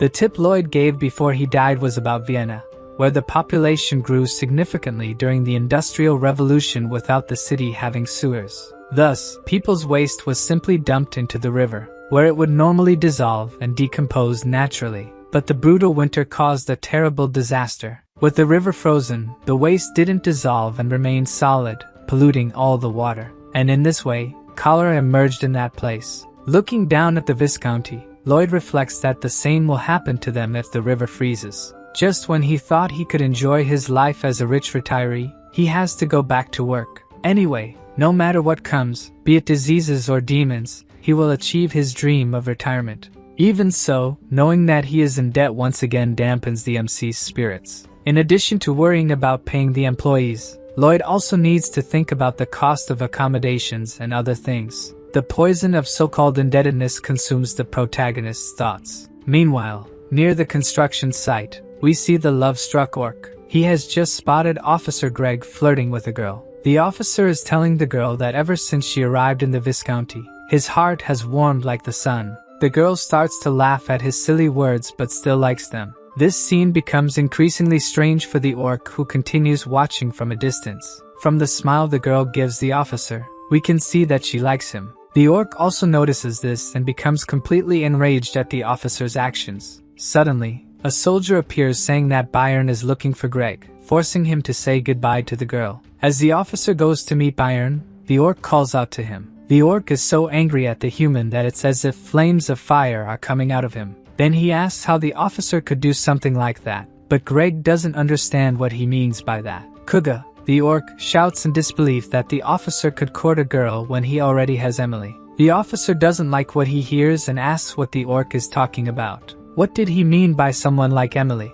Kuga can no longer contain his anger and tries to punch the human in front of him. The problem is that Greg dodges and punches the orc, sending him to the ground. It takes a few seconds for him to understand that he has just been punched by a human. According to the officer, the orc's weak punch wouldn't have enough power to hurt him, especially now that he can use mana. After a lot of training, the Viscounty soldiers learn to use mana, but they use the power to build Lloyd's projects. Recovering from the blow, Kuga gets up, ready to counterattack the human. Officer Greg is also in an attack position, equipped with his mana. Thus, the two charge at each other to resolve their dispute. But before Greg could attack, Byron appears saying that he is too slow. Neither of them saw Byron arrive, such is his skill. The knight is not at all pleased that the soldier took so long to come to him, and thinks the subordinate was just lazing around. As they walk, he explains that the officer will be sent on a work trip because he trusts him despite his mistakes. Byron continues to reprimand the soldier, who is focused only on staring at the orc. Kuga, in turn, stares back, not admitting defeat. From their faces, this doesn't seem to be the end of their conflict. At the Frontera mansion, Byron and Greg are saddling the horses to go to Cremo in search of reinforcements for Lloyd's new project. Without knowing the importance of the project the MC wants to implement, Greg tells his boss that he doesn't think it's necessary. Tired of working, Lloyd receives a message from the system saying that his achievements and accolades are generating a combined effect. The MC looks at the message without knowing what this effect is. He was able to punish the traitor of the Viscounty and pay off the debts they had. He accepted the refugees and gave them a home, faced a great disaster, and emerged victorious. Thus, the citizens and refugees of the Viscounty would like to repay the favors Lloyd has done for them. Even with the system's explanation, the MC doesn't understand how they will repay him, and the protagonist starts hearing voices. He gets up and opens the window to see what the voices were talking about below. A crowd is gathered at the mansion's door, saying they would do anything for Master Lloyd. They would even work for free, do everything for their master. At first, he doesn't even know how to react to this crowd.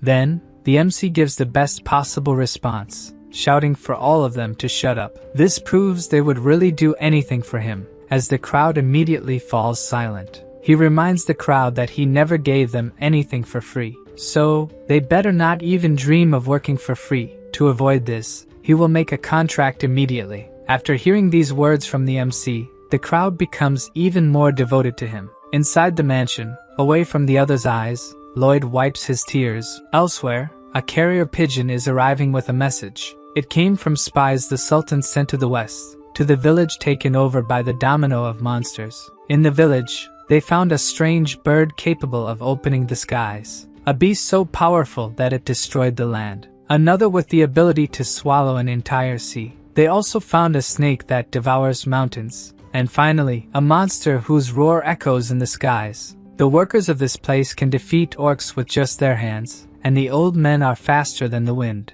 The white cavalry uses shovels instead of spears, and the elves and orcs are building something, so the combat strength of this place must be unimaginable. After reading this report, the Sultan can only conclude that something is very wrong with this place. The next day, in the town of Mr. Lacona, we saw his son watching two men fighting in a fist fight. He says to put more force into the punches, but judging by the men's faces, they are being forced to fight each other, because the boy is threatening to let their wives and children starve. The men, powerless to do anything, start fighting with stronger punches. The blonde boy gets excited that it is now more fun to watch the fight. But look who appears beside him, even more excited and smiling. The boy almost dies of a heart attack from the shock he receives. Lloyd asks who the two men fighting each other are. The blonde boy says they are servants in his house, and Lloyd gets excited about this competition and also wants to participate. But the boy, trembling all over, says there is no way he can fight against the two men. But Lloyd says he is asking to compete with the blonde boy, not the men. The boy freezes like a ghost, and Lloyd says his opponent will be Javier, who already materializes his aura sword and says that if it is an order, he must comply. Mr. Lacona's son kneels in apology, and says Javier is a master swordsman. It wouldn't be fair. Lloyd agrees and then says the blonde boy will fight him instead. But this was what Lloyd really wanted, and the boy, scared to death, doesn't have time to breathe and already takes a very light punch from Lloyd. Per blonde boy loses 3 more teeth. Lloyd is writing a letter of recommendation for the boy to return to the academy he was expelled from, and Lloyd will add everything that happened today to the letter. The protagonist's pigeon and rat deliver the message, while Lloyd looks at the men who were fighting, and tells them to seek out Mr. Byron and that from today, they are residents of the Frontera. The men let some tears escape out of so much happiness. Meanwhile, Mr. Lacona wakes up scared from a dream that Lloyd was in, which is a nightmare for him. He thinks the day is not going to be good because he dreamed about Lloyd. Mr. Lacona's servant knocks on the door, saying he needs to tell him something. But Lacona gets very angry and grabs a whip he uses on the servants. But Lloyd opens the door while shouting that he missed Mr. Lacona. But the old man's heart can't take it, and he faints. Lloyd asks if his face is that scary, and Javier says yes. Lloyd goes up to the mansion's terrace and shows Mr. Lacona the areas that will need terraforming. But the old man is uncomfortable, wondering why all this is necessary. But Lloyd asks if they will need to resolve this the hard way while pulling on his mustache. Lloyd tells him that for making these tunnels, it's better to use granite than cement. He also tells the workers to make the path straight to Lloyd's estate. On the way to the construction, there's the residence of the Lacona family, but the workers follow the protagonist's orders without any curves. Count Lacona just watches incredulously from his window as the building cuts through the middle. Lloyd says the Viscount doesn't need to worry, he'll build another house for him. In the next scene, we see a patched up tent. Inside it is Malika, the bodybuilder elf who looks like He-Man. Mr. Lacona is also there with his son. Malika asks if they are okay and why they are trembling, but they say it's nothing. Lloyd appointed Mr. Byron as the supervisor of this work front, praising his leadership abilities. Lloyd also doesn't need to worry about the heavy work. After all, they have many monsters on the team to do that job. They are even using monsters as vehicles to carry soil. The elves are in charge of building more apartments. Now Lloyd is racking his brain about what to do with the waste. The best option would be to incinerate it like in modern times. But only he, Javier, or Bangul have the ability to burn it. However, they can't be tied to this job, as if something happens and they need to leave, it's going to be a disaster. After thinking a lot, Lloyd has an idea of who can solve this problem. So he asks the dwarf blacksmith for armor made from the sap of the Alentia tree. The giant dwarf asks if he's going to hunt a dragon to need such armor. And Lloyd, in the most natural way possible, says yes. The dwarf asks who is capable of doing this. And Lloyd points to Javier, who has a look of, well, I'll leave it to you to say what Javier thought in that image in the comments. In the mountains to the east, deep within, precisely in a grotto where a stream flows slowly, a large red dragon is sitting on a pile of precious stones, while whining that he can't refine any of them. He is very upset, saying he wants to get married, but for that, he needs to create beautiful gems to feed the offspring. And since he breaks all the gems, the females don't like that, and he can't get married. The dragon complains that it wasn't so hard to make precious gems in the old days. At that time, dragons could invade human castles and steal them, or they could kidnap a dwarf and force him to work. But one day, an idiot called the Dragon King married a human woman and created the Dragon Law, which prohibited dragons from invading properties and intimidating other species. Someone in armor arrives saying they understand the dragon's feelings. But the dragon gets furious and asks how he got through all the traps. Yes, it's Lloyd and Javier who are there to talk to the dragon, and Lloyd says he disabled the traps. Lloyd asks if the dragon's name is Solitas and says he has a proposal for him. But the dragon spits fire at them without even hearing the proposal, shouting that he can't get married because of humans. But while in the middle of the fire, Javier asks what the plan is, and Lloyd says he already told him the plan, but Javier says he didn't hear. And while the dragon unleashes a shower of fire, the protagonist tells Javier that the plan is to capture the dragon. Javier tells him to stop joking and say what he needs to do right away. Lloyd insists and says step 1 of the plan is to fight the dragon and step 2 is to capture it. Then he pushes Javier into the dragon's field of vision, who immediately notices the human that was hidden. He's surprised he's not burned and wonders if the armor has some special power. If fire doesn't work, the dragon will crush him then. At least Javier has Lloyd's moral support. Javier summons his aura sword as the dragon's paw approaches. He dodges as his sword grows even more. The dragon tries another strike, but Javier dodges again, making the dragon even more furious. Javier finds it strange that the dragon seems weak and that he can really win. But in reality, it's Javier who is a monster. Lloyd, with a smile, says he knew this would be easy. In the book, Javier won the fight against the dragon even though it was difficult. So now that Javier is much stronger, it's going to be impossible for the dragon. The dragon is scared of Javier's new technique. He simply used the elves' technique as a base, and now with Mana Blast, he can jump in the air. Almost like Sanji's technique in One Piece, he goes after the dragon. He says he needs a powerful attack to hurt the strongest creature in existence. So he uses Aura Blast and charges a powerful attack on his sword. The attack hits the dragon's chest, making it immobile. The attack creates a small hole in the dragon, who watches as the attack disappears. From the dragon's despair, he had never taken damage from anyone. He starts thrashing in pain while Javier watches from afar. As Javier prepares to start the fight again, the dragon asks for calm. Lloyd explains that now that Solitas has experienced fear, Javier is like a monster to him. Before Javier attacked the dragon again, the creature asked him to wait a moment because it had something to say. Thus, the knight did not attack, waiting for what the dragon had to say. But he was deceived by the dragon, who took advantage of the pause to strike the swordsman. The problem was that when the dragon raised its paw, it realized the knight wasn't crushed beneath it. Then, Javier appeared behind Solitas, who had no chance to dodge this attack. The explosion of mana that the swordsman used hit a very small area on the dragon's back.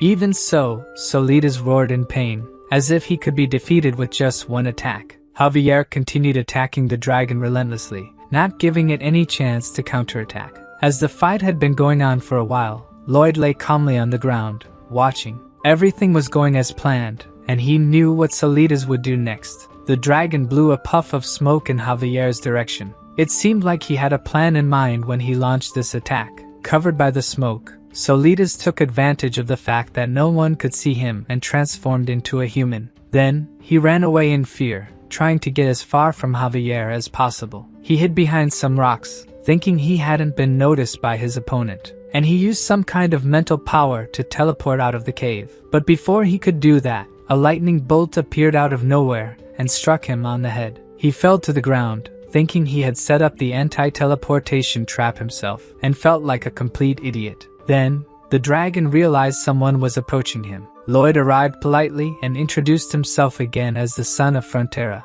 and Solitas tried to disguise, telling the MC that he was not a dragon at all. Lloyd just smiled at him without saying anything. It was obvious that he was the dragon. Disguising, he said he didn't know how he ended up there, while Javier approached from behind him. Stealthily, the knight launched another mana attack on the dragon. Hit in the middle of the back, he screamed like a little girl for being attacked. Lloyd told the dragon that humans don't scream like that when attacked, but Solitas was more interested in knowing what they wanted. Then, Lloyd reminded him that they were there to make a great offer to the dragon, who asked, crying, why they attacked him instead of talking to him. But he was reminded that he was the one who attacked first, and Javier only counterattacked. With no way to escape from these humans, Solitas inquired about what they had to offer. Finally, Lloyd saw that his negotiation would progress from that point. In the novel, the MC noticed that Solitas couldn't contain his anger, but it wouldn't be possible to talk to him, so Lloyd had to use another means. Even with the dragon calmer, it would be difficult to negotiate if his pride was hurt, having been defeated by a human.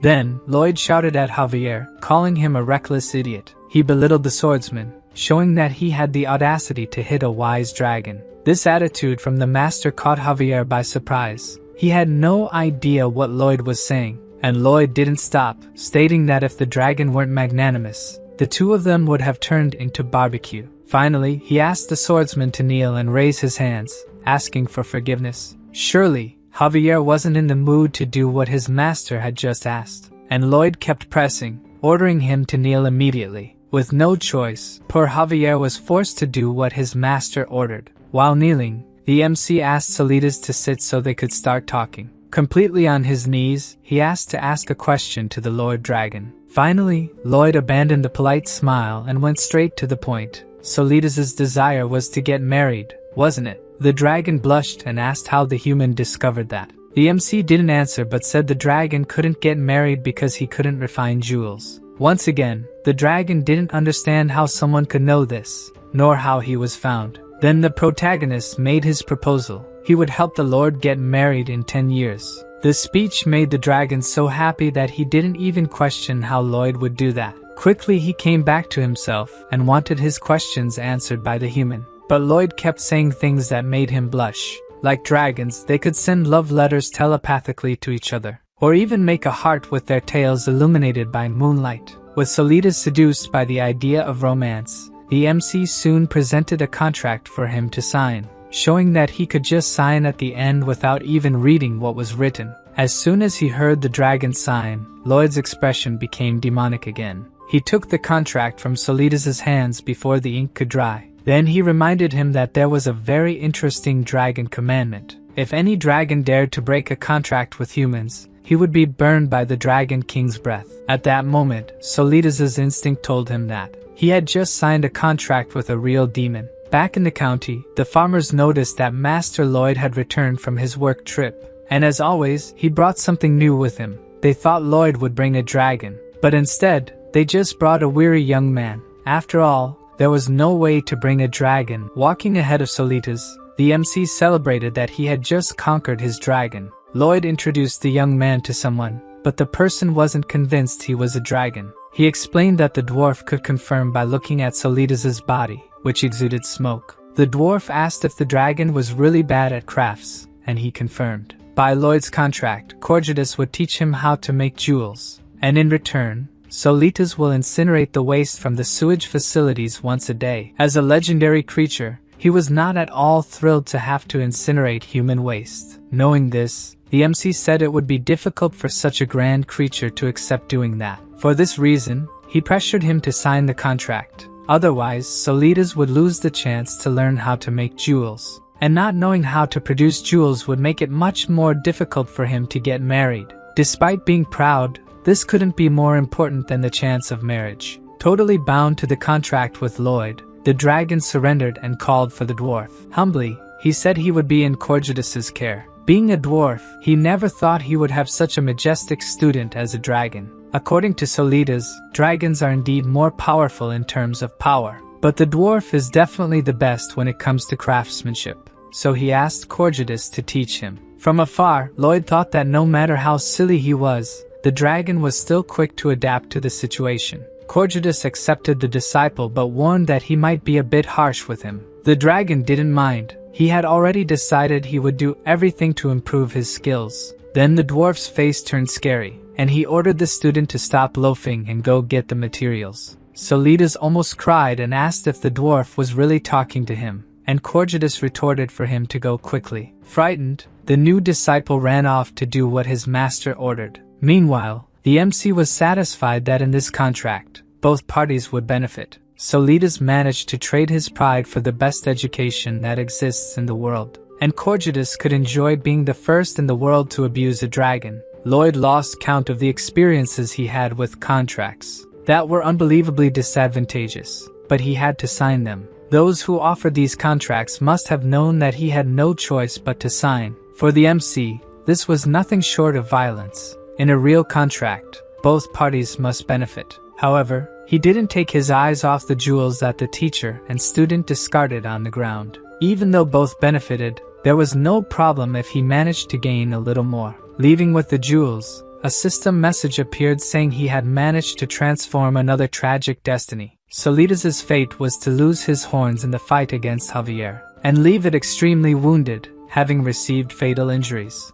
After returning to his lair, he would die alone and never be found. Which is a bit different from what Lloyd knew, because in the novel, the dragon just appeared fleeing to his lair. If it weren't for the MC, the Frontera couple would have the same fate too. The Count is multi-talented, and without the debts, he can focus on jobs he couldn't do before. He is happy now, thanks to Lloyd. Julian, who would have perished in a foreign land, is now recognized as the best student at school. All thanks to the MC. It's impossible to calculate the number of lives he saved. With the compliments, the protagonist became convinced, but what he needed now was the skill to build the sewage system. The estimation skill doesn't gather information from the whole county at once, and that makes Lloyd's job difficult. This skill stagnated at a point, and Lloyd knew that in business, he needed to do what's necessary to evolve. Therefore, he starts spending the points he has to level up the skill. After investing a lot, the skill's estimation radius more than triples. And the MC also gains a new skill option, Construction Guide. To test the skill, Lloyd summons the 3D construction diagram. The system then prompts him to activate the construction guide. As soon as he activates it, the MC is impressed by what just happened. In front of him is a hologram of a life-sized house, allowing builders to work much more precisely. In other words, the skill can reduce Lloyd's workload by at least 50%. Immediately, he decides that he needs to test it on a real project. Lloyd creates a hologram on the ground and explains to Javier that he is to excavate this area. The swordsman is suspicious of his master's plans, but the MC will give him the details later. Javier notices that the green outline is not just on the surface, but also inside the hole he is digging. To test, Lloyd asks him to dig outside the green light area. As soon as he does that, the light turns red, indicating there was an error in the project. Additionally, a hologram with the MC's face appears, saying the work is being done poorly. To Javier, this appearance is a true monstrosity. Probably no one would mess up their work if they had to see Lloyd's face when they did something wrong. Seeing his master remain silent, he finds it strange and asks if something happened. Without a response, Javier asks if the MC is going to say he was a genius with a magical illusion, or if it's a magical tool he stole. Since the question came out of nowhere, Lloyd doesn't know how to lie convincingly, so he just asks which story the swordsman finds more plausible. Since it seems easier to believe that he stole the skill from a mage, that's the story they will use. Even he will pretend to believe that was what happened. Lloyd won't tell the whole truth about his skills, but he asks if there's anything Javier would like to know. But the priority for Javier at the moment is not his curiosity. It's that his master can save all the people of the county. In his thoughts, Lloyd is grateful for the trust the swordsman places in him, and he says, of course, he will save everyone. On another day, Byron explains to the workers that they will build a sewage system to prevent the people of the county from getting sick. He shouts to the workers, asking what their motto is, and they respond that safety comes first. They will not get hurt. Lloyd and Javier watch the workers devoted to the work and their master. The MC comments that they seem crazier by the minute, not knowing how they got that way. The waste thrown into the sewer will flow to the main pipeline. Even alone, Padong is capable of digging a smaller sewer, but he alone won't be enough to dig the main tunnel. So, what they need right now is encouragement. Watching Bangle's encouragement, Bibyong's heart starts pounding wildly. He gets more than encouraged and starts working at full power. Suddenly, one of the workers digs in the wrong spot, and the area turns red. Then, a hologram of Lloyd criticizing his lack of attention appears. All the workers stop to see the projected image of Master Lloyd, and instead of being intimidated by it, they get more excited to continue the work. From above, we can see several holograms summoned, and the workers competing over which one is the ugliest. This makes Lloyd furious. They weren't supposed to be playing with the holograms, and he asks Javier why his workers started acting like lunatics. A heavy spring rain falls over the county, and the construction of the smaller sewers increased drastically in just 3 months. Using the construction guidelines, the construction of the main sewer progressed rapidly, and with that, the project quickly extended northwards. At a ravine, Lloyd gives Byron instructions on where the main sewer will pass and where the sludge treatment station will be. Byron remembers that the mastodons are in that area, but for Lloyd, as long as Bibyong is there, they won't attack recklessly. Anyway, he warns Byron not to let the workers agitate the mastodons and to approach quietly. They did as instructed, but no mastodon was seen, perhaps due to Bibyong's presence there. At least that's what they thought. With nothing to do for a while, our protagonist started playing games. Playing with himself out of pure boredom and still finding it fun.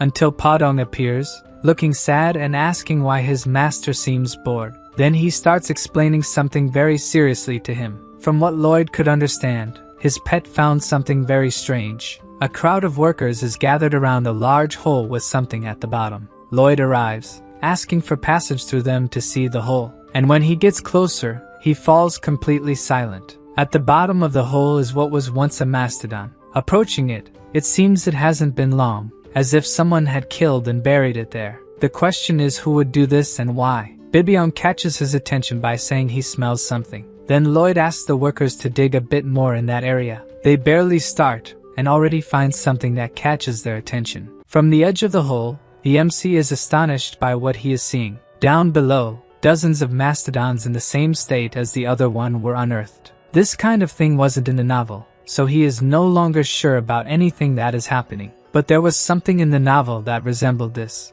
In the episode of Namarin where Javier learned to use the mana blast, the purple light emanating from the mastodon is similar to the dark magic from that city. He quickly yells for all the workers to get away from there immediately. That is corpse explosion magic. All the workers run desperately to get away from the hole. But before they could get very far, a large explosion happens behind them. Lloyd, who is behind them, realizes that the flames aren't stopping from approaching. If it continues like this, they won't escape. So he stops running, determined not to let any of his workers get hurt. He doesn't know if his plan will work, but he will try to use the impact of his mana explosion to neutralize the other one. Before he could put his plan into practice, Bibyong appears in front of him, trying to protect everyone from the explosion. From the ground, Lloyd desperately yells to his pet that this could be his end. Far away, while practicing his skill, he notices the explosion. The wise dragon thinks it must be the invocation of a necromancer.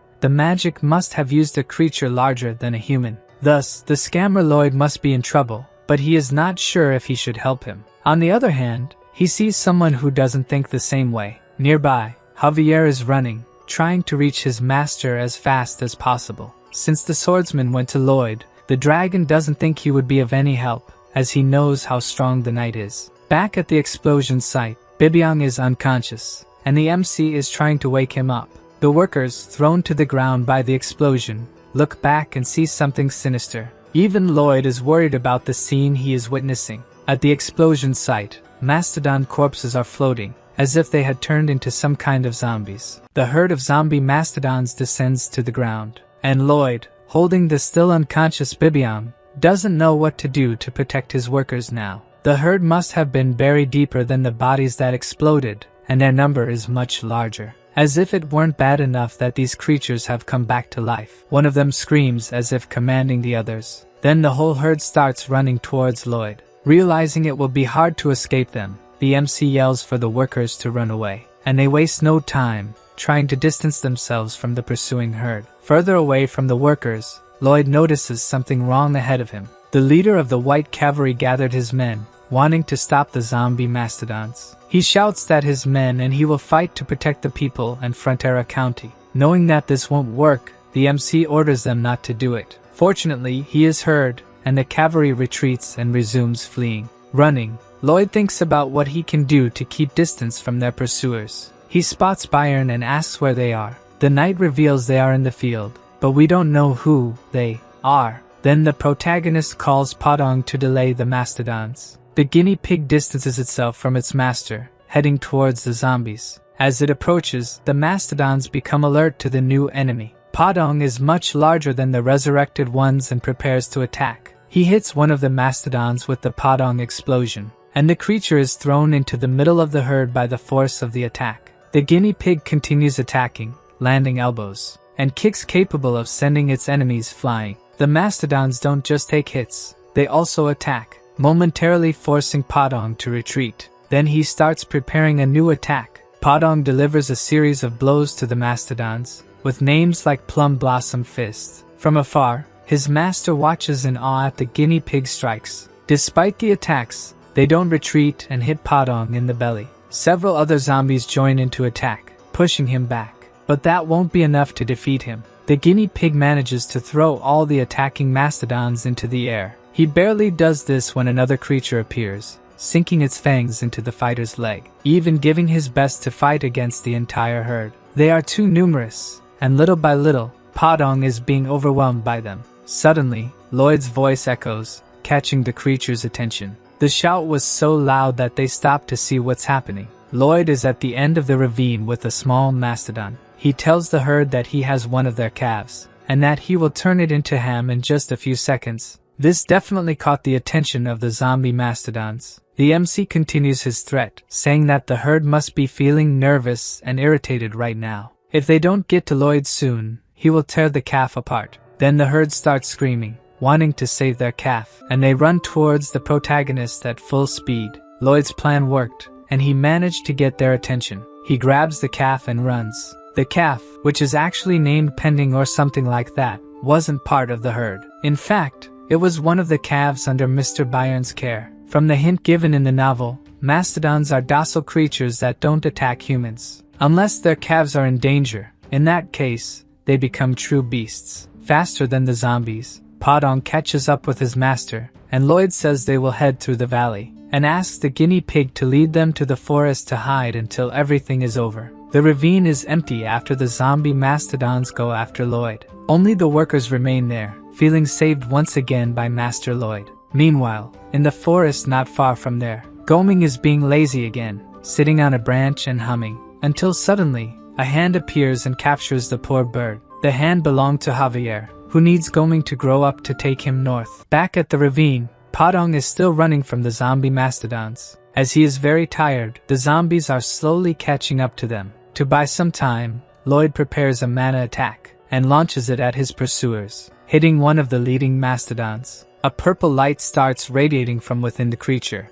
and another purple explosion occurs. Before the smoke from the explosion dissipates, several zombies pass through it without a break. Lloyd thinks about what he can do. There are many of them, and attacking the mountain might injure himself and his companions. Suddenly, Podong looks very scared, and abruptly stops running. When Lloyd and the calf look ahead, they realize why he stopped. The guinea pig has nowhere to run. there is a mountain in front of them. Lloyd needs to think quickly about what to do, or they will be trampled by the gigantic zombie herd. The MC uses his search ability, trying to find a way out of that place. But just as he thought, Padong isn't able to climb the embankment due to his weight. Lloyd is panicking as the herd gets closer and closer. He tries to calm himself by thinking about his past experiences and what he has learned to do something. Padong calls out to his master, not knowing what will happen to them, and Lloyd asks him to stay close to the wall and hold the mastodon calf tightly. He was worried that using the triple core mana explosion might kill him,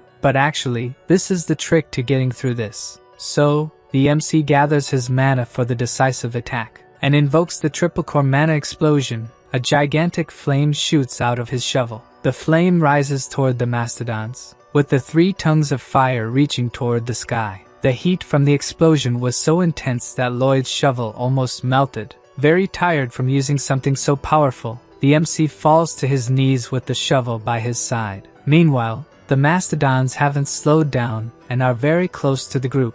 Then, Lloyd's overload ability activates, and a purple light starts emanating from him. As soon as the ability hits the mastodons, they immediately begin to decompose, turning into just small remains in the end. The MC is absorbing all the mana from the things around him, and he struggles to direct his target. Then, he raises his hand, showing that the target is in front of him. Lloyd intends to absorb only the mastodon's mana, leaving Padong and the valley out of it. With the ability focused only on the zombies, they disintegrate completely as they run out of mana. While doing this, he remembers using this ability on the Empress to level up his mana heart. The MC had asked to feed off Javier's mana, and although the swordsman disagreed, he had no choice since it was an order from his master, who was planning to increase the level of his mana heart by using overload to absorb Javier's mana. Then he begins the mana blast several times, until he ends up completely without mana, to thus be able to activate the overload ability. But the ability started to suck the mana from everything around. So Lloyd focused all his efforts on taking only the mana that mattered,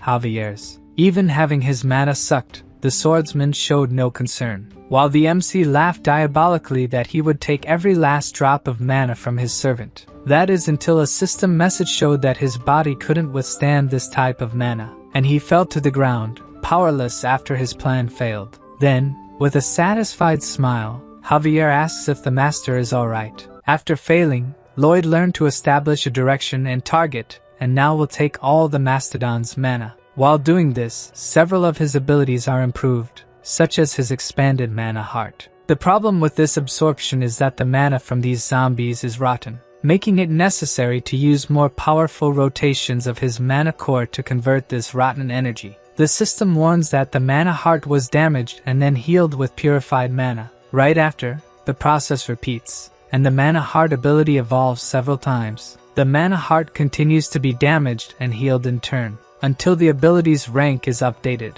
Now the MC's physical capacity increases by 600%. After using the ability for so long, he can barely stand. Then the system communicates that a new mana heart ability has been activated. Lloyd commands all the zombie mastodons to kneel before him. He gained the undead domination ability, and all the mastodons kneel. Behind his master, Padong is impressed with Lloyd's powers. The MC throws a blue sunflower seed to his pet. Finally, it's time for them to go home. Lloyd's new ability allows him to control any undead with less mana than him. Those who are dominated will follow all his orders faithfully. While walking on the zombie mastodons, the system alerts Lloyd that there is a catch to the ability. The ability can only be used if he is looking directly at the zombie. Upon learning this, the MC looks at the mastodons behind him. They are all turning and heading towards the protagonist. The system informs Lloyd that he has 40 seconds until the 308 zombies are no longer controlled by him.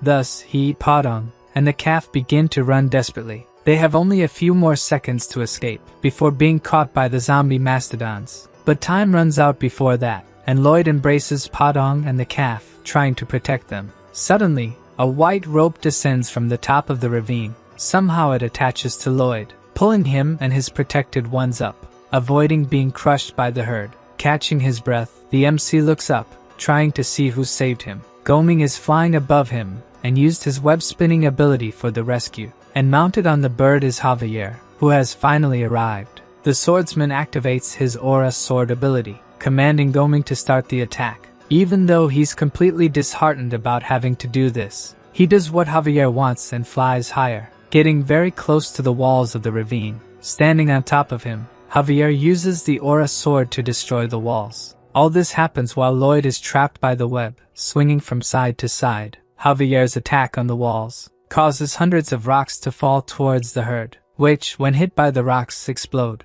From above, the swordsman continues to make more rocks fall, while a large purple explosion takes over the ravine. Lloyd watches in awe at what Javier managed to do in such a short time. After Goming takes them far from all that, they are finally safe. Still catching his breath, Lloyd thanks the swordsman for saving his life. Contrary to what he expected, Javier is not happy and asks how his master can still be smiling. Lloyd is silent, not quite understanding what he meant. As an escort knight, he believes he should be by his master's side if something like this happens. And he still remembers that the MC used himself as bait to evacuate the workers while riding on Goming. But Lloyd says it wasn't quite like that. He was trying to lure them to take them all out at once. Then Javier questions whether his plan worked. Knowing the outcome, the MC asks what exactly Javier wants him to say. The swordsman yells that his master should worry about himself at least once. Without the master, the apartment and sewer projects would end. Even the lives of the villagers would be in danger. The MC needs to take care of himself because countless lives depend on him. So Lloyd asks if that's what Javier meant. That some people might die as long as he is alive. But the swordsman explains that's not what he meant. He just doesn't want his master to keep taking risks. But Lloyd shouts angrily that if he hadn't done what he did, people would have been hurt. One shouts what they think should have been done to the other, while Padong watches the two worriedly. The MC continues to say that he is the most important person in the county, and the people there are his responsibility. So, who else but him should protect these people? Javier asks if he will continue doing these dangerous things in the future. Of course, Lloyd won't stop and will take more money as a benefit for taking risks. The swordsman gives an enraged look to his master, but then calms down and tells him to do as he pleases. Javier will stay by his side anyway. After that, the system informs the MC that his affinity with him has grown, and now he has gained Javier's respect. From now on, the swordsman would be willing to die for his master.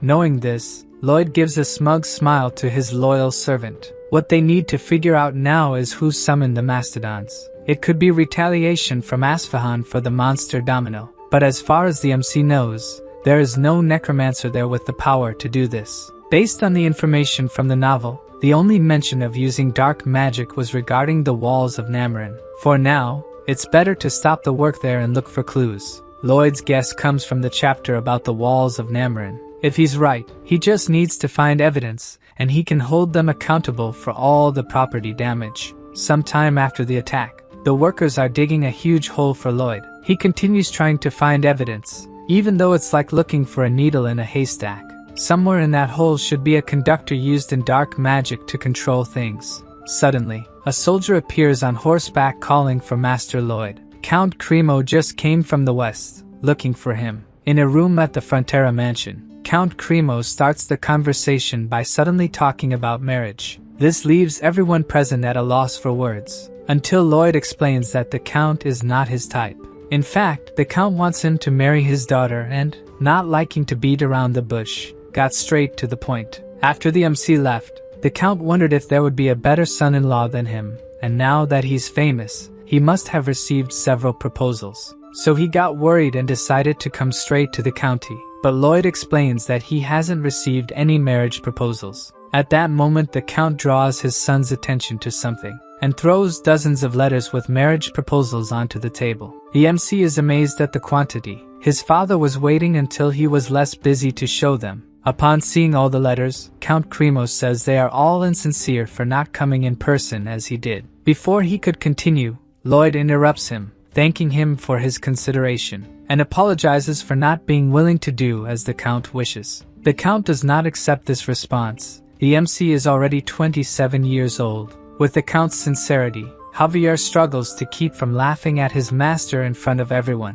while the Count thinks Lloyd believes his family isn't good enough. Beside the Count, his daughter has an anguished look. She introduces herself as Count Cremo's eldest daughter. and tearfully says she is willing to devote herself entirely to the welfare and promotion of her family. The way she said it, it appears to the MC that she is being forced to marry a demon. Now Javier is even using his mana to keep from laughing. Lloyd's father joins the conversation, making a request to the Count. He explains that while it's important to take care of the family, everyone's feelings must also be considered. According to him, it would be impossible to spend your whole life with someone you don't love. For the sake of the Count's family, he believes his daughter's wishes should be taken into account. After hearing what Lloyd's father had to say, Count Cremo looks at his daughter, reflecting on whether he respected her wishes, and says he almost made her unhappy for the sake of the family's status. The young woman looks at her father, unable to hold back her tears, and says she loves him, now crying with happiness. The Count confesses he is always impressed by the Frontera family, and that day he learned a great lesson, to live with love. The Count and Countess, who are in love, completely agree with him. When the Count leaves the room, Lloyd sits thinking about what just happened. It seemed like avoiding a marriage with him is a happy ending, and even his parents agreed with that. Looking to the side, Javier is crouched in a corner, trembling. He continued to hold back his laughter until the end at his master's expense. After that, rejections to all proposals were sent. At the palace, a messenger informs the Empress of this fact. To her, this was expected, and even if the Frontera family accepted a proposal, the girl would refuse the marriage. Looking at the messenger who just informed her, the Empress concludes that Lloyd is practically a potato after all. The thought makes her laugh, and the messenger thinks she must be unwell, so she requests potatoes for dinner. In any case, she has to monitor who Lloyd chooses as a partner since they will become the most powerful family. So she asks if there is news of the letter sent to Asfahan. According to the messenger, they did not take responsibility for the monster Domino and are still reprimanding them, a clear provocation to Magentano. The old man from Asfahan is waiting for the Empress to be the first to attack. She decides to send a delegation there soon, and meanwhile, all correspondence to Asfahan is prohibited. As for who will be part of this delegation, perhaps she should send a potato with it. Back at the Frontera mansion, a head with inscriptions was found at the extreme north of where the incident occurred. That's why Mr. Byron believes it is involved in the incident, but there was no need to put a rotten thing on the dinner table. Lloyd analyzes the symbol on the goat's head, and remembers seeing it before, in an illustration from the novel. In the novel, the symbol was on a large red flag, and it represented the symbol used by the new Dark Queen Alicia in her new kingdom. This brings up another fact that wasn't in the novel. The walls of Namarin and Queen Alicia must be connected. His presence in this world caused several changes. The queen did not turn evil, and the events that enabled Namarin to disappear. The refugees who would be the trigger for Namarin did not happen, and so someone is trying to do something that didn't happen in the novel. Cannavaro, the dark mage who made the walls of Namarin and sent countless people to their deaths, is Lloyd's main suspect. The MC asks Mr. Byron to resume construction, and as soon as it's completed, they need to go somewhere. His parents are worried because he has barely rested these days and is already thinking about going somewhere. Lloyd reveals that he will go to Namarin and catch the bastard responsible for this. On another day in Frontera County, approximately 6.2 miles north is the waste management facility. Lloyd asks Padong to open the large cover of the facility, and the guinea pig struggles to move it. Then the MC says it's Solidas' turn to do his part of the work. The dragon goes to the edge of the station, channeling his mana, and mentally commands the waste to rise. The mountain of waste starts to ascend toward the station's exit, forming a dense mass with various items united into a single piece. Then Solidas' eyes flash with a red light, and he begins to transform into mist, returning to his original dragon form. Looking at him, Lloyd thinks that one day people will know this story. Solidas channels his firepower before breathing out, and then spits out a great flame to incinerate the waste he had gathered earlier. Back in the MC's thoughts, people will know that Solidas willingly used his powers for human health and hygiene. He will be known as the legendary Solidas, the dragon of fecal destruction. Solidas is annoyed hearing Lloyd say these things. He doesn't want to be known by such a title. According to the MC, being a man of science, he couldn't be good at naming things. With this achievement, the system shows that Lloyd has established the concept of public health and earned the title of Toilet Ghost. Returning from the sewage station, Javier asks when his master intends to go to Namarin. they should go soon. Before going, they need a plan or the trip will be a waste. The swordsman catches Lloyd's attention to look ahead. Several noble carriages are parked in front of the Frontera mansion. For some reason, the MC has a bad feeling about this. After entering the family mansion, his father explains that the rejection letters were not well received, so the nobles sent their daughters hoping he would change his mind. The father also made lists to organize the order in which the girls would meet Lloyd, clearly enjoying it. Deep down, the Count is worried about not having grandchildren and that rumors about his son being defective are spreading. Even the system mocks the lack of romance in the MC's life. In the end, it's not bad to have a line of women waiting for him, but what really matters are their parents, who are waiting for a chance to make an alliance with the Frontera family. The first girl enters the room and Lloyd greets her. As soon as she sees who is in front of her, she becomes completely flushed. She was enchanted at first sight by Javier, thinking he was her suitor. When she finds out that the MC is the suitor, she looks disgusted. Knowing that she has no interest in him, Lloyd says goodbye to her. The door closes, and the MC waits for the next candidate. As soon as she enters, he introduces himself to the girl. She doesn't even hear him, as she is focused solely on Javier, thinking he is her suitor. Once again, Lloyd explains that he is the son of the Count and not Javier. This girl also looks at him with disgust, having no interest in him. So, the MC says goodbye to yet another candidate. As soon as he and Javier are alone in the room, the swordsman reveals that he is not finding this amusing at all. According to his master, he knows very well how the girls judge him. Then a new candidate enters the room, and it seems that this one caught Lloyd's attention. She looks familiar, and the MC is sure he has seen her in an illustration from the novel. She bows and introduces herself as Siluria Namarin, the eldest daughter of Count Namarin. In the novel, Lloyd had thought she was the heroine and Javier's love interest, but she ended up sacrificing herself to protect the people of Namarin. This left the readers outraged because the author always kills those Javier loves. Siluria says she is there at her father's insistence but confesses that she found the suitor much better than described. Then, Lloyd explains once again that he is her suitor and not Javier. Surprisingly, she knew this and also that Javier is a renowned master swordsman. Realizing that she found the MC pleasant leaves both him and the swordsman petrified. The girl sits down and says it must be strange for Lloyd to receive these proposals at a time when he is so busy. She explains that on her way to the mansion, she saw the buildings and roads he is constructing, so it's incredible that he has any free time. Thinking she will be rejected, she asks to leave, but the MC wants to talk a bit more with her. Lloyd asks if Namarin is going through difficulties recently, like a significant population increase. Then she sits down again and asks how he knows this. Indeed, 400 people, refugees due to monster attacks, went to her county,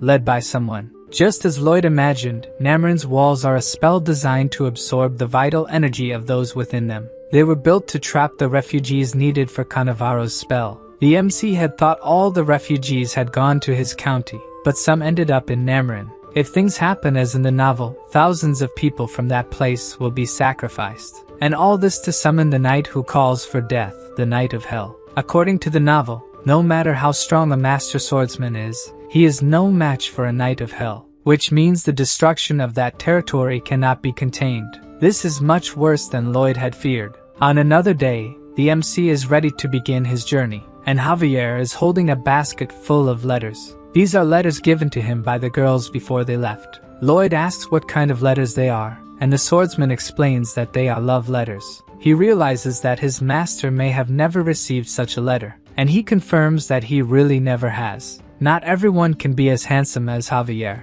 so he kneels to rummage through the letters, and offers one of the love letters to the MC. Lloyd takes a good look at what his servant is offering. For an instant, tension forms between the two. Then Lloyd gives Javier a pretentious smile, and says he wouldn't want a letter that wasn't addressed to him, and that they should leave soon. While his master continues walking, Javier remains holding the letter, kneeling, probably feeling foolish for offering the letter. After that, inside a carriage, Lloyd is explaining to Siluria that there are several ways to use these structures. Since Namarin was built on a ridge, it's natural for the surrounding slopes to erode. Even without securing the marriage her father wanted, Siluria thinks he will be delighted with the presence of someone like Lloyd. This is the perfect opportunity to investigate Cannavaro and still make money with a new project. Almost arriving at Namarin, the MC is confident he will win the dispute against the Dark Mage. Shortly after, the carriages arrive at the county, and through the window, Siluria points out to them the head of the merchant caravan, Cannavaro. She explains that he used his own money to care for the refugees and always takes on even the most tedious jobs. Lloyd stares at the merchant, finally seeing who his opponent is. It's not hard to notice that on his shirt, there is the same symbol that was on the goat head that Byron found. Now the MC knows what this hypocrite looks like, and he plans to deal with him soon. At the mansion of the Count of Namarin, he receives his two guests with a smile on his face. Thinking that Javier is the nobleman, and that his daughter has become engaged to him, the Count praises the swordsman happily. He even asks what the best date for the wedding would be, and the two remain silent, knowing he misunderstood everything. Then his daughter explains that Javier is a knight, and Lloyd is the other guy next to him. Looking at the two, he can't believe it, as the swordsman exudes the dignity of a noble, while the MC does not. Siluria dislikes her father's attitude and reprimands him, saying he is being rude to the guests. He should look beyond people's facades, even if it seems something is lacking. Lloyd is wise and intelligent. At that moment, Javier abruptly turns to see if she was talking about his master. The MC listens silently as she says that he is not there for them to marry, but to solve problems with the county structure. Javier continues looking at his master while the Count is pleased he won't have an ugly son-in-law. And the MC remains silent as the Count is reprimanded again by his daughter. She thinks that due to his appearance, Lloyd must have been mistreated all his life, at which point he almost cries. Being able to see his master in such a situation is so satisfying that Javier is glowing with emotion. The swordsman tries to hold back his laughter while the Count asks his daughter about the foreigner's competence. The two continue discussing the project, and Javier starts laughing, losing control. He laughs so much that he pats the Count on the shoulders. The Count turns to the two, tempted to start the project. But he doesn't understand what is happening, as Lloyd is threatening the servant who won't stop laughing at his master. After all this commotion, still at the Count's mansion, the MC asks Javier to keep an eye on Cannavaro since they both saw the symbol he was wearing. If they find evidence linking the symbol to dark magic, he wants to inform the Count about what happened in his county. Still pleased with what happened earlier, the swordsman agrees, smiling. Lloyd wants to know why he is laughing at a serious matter, but Javier can't forget what happened earlier. For a moment, his master says nothing, and the two remain silent, until the MC can hold back his irritation and tries his hardest to land a punch on the master swordsman. The next day, it's time to explore the county. A man is shouting for people to come closer. It seems he is a clothes vendor offering great promotions. Looking at the pieces, Lloyd realizes that his plans have become complicated. The symbol he wants to link to dark magic is printed on all the clothes. Then Javier appears, and his master asks if he found anything suspicious. But he hasn't seen Cannavaro do anything besides taking care of the refugees.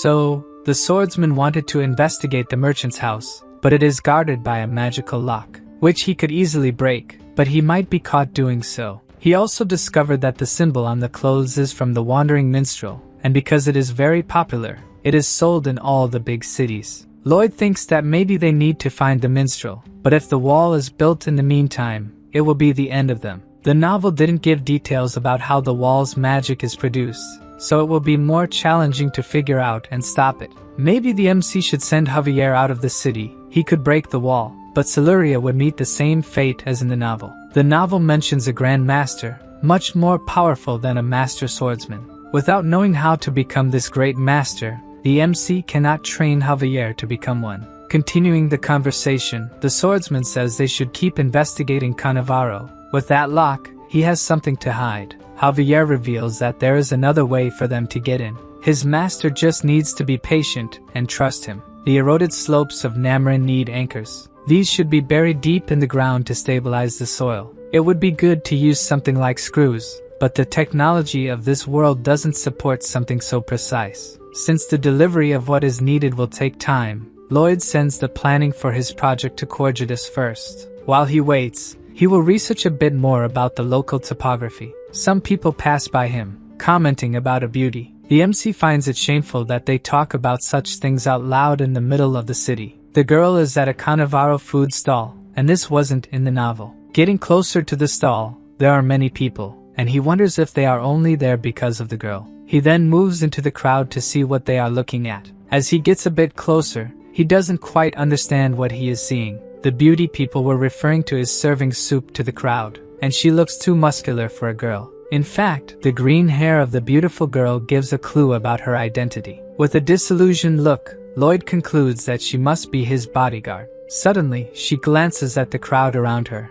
and notices that there is someone familiar among them. In fact, the familiar person is looking directly at her. Javier is shocked that his plans were discovered so quickly by his master, who starts making various gestures, symbolizing that he respects the swordsman's personal tastes. In response, Javier also starts making symbols, to say that he doesn't like doing such things. In fact, he doesn't like dressing as a woman. This is all part of a plan he put into action. Then Lloyd shows that he will keep an eye on him, and withdraws, disappearing into the crowd. Javier is irritated, but for the sake of his plan, he needs to continue with the act. Suddenly, Cannavaro appears, walking behind him. He discreetly asks someone how the preparations are going, and a worker responds that they were completed the previous night. After hearing this, he leaves the place quietly. In disguise, Javier is gradually obtaining information about his target. In another part of Namarin, far from the center, Lloyd is in front of a huge cliff. He climbs a bit and starts analyzing the predicted fault lines on the slope. As soon as he activates the skill, he realizes he has found something. There is a skull that was buried there not long ago. After finding the skull, the MC looks around for the rest of the body. But he is surprised because he finds something else. Further ahead from where he found the skull, there is another one buried. Curious about this, he looks to the other side to analyze. And in that direction, there is also one, buried at the same depth, all around the peak. Since this is very strange, Lloyd starts to unearth the first one. In another place, Cannavaro is gathered with several people and praises the work they have done. According to him, the revolution will happen on the planned date. Back to the MC, the skull he unearthed is emitting a purple light. This means that someone placed a dark magic mana spell on it, of the same type that initiated the walls of Namarin. Returning to Cannavaro, he is indeed planning the coming of the night from hell. But after finding the skull, the MC does not intend to let these plans come to fruition.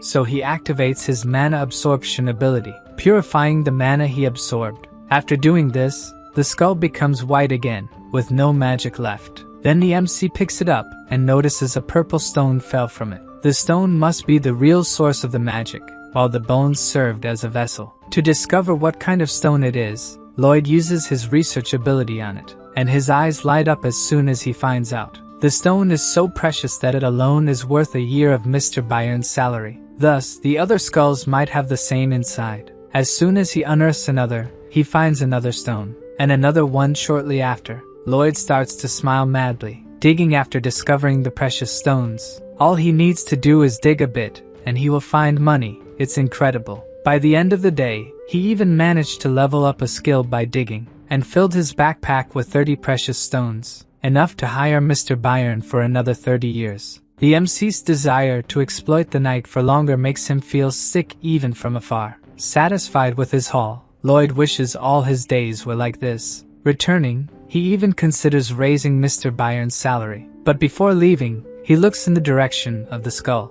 The piece that was once part of a human being is exposed on the ground. Lloyd approaches, asking if it is the result of a natural death or not. Obviously, the skull remains silent. But regardless, the MC thanks each one for giving him Mr. Byron's annual salary. Then he picks up the first one he found, and starts collecting the others to place them in a sunny spot to rest in peace. Quickly, he gathers a bag full of them. During the night, at the Count of Namarin's mansion, Lloyd is talking to his bodyguard, who tries to explain the reason for dressing as a woman, but Lloyd interrupts him, saying that he knows everyone in this world is different and understands that the swordsman is unique. Javier remains silent, realizing his master didn't understand anything he was trying to say. But he tries to explain again that he disguised himself because everyone in the city recognizes him, and this way he could gather information. Again, he sees that Lloyd did not understand. The pair remains silent after that, until the MC asks when Javier discovered that he liked this sort of thing.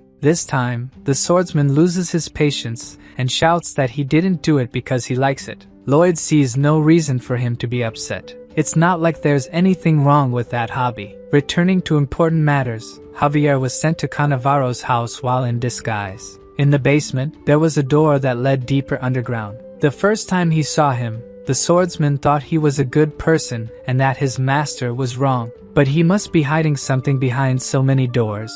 Maybe the MC is right about this guy too. Therefore, Javier will try to find physical evidence about Cannavaro. The MC agrees with him and reminds the swordsman that he doesn't need to be ashamed of his hobbies. That same night at Cannavaro's mansion, he is furious upon learning that all the Noctanium is gone. A man tells him that both the stones and the bones have disappeared. So he wonders if this was something planned or if someone found them by accident. Some men criticize Cannavaro, saying that he claimed the plan was foolproof and that they invested a lot to create a world for dark mages. Trying to calm them down, Cannavaro says that not all is lost. The stones were in those places only for security. If they help once more, it will still be possible to bring the knight from hell as planned. The next day, a bucket full of water appears floating and falls on the muscular beauty's head. Javier, disguised as Javiella, tells a concerned woman that he accidentally got wet. She says that Javiella can change at Chief Cannavaro's house, lending one of her dresses. The girl goes to the mansion, impressing the guard with her beauty. In a closet in the mansion, she becomes Javier again. He begins to use his mana control, trying to completely hide his presence in that place. Having done that, he exits through a window to explore the area. With his stealth, he manages to pass without the house servants noticing him. He goes to a locked iron door. The door leads to the second basement, and Javier is not sure how he will open it. As he looks stealthily at the door, Cannavaro is standing right in front of it. The dark mage looks around, checking if anyone else is nearby, and uses his mana to unlock the enormous padlock on the door. As soon as he does this, its gears start to move. Hidden, the swordsman thinks that this lock needs a combination of mana to be opened. In another location, where the stones Lloyd took are, he is pondering if there are more of them scattered around and if the walls of Namarin could be activated with them. The MC cannot let something like this happen. Therefore, it's time to go after more easy money. Back to Javier's espionage. He observes Cannavaro leaving the basement and hears the lock closing again. He waits hidden until the mage climbs the stairs and leaves the room. Then Javier approaches the padlock that keeps the door locked, and tries to replicate what he saw Cannavaro do earlier to unlock the padlock. It really works, and the padlock opens. The swordsman goes through the door, entering a dark corridor. He notices that there is something else there, and after descending a few more steps, he realizes there is something strange about that place. There is a small bright spot coming from the end of the corridor. As he gets a little closer, the spot takes the shape of a person. Javier takes a good look at what is approaching. In fact, the thing looks much more like a zombie than a person. It approaches very quickly, and the swordsman barely has time to dodge its punch. Filling his hand with mana, he punches the creature right in the middle of its belly. As strong as Javier is, his attack seems to have had no effect, and the zombie decides to return the punch, even using mana to block the attack. The zombie's power was strong enough to push the swordsman back. This zombie is completely different from the ones they encountered in the valley. To make matters worse, he is not alone. Several other zombies appear, joining him. Javier takes a deep breath. Then he pulls 2 kitchen knives from the pockets of his coat, and imbues them with mana. Cannavaro just confirmed his suspicions that he wasn't such a good person after all. The group of zombies is about to attack the swordsman, but suddenly he notices something. Behind the zombies, there's a guy who definitely saw Javier, and quickly hides behind an iron door. At least there's someone for the swordsman to question about these things. The zombies begin their attack. Javier, using the improvised daggers, attacks them with the mastery that only a sword master could have. He continues slashing the zombies one by one, trying to carve a path through them to reach the door, leaving only bits of zombies behind. He gets very close to the door and kicks it, making it fly into the other room, taking the guy behind it with it. The guy falls on his back, appearing just like a weak human. In front of him, Javier looks imposing, holding the pair of daggers. Scared, the guy begs the swordsman to spare him. Then Javier says he has questions to ask him. But before that, he steps on the guy's leg, making him scream in pain as his leg twists to the wrong side. If he hesitates in his answers, the other leg will end up the same way. Javier wants to know what Cannavaro is planning in that place, but the guy says he doesn't know, he just does what the wizard asks. He was hired as a funeral agent, and the wizard asked him to use a special product for embalming. The swordsman wants to know where the wizard acquired the bodies. According to the funeral agent, they belonged to refugees who died of illness. The information stirs some memories in Javier. When he was still undercover, Cannavaro talked to a refugee, saying he would take care of her sick father. He grits his teeth upon realizing that the wizard wasn't caring for the sick refugees. Both the skulls that Lloyd found and the zombies must have been refugees at some point. Then he asks if the funeral agent never found it strange that the bodies kept appearing. To Javier, this guy is as guilty as Cannavaro, so he steps on the funeral agent's other leg, breaking that one too. Fleeing the place before he is discovered, the swordsman needs to tell his master what he has found out. But when he arrives at the mansion, he cannot find Lloyd, and he thinks it's best not to waste time looking for him. Javier decides to act alone to finish off Cannavaro. The people the mage had spoken to before were all at the exchange market, so that place must be his base. Javier arrives at the location, smashing a window to enter. As soon as he lands, he prepares for combat, and unsheathes his aura sword before he is attacked. But he notices that something is wrong when he looks around. Apparently there is no one else besides him, even though it was always full of people before. He walks through the place thinking about what might have happened, until he comes to the conclusion that the mage may have started his plans. Suddenly we see a gigantic purple cloud high above Nameron. Then, a huge roar takes Javier by surprise. He feels as if all the strength in his body is being sucked away, and he goes outside to see what's going on. From there he can see the purple cloud, as well as a light that is surrounding the entire city, and he wonders what is happening in this place. More roars echo as what appear to be the walls of Nameron rise. Javier's aura sword begins to have its mana drained. Around him, the county's inhabitants fall to the ground, having their mana sucked away as well. At this point, the swordsman worries, as his master must also be in trouble. At the mansion of the Count of Nameron, Siluria opens one of the windows to see what is happening. But what really scares her is not the catastrophic sky, but the people down there who are falling to the ground without strength. Even without having any idea of what is causing this, she feels that she needs to help them. She holds a jewel on a necklace, thinking that everything will be alright. Outside the walls we see a dark mage. He is using the tools that Cannavaro gave him, and if he continues like this, the Hell Knight will emerge soon. Once that happens, the world will be theirs. Suddenly, Lloyd appears right next to the mage. He says he saw 30 people around there who look like him and asks if they are doing some kind of rain dance. The guy seems so surprised that someone else is there, besides the mages, that he falls silent. Then Lloyd starts asking why he's being ignored if the guy is pretending he can't see him. The guy thought the MC was so ugly that he thought he was the Hell Knight. If he moves, the talking will ruin all the magic, and Lloyd leaves his side after being ignored.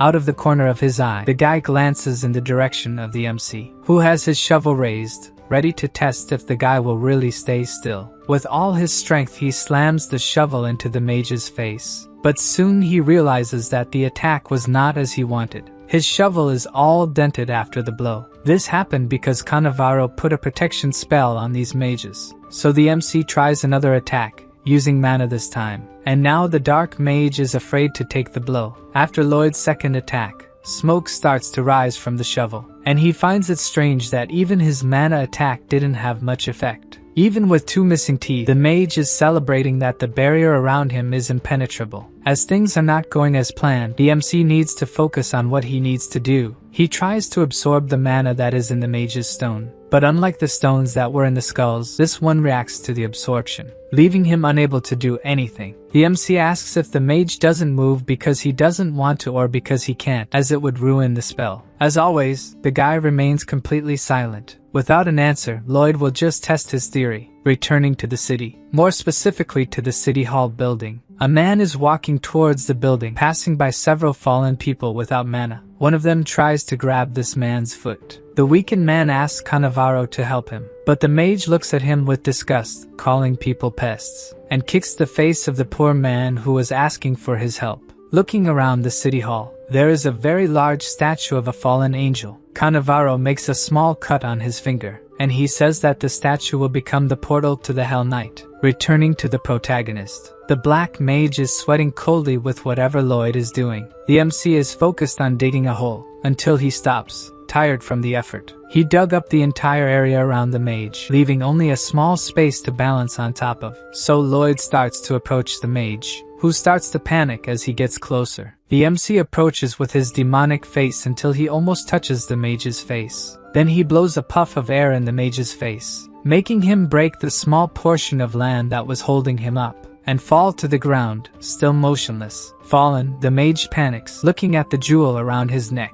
It shines brightly and the guy rides around, as if he's being sucked into, until the stone stops shining and the mage trembles without moving. Lloyd picks up the stone, realizing that if the mage falters, he will be attacked by the spell. With one less mage, the MC looks towards the walls. The purple light that once permeated the entire county starts to flicker at a certain point. This cheers Lloyd up. He still has a chance to stop the spell. In the city, Cannavaro next to the statue realizes that something is wrong. Another hole opens in the wall. As soon as Lloyd finishes off another black mage, even without enough mana and knowing that something is wrong, Cannavaro decides to start the invocation. He begins to recite a spell in front of the statue of the angel, until someone calls out to him. Siluria is walking towards him, asking what he is doing. The mage wonders how she can walk without having her mana sucked away, until he realizes that she is wearing a mana protection amulet. He summons a fireball with one hand, and throws it towards the girl, trying to finish her off. Siluria looks at the fireball coming towards her, and raises her hand as soon as the ball reaches her. Surprisingly, the girl catches the fireball, holding the spell in her hands. From Cannavaro's surprised face, he didn't expect that.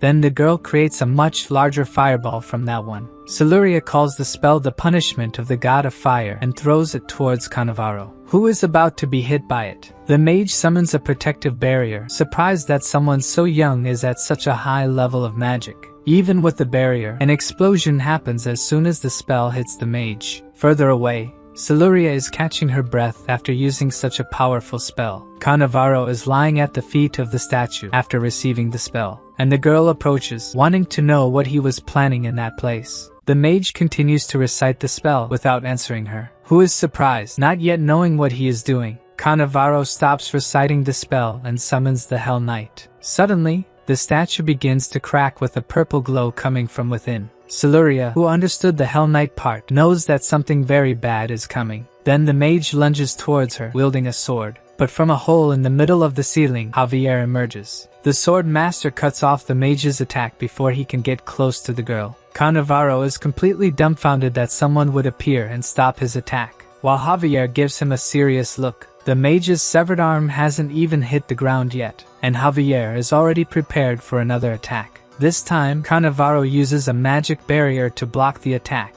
Even so, the attack is very powerful and breaks the mage's other arm. Then the statue starts to glow even more intensely. The sword master looks at it, not knowing what is about to happen. Then a powerful lightning bolt strikes the roof of the building they are in, breaking the statue into thousands of pieces and casting a red light over the area. The problem is that the debris flies towards the people, so Siluria invokes a magic to protect them. Using the Earth God's shield, a barrier appears around the people, preventing the debris from injuring those who are already weakened. A little further away, the fight between Javier and Cannavaro is not over. The mage says that now it will be the end of the swordsman, calling him a worm. For the mage, those people are worthless scum who deserve to turn to ashes by the hands of the Hell Knight. Behind her there is a pair of bright lights looking like eyes. Then, a hand appears from the middle of the smoke caused by the lightning, and we see a red sword being dragged. Cannavaro looks back in fear. Javier also looks worried at what is coming towards them. Behind them, the Hell Knight dragging himself and his great sword. The mage wonders in shock where the knight's horse is and, more importantly than that, his legs. Without enough mana coming from the walls, he couldn't summon the whole knight. Still not complete, Javier worries if he will be able to defeat him. Even without legs, an evil aura emanates from the knight. The knight asks what is the desire of his summoner. Then the mage says that the swordsman dared to raise his sword against the knight. Knowing this, he prepares to attack, and even without legs, he advances quickly to attack Javier. Javier used aura and mana to protect himself, but he still feels his bones reverberating from the attack. The knight's strength is so great that it breaks the ground around the swordsman. In addition, he teleports from one place to another, making it difficult to defend. Suddenly he appears right behind Javier, who will not be able to defend himself. Then Siluria throws a wind dagger using magic, giving Javier an opening to dodge the attack. The knight's sword hits the ground with such force that it breaks the space around it. The knight looks towards the girl, saying that she dared to attack him.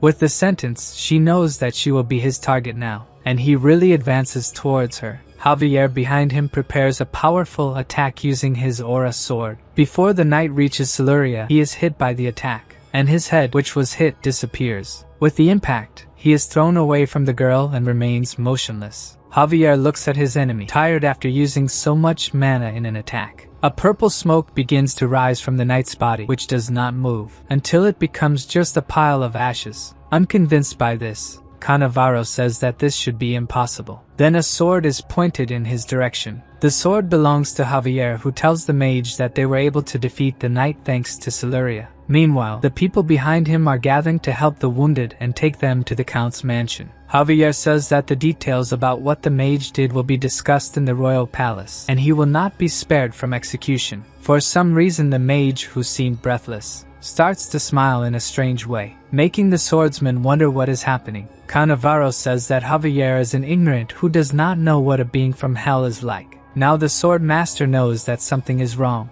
and he looks back towards the knight. What were once just ashes is taking shape again. Now an expression of panic takes over Javier. The Hell Knight's body is complete once more. Cannavaro laughs and celebrates, saying that no matter how many times he is cut down, the knight will rise again. The knight apologizes to Javier for thinking he was too weak at first. Then he grabs his sword again, and he introduces himself as Gialexius, commander of the First Corps who served the Master of Hell. Javier also introduces himself and says he will send him back to hell. Then the two set off to clash. The swordsman attacks with his aura sword, but the knight disappears into thin air and reappears well above him, making it difficult to dodge. Using a dagger charged with mana, he struggles to hold off the attack. The knight comments that he is finding the fight surprisingly fun, while Javier struggles to his fullest just to hold off the attacks. The impact of the attack destroys another part of the ground. Javier emerges from the cloud of dust caused by the attack, trying to distance himself from the knight. But it's impossible. The knight approaches him again and attacks the swordsman, who barely manages to dodge. All Javier can do is try not to get hit. The sword master is exhausted just by dodging the attacks and needs to find an opening to attack. So he throws his mana-infused dagger at the knight, who catches it in the air without difficulty. So Javier takes advantage of the opening he created to attack. He attacks from bottom to top, but his opponent disappears into thin air once more. The swordsman tries to guess where he will appear next, and prepares to attack, trusting that he has memorized how his opponent attacks. He sees a part of the knight's sword emerging from the ground,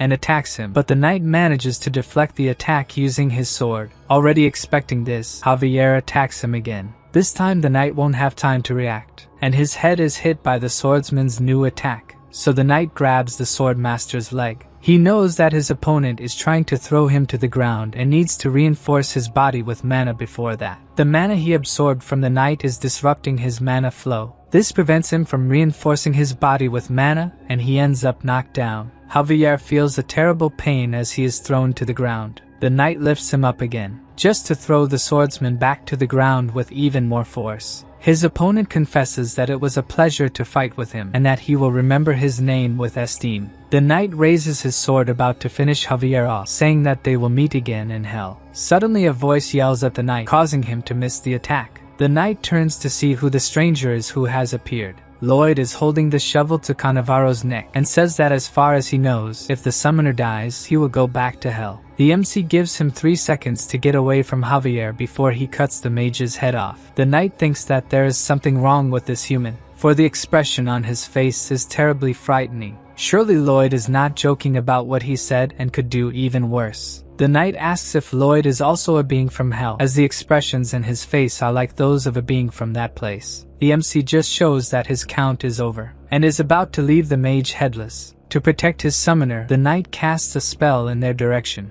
The spell causes an explosion, and Lloyd retreats to avoid being hit, crouching in a corner, while the effects of the explosion wear off. The one who had no way to escape was Cannavaro, who lost the remaining piece of his arm. The knight explains that even if his summoner dies, he will still have 40 minutes before being sent back. As his plan failed, Lloyd will have to think of something else. Suddenly we see Javier refreshed, ready to attack the knight. But before he could do that, the knight rises and repels the attack, throwing the swordsman away. Knowing that his bodyguard is still not well, the MC invites Gialexius to fight with him, and orders Javier to rest for a bit. Lloyd keeps calling the knight who paid him no attention. Almost losing consciousness, Javier thinks that with his master there, they can win. Ignoring his opponent, the MC throws a fireball at the knight. Unfortunately, it is repelled with just his hand, and ricochets back towards the one who threw it. Focused on the fight that matters to him, the knight is about to attack the sword master again. The swordsman is almost out of strength, holding his sword in a defensive position. Then Lloyd appears, throwing himself in the direction of the knight. Trying in every way to prevent the attack, the MC grabs onto Gialexius' back.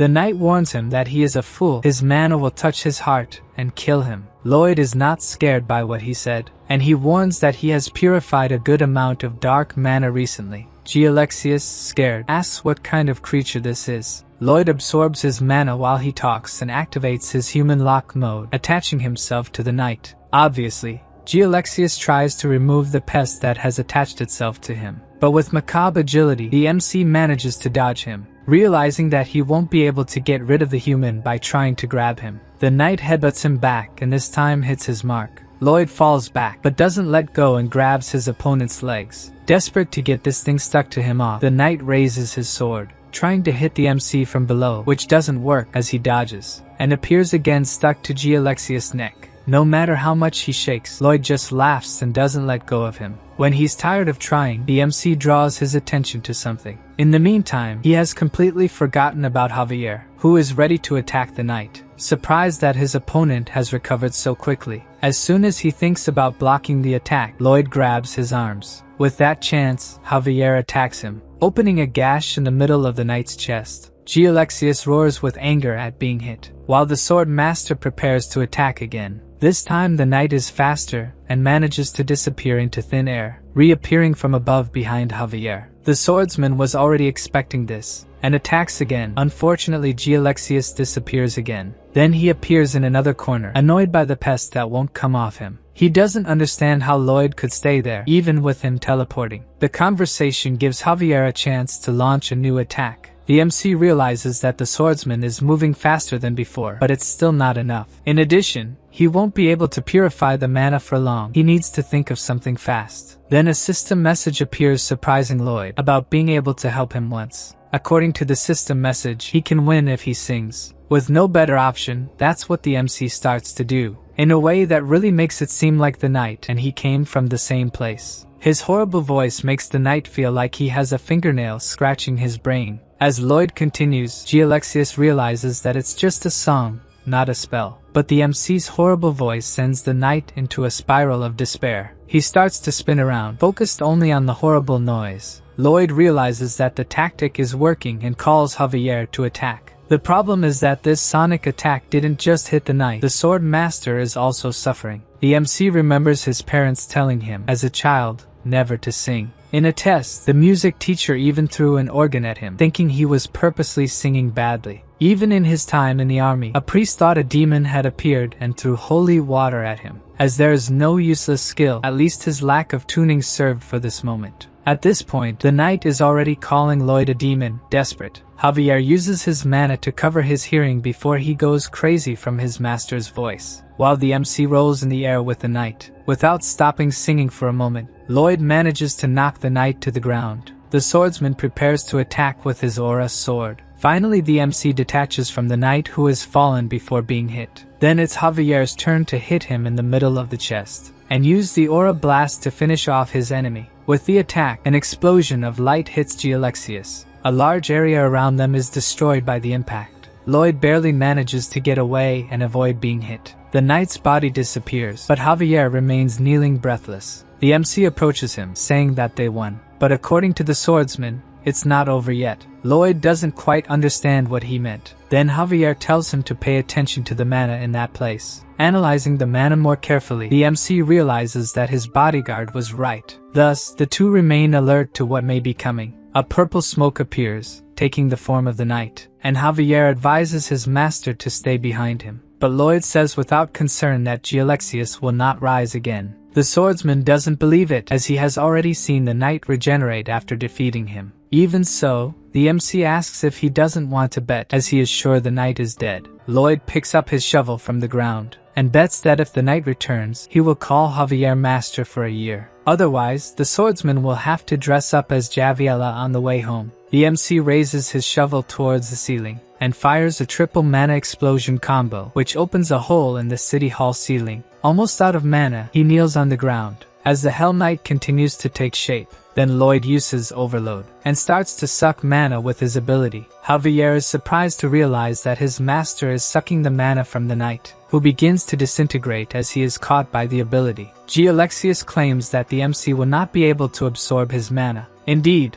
Lloyd is not able to absorb it. There is too much mana and it is too strong, but there is no way, he has to endure. While being sucked, the knight says that the MC must already know that he has failed. At this point, Lloyd is using his last strength and won't last much longer. Then, Javier and Siluria's hands touch his back. The two of them help him purify the mana he is absorbing from the knight, to increase the effectiveness of what he is doing. Siluria uses the Life Blessing spell to heal the protagonist. Then, the MC starts to smile, sure that they will win. The knight gives his last enraged screams as he disappears, leaving only the three humans in that place. Lloyd stands with his clenched fist glowing, finishing the absorption. Soon after, the light emanating from the fist diminishes, and he says that he has finished the soul domination with a scary look. As soon as he finishes saying that, his strength runs out, and he falls to the ground, completely exhausted. The girl gets worried and tries to help him, but Javier explains that her master usually ends battles this way. Looking at him, Siluria can't help but worry about someone who is passed out.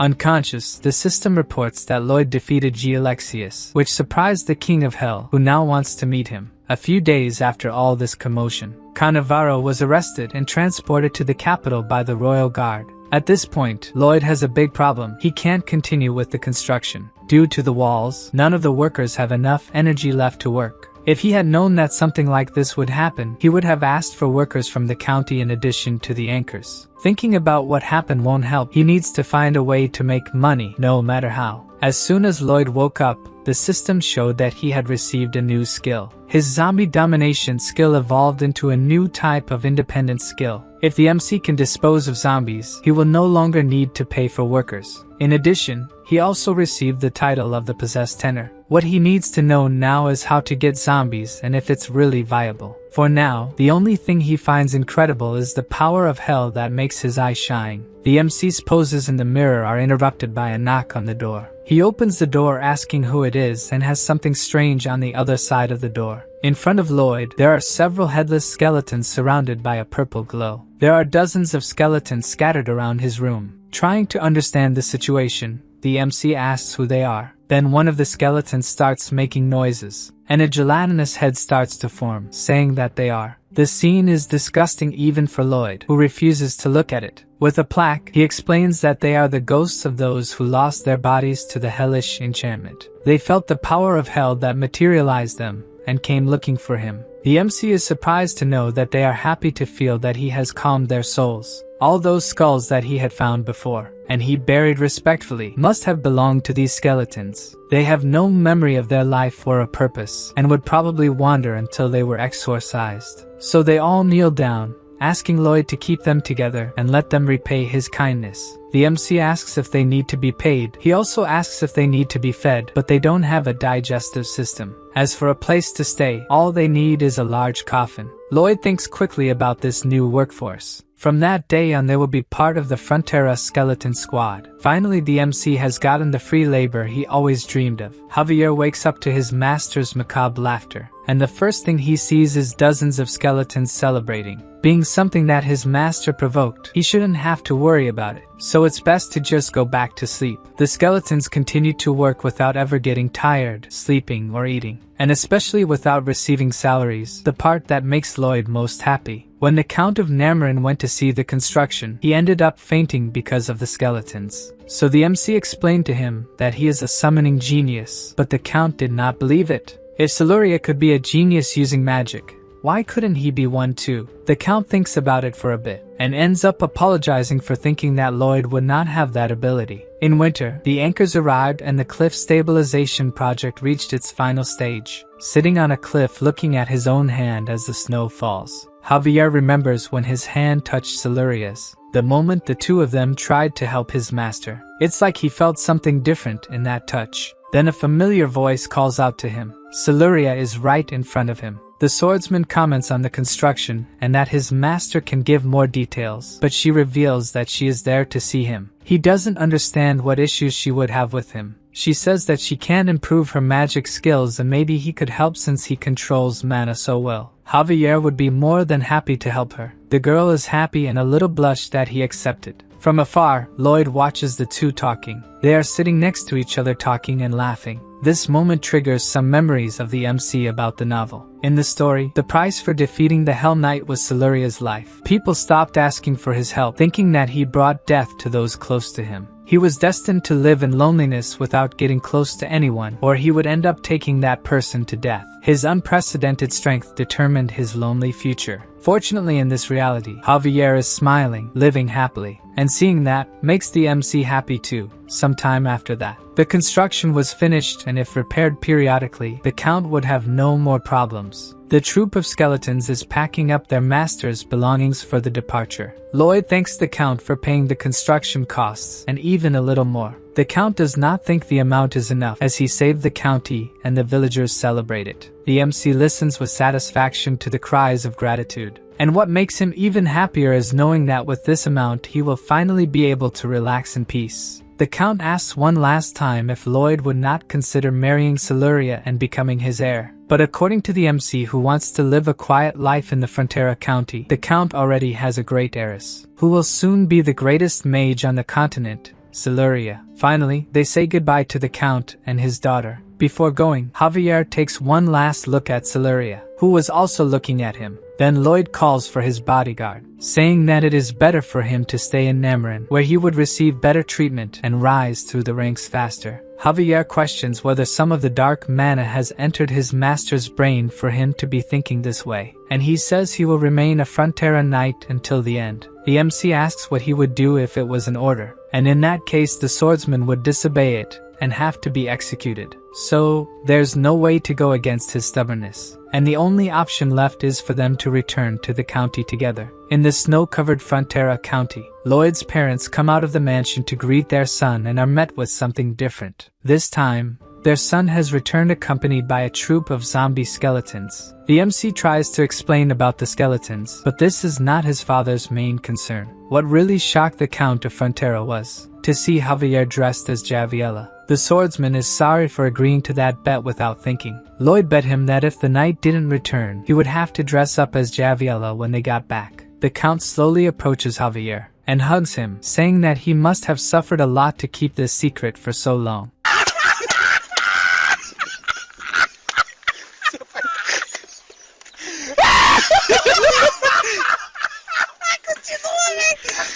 The swordsman tries to explain that it's not what it looks like, but the Count says it's okay, he's just a little different from the others. Embarrassed, he tries to say that it's not quite like that, while Lloyd is crying with laughter at his friend's situation. The MC is happy to finally be home. Now he can spend his days relaxing with his fortune. From now on he can finally live a life without having to do anything else. The poor protagonist barely has time to finish this thought, and is surprised by the Queen's messengers. The messenger says that by royal decree, Lloyd has been selected to join a special delegation to Asafahan. The protagonist is completely shocked by what has just happened, so the messenger explains that he must leave soon. For sure the MC is not at all eager to leave again. That's why the royal guards grab him by the arms, forcing the poor protagonist to leave with them. The royal carriage follows the road, and inside it, Lloyd couldn't be more discouraged. He's trembling, and at least Javier is with him. The swordsman comforts the master, saying that he looks extremely ugly when he does that. There are two other men with them in the carriage. The leader of the delegation, Count Ventura, does not understand the MC's frustration. After all, they are on a mission given by the Queen. Pouring his hatred of the Queen into his thoughts, Lloyd says he is crying with emotion. But Ventura remains irritated with him and remembers to have asked the queen why she selected the MC for the delegation. Maybe it was to represent the refugees from the monster domino, or because he had a diplomatic profile. Alicia thinks about Lloyd being suitable as a diplomat,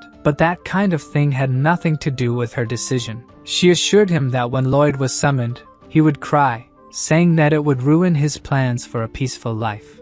The report on Nameron said that the soldiers defeated the knight and Lloyd only helped by giving information. A lie. Ordinary soldiers would not win. The MC must have asked to have his and Javier's names removed from the records. As the Count could not do this, he reported that the two helped. Lloyd is not the type to seek fame or glory. That's why the Queen thinks he'll do something no matter what. Being a greedy man who holds grudges for a long time, unscrupulous and materialistic. The words leave Count Ventura wondering if she was praising or insulting the MC. The Queen also predicted that one day he would stop crying and discover something he could get from Samarkand. In the carriage, our protagonist still couldn't stop crying. Count Ventura sure didn't like him, thinking he was a materialistic pig who didn't know honor. The delegation's carriages are arriving in Isfahan. At the palace, a messenger informs the Sultan that the Magentano delegation is approaching, and the Sultan asks them to be given a proper reception. In the palace of the Sultan of Isfahan, Count Ventura is outraged by the accommodations given to him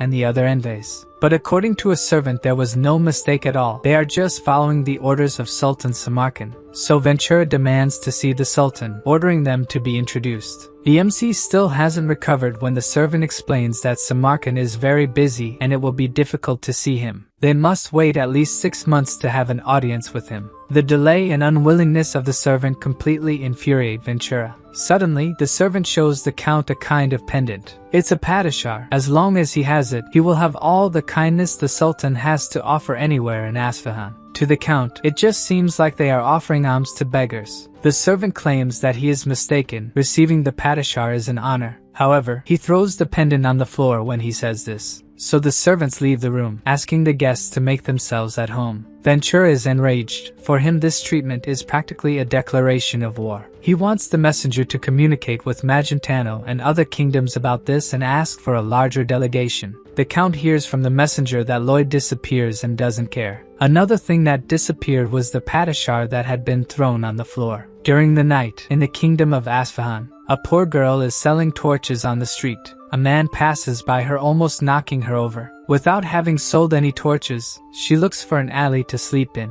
until a man appears, asking if she needs a place to sleep. Lloyd says he will help her and asks her to go with him. Then we see a kind of mansion all lit up. They are in front of the most expensive hotel in the capital, and the girl refuses to be a burden to them. The MC explains to her that he bought this hotel. All she has to do now is sign the deed and the place will be hers. And he has all this because he fell into the good graces of the great Samarkand. With the padishar, Lloyd goes to the most expensive restaurants, orders the best dishes, and even pays everyone's bill. With the power of this pendant, he offers food to everyone who is hungry and is applauded. Holding the padishar, the MC says that the great Samarkand is blessing all of them. In a fabric store, the seller presents the finest silks in the world. So the protagonist chooses all the ones he likes. Excluding 2, he will take all the ones the store has, with the power of the padishar. At the port, an employee understands that he wants to rent the sailboats in the port. But showing the padishar again, the MC says he wants the sailboats for himself. He buys everything from the finest perfumes to the best spices. Then he puts everything he has collected on the sailboats and sends them to Frontera County. Knowing that Lloyd is buying the luxury goods,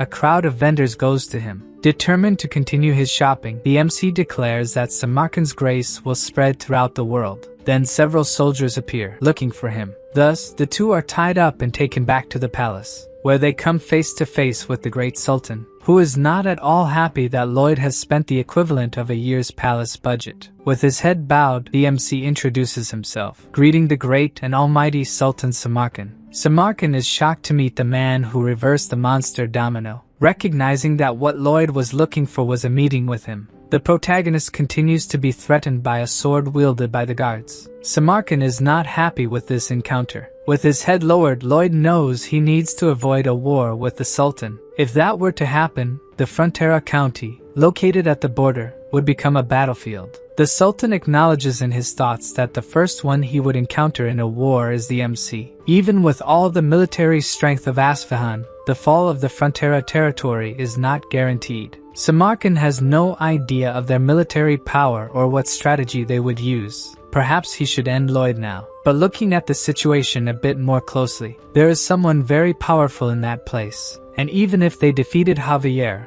all of Isfahan could turn to ashes. Smiling, the MC knows the Sultan must think carefully about his actions. Perhaps the great leader should try talking to his guests. Not knowing what they plan, Samarkand feels blackmailed. And even trembling with anger, the great leader takes a deep breath and orders the guards to release his guests. With this gesture, Lloyd feels he has won the first round of the battle. Then the Sultan asks if he enjoyed the Padishar. The MC raises his arms to make a deep bow and bends to the ground, wishing a long life to the great Sultan after having enjoyed the power of the pendant. This time, instead of being angry, Samarkand is astonished by the honesty he just witnessed. Indeed, Lloyd did not lie. He is immensely grateful. It's as if the CEO of a company had given him a corporate card to use. What other choice would he have but to spend extravagantly? The leader inquires if he isn't worried about what his country might think after bowing to an enemy nation. The MC responds without hesitation that he doesn't care, shocking the Sultan once more with his high confidence. Then Lloyd explains that the amount he spent is just a little less than what he received from the Queen.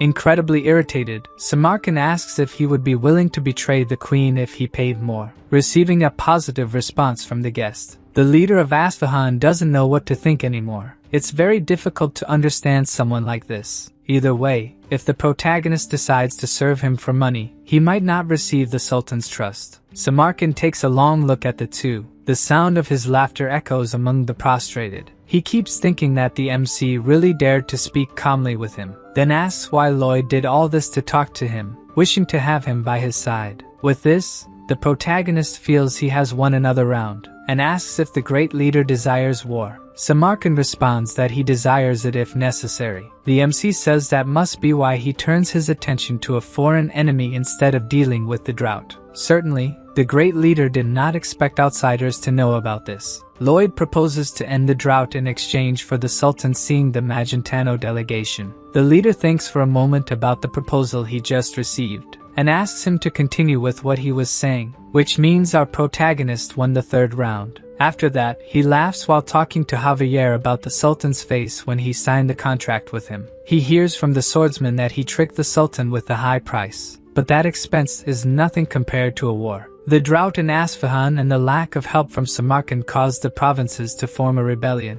As the events of this world changed compared to the novel, if a war begins before the rebellion, the damage would be enormous. After night falls in the Isfahan Empire, the Sultan receives a visit from a girl, and we hear her call him father. He has a mission for his dear daughter Scheherazade, to be Lloyd's bodyguard during his trip to Kandahar, and make him hers, using any means necessary. The girl makes a small bow and agrees to do what her father wishes. The next morning, Scheherazade introduces herself to the MC, saying she is the bodyguard assigned to him. He explains that he already has Javier for that, but the girl pretends not to hear and says she is eager to serve him. In his thoughts, the MC concludes that she is stubborn and might be there to observe them. Thinking a bit, her name sounds familiar. Then Lloyd remembers that she is the princess. But why would a princess escort him? She starts making some strange movements. Striking a pose, Scheherazade says again that she is there to serve him, leaving the MC astonished by the sudden suggestive pose. Despite her look, seeming like she wants to tear him to pieces. Suddenly, he finally understands what she intends. Scheherazade is trying to seduce him. This plan could only have come from one person, the Sultan, as if Lloyd hadn't had enough marriage proposals already. The key to overcoming the drought is a kanat, a type of water transportation system used by the Persian Empire. With the scorching desert heat, any water flow evaporates quickly, so the route has to be underground. The mountain ranges miles from the city are covered in snow all year round, and they will take advantage of that. Our group arrives at the capital of Kandahar, Kandara. Lloyd is relieved to finally have a break. At least that's what he wished. But looking to the side, it seems that won't be possible. Scheherazada's strange insinuations continue, and her eyes make the MC think she would try to dismember him when he sleeps. Knowing he won't be able to relax, he sits on the bed, asking to talk with the girl, but first for her to stay in a natural position. She tries to convince him that she is naturally like that. Scheherazada is the youngest of the Sultan's 4 daughters and the most beloved, a very skilled swordswoman from a young age. The identity of the princesses is kept secret, and the MC will continue pretending he doesn't know who she is. Lloyd inquires if she doesn't need to rest, but she says she has to stay by his side day and night. He insists that he doesn't need protection, be it day or night. Scheherazada seems not to understand what he is saying, so he points to Javier, explaining again that he already has a bodyguard, who is a high-level sword master, much more powerful than a normal sword master. In fact, he is more powerful than 10, or rather, more than 50 people of Scheherazada's level, so he doesn't need her. Hearing this leaves the girl completely enraged, so much so that she even draws her sword. Lloyd pretends to be scared, and starts mocking her by showing his neck. I seriously love Lloyd. By Javier's face. This is another moment when he finds his master pathetic. He continues mocking the girl, saying she will never be a sword master. Then she can't take the jokes anymore and punches the MC. Lloyd starts screaming for Javier while being punched multiple times by her. Unfortunately, the sword master is too busy laughing at seeing his master get beaten. Scheherazada, holding back tears, stops hitting him and leaves the room, leaving the two alone. Even with his face swollen from the beating, Lloyd celebrates that his plan worked. Javier finds it strange that his master has such a fetish, and the MC tries to explain that he should have been protected by him. The swordsman apologizes without any remorse, thinking his master deserved that, but he is curious about the provocation. The MC needed her to abandon the mission once and for all. A talented swordswoman like her shouldn't waste time after a guy. Still upset by what happened, Scheherazada keeps training alone. The next morning early, the girl appears inquiring where the two are going. Lloyd explains they are going to the construction site and that she would delay them if she went alone. Still, she insists on going, but the MC says it won't be as easy as she imagines, since she is not a sword master. Scheherazada gets irritated again and tries to punch him once more. Before she can do that, he starts talking about technical engineering terms. The girl stops, thinking he might be reciting some kind of spell, while the MC continues to talk about technical terms with a diabolical seriousness. Then she starts to feel sleepy, thinking she really fell under a spell. Lloyd gets an even more menacing look and doesn't stop talking, until the girl finally succumbs and curls up on the floor asleep. Javier, who was supposed to take her to rest in the room, also fell asleep.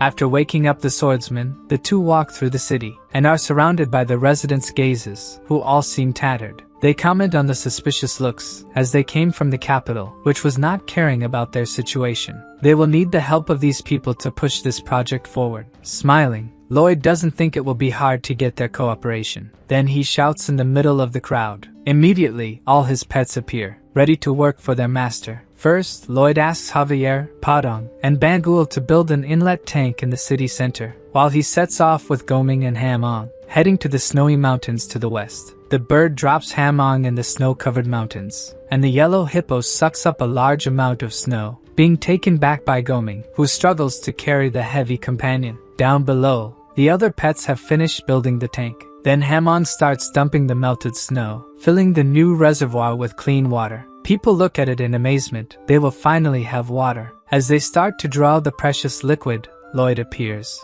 saying that they must all be incredibly happy, and all thanks to him, so they can be grateful for his good deed. He says confidently that he is the one responsible for bringing water from the mountains to them. Everyone should remember the name Lloyd Frontera. Then the people stone him, saying he gave them a little water just to exploit them more later. He dodges the stones laughing, claiming to be the reason they have the strength to do this. Walking later, he thinks that the people's complaints will not be easily resolved. Taking a look around, he realizes that many people are too proud to take the water, but he will keep insisting until they give in. The next day, the villagers notice that the well is full again, and once again, our protagonist appears, claiming to be the one responsible for bringing water to them. Even being stoned again, he won't stop until people stand by his side. During the beautiful full moon night in Kandara, A family is having dinner together around the table. The couple's daughter is incredibly happy because she can now drink all the water she wants. But for some reason, her parents are terrified.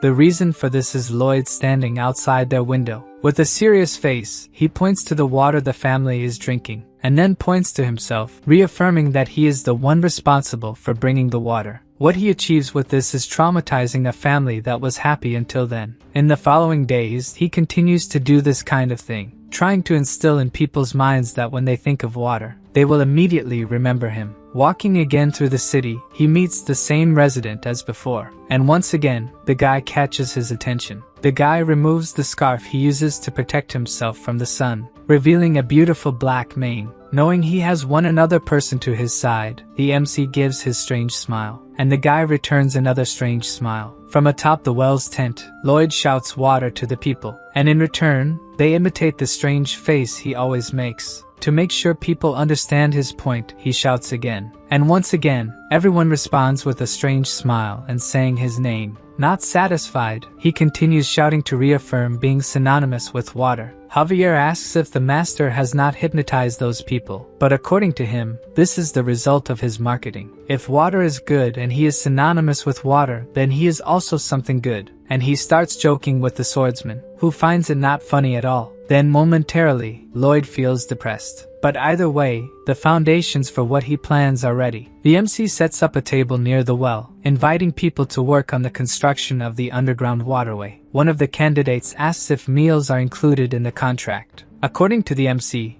mountains of food from all over the country will come. In the capital of Isfahan, Samarkand receives more bills from Lloyd made with the Padasha. The new enormous list of expenses makes the Sultan boil with rage. Back in Kandahar, Lloyd is flying with Javier on Goming. The MC is searching for something with his ability, but since he can't find it, it must be more than 15 feet deep.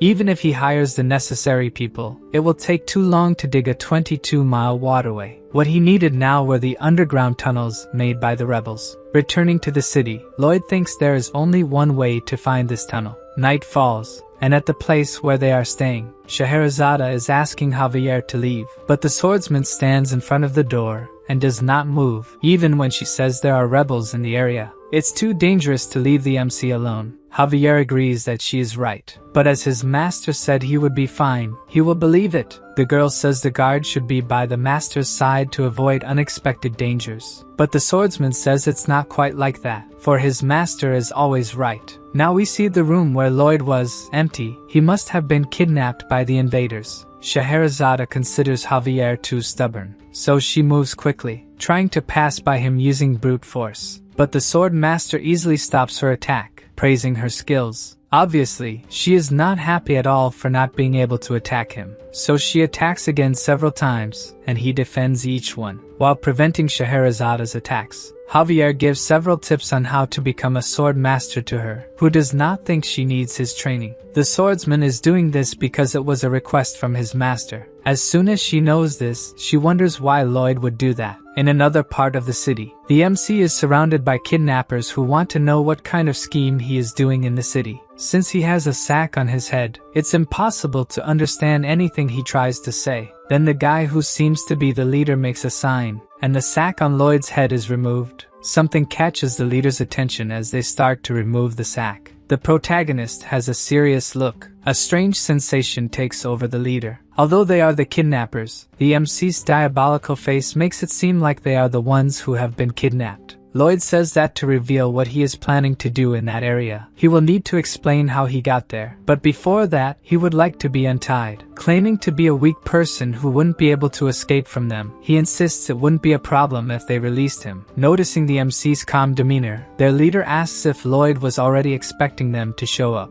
As someone sent by the Sultan, he had anticipated the rebels would do something. With the knowledge from the novel, Lloyd also knows that Terms, the rebel leader, dies leading the revolt. His death causes all the provinces of Isfahan to unite and start the Great Rebellion. Terms examines the young man in front of him. It really doesn't seem like the MC is someone capable of escaping from them, so he orders the prisoner to be untied, despite his companion's disagreement. As he is freed, the MC praises his captor's kindness, saying they will be blessed. In his thoughts, Terms feels indebted to him, which is why he offered a bit of kindness. He remembers his son bedridden and very weak, the child apologizing for being so frail. While Terms cried, regretting giving all the water he managed to others and not to his son, the shout of people saying there was water in the city caught his attention. Shortly after, we see the boy drinking the water his father fetched from the square. After drinking some water, the boy is visibly better. Back to the present, Lloyd's bonds are on the ground. The leader warns that even though they are letting him go, the MC shouldn't try to escape. At that moment, he has that devilish look on his face again. This makes the rebels want to attack him, thinking he is about to do something. But instead, our protagonist strikes a poetic pose. The rebels pause, not understanding his intentions. Then he begins to explain that 2.5 years ago, the county of Frontera was on the verge of ruin, deeply in debt. The rebels remain still as he recounts that it was a dark time. But he didn't give up and started by building heated floors in the village. Then they fought against giant ants, which ended up exploding in the mine. Then he and Javier went to Cremo, where there was a giant lobster. Excited,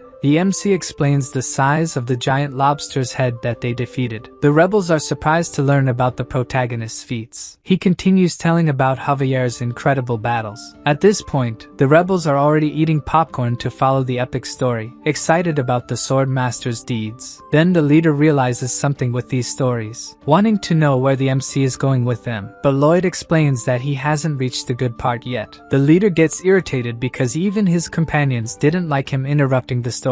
The MC continues telling how they were attacked by locusts the size of dogs. The whole sky turned dark when these creatures arrived attacking. Even Terms is startled by Lloyd's reenactments of the battles. The night passes as he continues to talk about everything he went through with Javier, until the sun begins to rise in Canara. Goming, as lifeless as always, is carrying his master and Terms. The leader is in a panic, not knowing where they are going, and Lloyd explains they will see the queen, but he doesn't remember how they decided this. So he decides to tell the whole story again, but Terms stops him from doing so. Since Lloyd will need the underground tunnels for the waterway, they go to the queen to ask for asylum for the rebels. Terms really remembers talking about this with the MC, who assures him that all companions and family members will be sheltered in Magentano. Then they spot the royal palace, where Cannavaro is being restrained by the court magicians. He begins to tell the queen something about Targa having said something to the dark wizards, but he has a coughing fit, probably caused by the excellent treatment he is receiving. So the queen determines that he has said enough, thinking she needs to find this Targa. As she is returning, a messenger says that Lloyd is waiting for an audience with her. She is a bit puzzled because the MC was supposed to be in Asfahan. Then, before her, he and Terms kneel,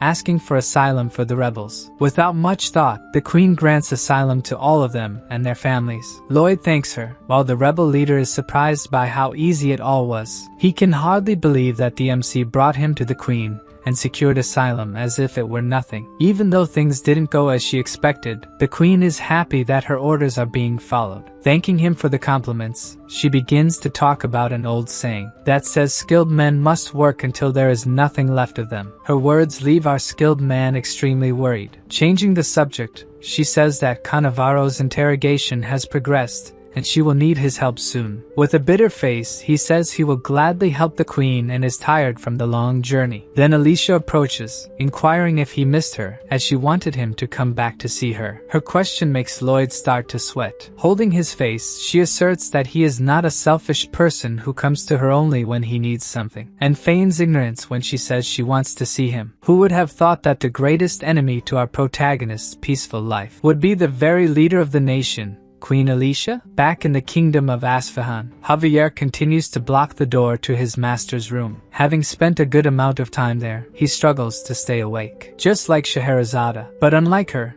she can hold out and falls asleep. A little later, she wakes up wanting to resume the fight with the swordsman. She strikes Javier several times, who continues to block the attacks with ease. As he does this, he wonders how much longer his master will take to return. But suddenly, Scheherazade's new strike is different from the others. Javier is caught by surprise as she is using aura in this attack. He needs to partially unsheath his sword to defend against this strike. Even though still a bit unstable, the girl is on the verge of becoming a sword master. She probably hasn't realized this and tries to attack once more. Right at this moment, Lloyd opens the door to the room, pinning Javier behind it. Since Scheherazade didn't stop her attack, she almost hit the swordsman, and as the sword pierced the door, it touched the MC's shoulder. Just the impact of using aura in the attack made his clothes tear, and the pets are left hanging from what remains. On the other side of the door, Lloyd is paralyzed, almost without clothes, and not knowing what's happening. Javier is furious that someone could have died from such an attack,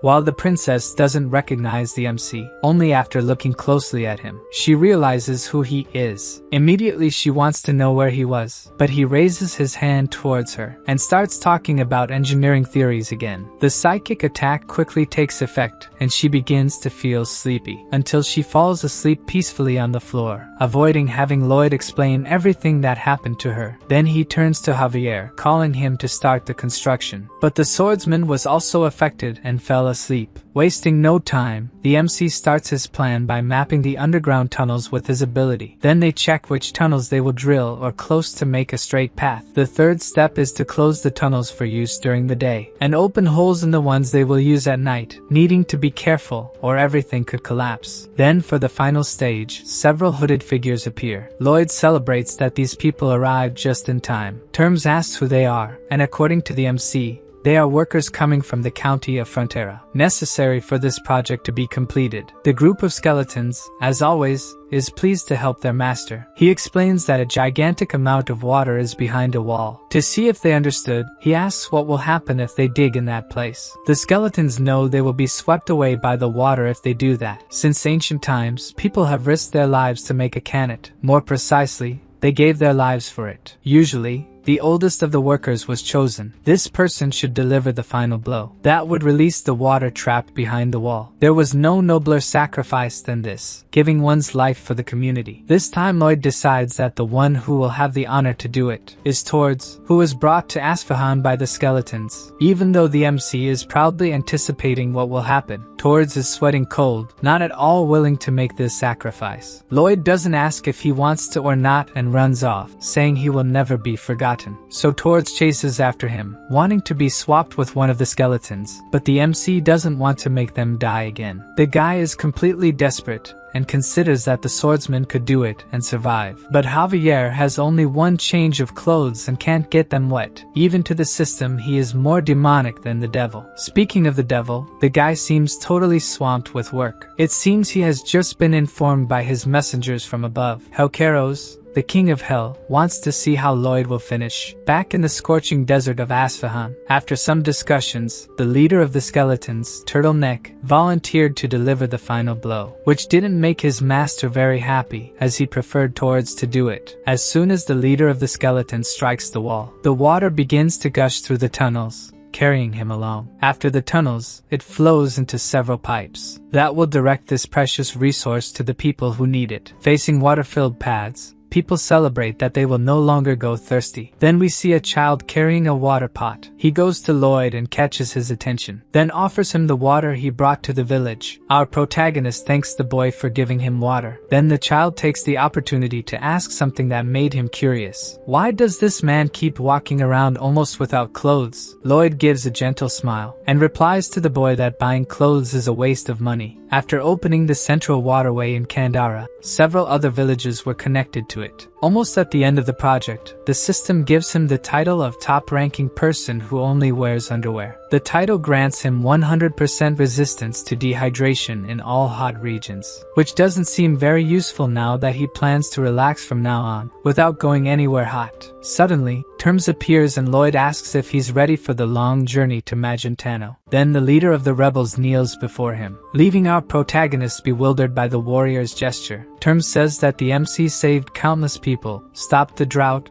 the war, and even managed to find refuge for them. Therefore, all the people present at that place will be eternally loyal to Frontera. As he was only pursuing his own interests, Lloyd is a bit embarrassed by all this gratitude. He is delighted that his approval with the rebels has risen and joined the approval of the county residents. That night, the skeleton squad guided Terms and his companions to Frontera County, just when everything seemed to be going well in the capital of Asfahan. The Sultan asks Lloyd to continue by his side in the kingdom. Kneeling, our protagonist apologizes and reveals that he prefers someone with a smaller physique. Then the Sultan, knowing that the MC has realized that Scheherazade is his daughter, asks if she doesn't please him, but he replies that the princess's feelings are much more important than his, making the Sultan remember that his daughter utterly despises this man. Samarkand sets aside this matter, and since Lloyd has kept his word, now it's his turn, who will finally meet with the delegation from Magentano. The MC thanks him for fulfilling what he promised. As the two are leaving the throne room, Samarkand gets a demonic look, thinking that as a ruler, he will always get what he wants. Somehow,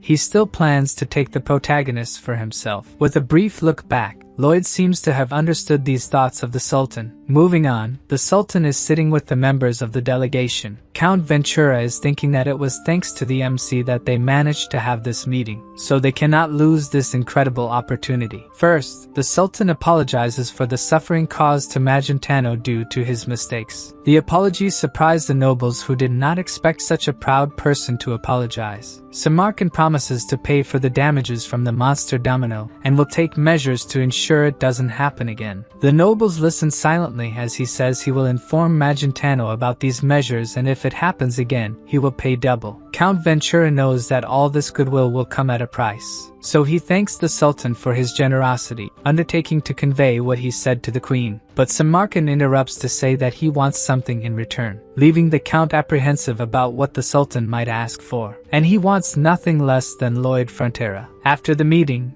Lloyd wants to know how Ventura responded to this request. The Count is somewhat cornered to respond, until he reveals that he agreed that the Sultan could have him, causing an incredibly happy expression on the MC. To lighten the mood, the Count says that someone talented like him will be useful anywhere, and the Queen will be pleased. So our protagonist smiles and says the Count did the right thing, and the poor man doesn't understand anything anymore. Lloyd says that what just happened is perfect. In the throne room, Samarkand is trying to decide what he will ask his new servant to do first. Then a messenger appears saying he couldn't bring the MC because he decided he would get rid of the sandworm that is outside the city. The sandworm looks like a scary monster with a giant mouth and a body like a snake, but its actual size is a little larger than Lloyd's pets. The MC points his shovel in its direction and uses his mana blast, causing an explosion where the creature was. After that, its podongs turn to attack, kicking where the little creature is, and then trying to hit it with its paws. Lastly, it's Javier's turn to attack. He takes his sword of bright aura and delivers a powerful attack that throws the sandworm. Incredibly, even after all these attacks, the worm continues to move, so Lloyd attacks it with Mana Blast again, wildly. At that moment, the Sultan arrives where they are and sees the MC using Mana Blast continuously. The protagonist is screaming demonically that he will destroy the worm in the name of Samarkand, who stands watching all that madness, and being hit by the rain of sand flying with the explosions. Only at this moment Lloyd realizes he is being watched by the Sultan, and he signals positively to him, who thereafter wants this unstable person no longer in his kingdom. After these events, night falls in Isfahan. In his office, the Sultan thinks he made the right decision. With MC by his side, you never know what he could do. He still has to pay for the expenses incurred with the Padishar and the construction costs. Thinking this way, it's as if he's been robbed by MC. Then a guard appears saying there's bad news. Lloyd has just escaped with the Padishar. This time the Sultan is speechless. He's going bankrupt this way. As if that weren't enough, a messenger appears with urgent news. Princess Scheherazade has fled and left a message saying she had much to learn from him. The Sultan doesn't know what to say after that, and collapses onto his desk, crying and cursing Lloyd for all the trouble he brought. A little while later, in Frontera County, Lloyd's parents wake up on a quiet morning, with Baibyong sounds instead of a rooster, but that's not bad. A servant announces that a letter from Master Julian has just arrived. He tells them he graduated as the second best in class and will be able to work in the capital. Then Bayern appears saying a shipment from Lloyd from Isfahan has just arrived. Outside there are piles and piles of filled chests sent by their son. As soon as one is opened, Marbella is impressed that they are all luxury items. She holds an ugly necklace of precious jewels, planning to sell these items to extremely vain nobles. The Count notices that his wife didn't use to make expressions like this. But it doesn't matter, she can sell the jewels as she wishes, he is still a happy man. The Count is glad that his county is full of wonderful people, just like wonderful orcs. who greet him as they pass by. Only one of them doesn't seem very friendly. It seems he and Soldier Greg still don't get along. The two collide as they walk, and the couple is apprehensive, thinking the two are about to start a fight. Then Soldier Greg acts as if the orc wants his attention, grabs the chest of the green man. Instead, the two stand facing each other without saying anything, until the orc moves quickly, but Greg manages to dodge the attack quickly. Somehow the creature stood still in a strange dance position, and then quickly returns to normal, kneeling. This isn't over yet, and he challenges the soldier, who, along with his companions, acts as if they had no choice, and they all choreograph together, ending with all of them standing in the same upside-down position. Then the orcs come together to make a better dance, which ends in a much more elaborate way. It seems this time Soldier Greg didn't come out on top, and the orc looks victorious. Surely this wasn't what the Frontera couple was expecting to see, but in any case, they are all good creatures. Speaking of creatures, they encounter the skeletons on the way. Would they be organic or inorganic matter? It doesn't matter. What matters is that the county is at peace and he is happy, even though some strange things happen there. Maybe very strange when they see the white cavalry praying to Lloyd's statue. And strangeness only increases when Terms and his companions arrive and also pray for MC. Finally, someone informs the couple that their son has just returned. Seeing their son dressed that way, practically only in tunic and underwear, it makes them think that the strangest person in that place is surely their son. Still, as strange as their son may be, they are still happy to have him, and on the day Lloyd calls him father instead of my lord, he will be even happier. The Count hugs his son after a long time without seeing him, and asks why MC isn't wearing clothes, who replies that he already has many at home. Meanwhile, in the royal palace, Count Ventura is reporting on the agreement they made with the Sultan. Such an agreement seems unprecedented to the Queen, who asks if he negotiated it. Ventura is a little embarrassed, but admits he's responsible for the agreement. Then the Queen wants to know if it was Lloyd who asked him to tell her this, and asks what the Count thinks is necessary for people to live comfortably. She herself answers that they only need someone to work themselves to death in their place. As her Queen said this,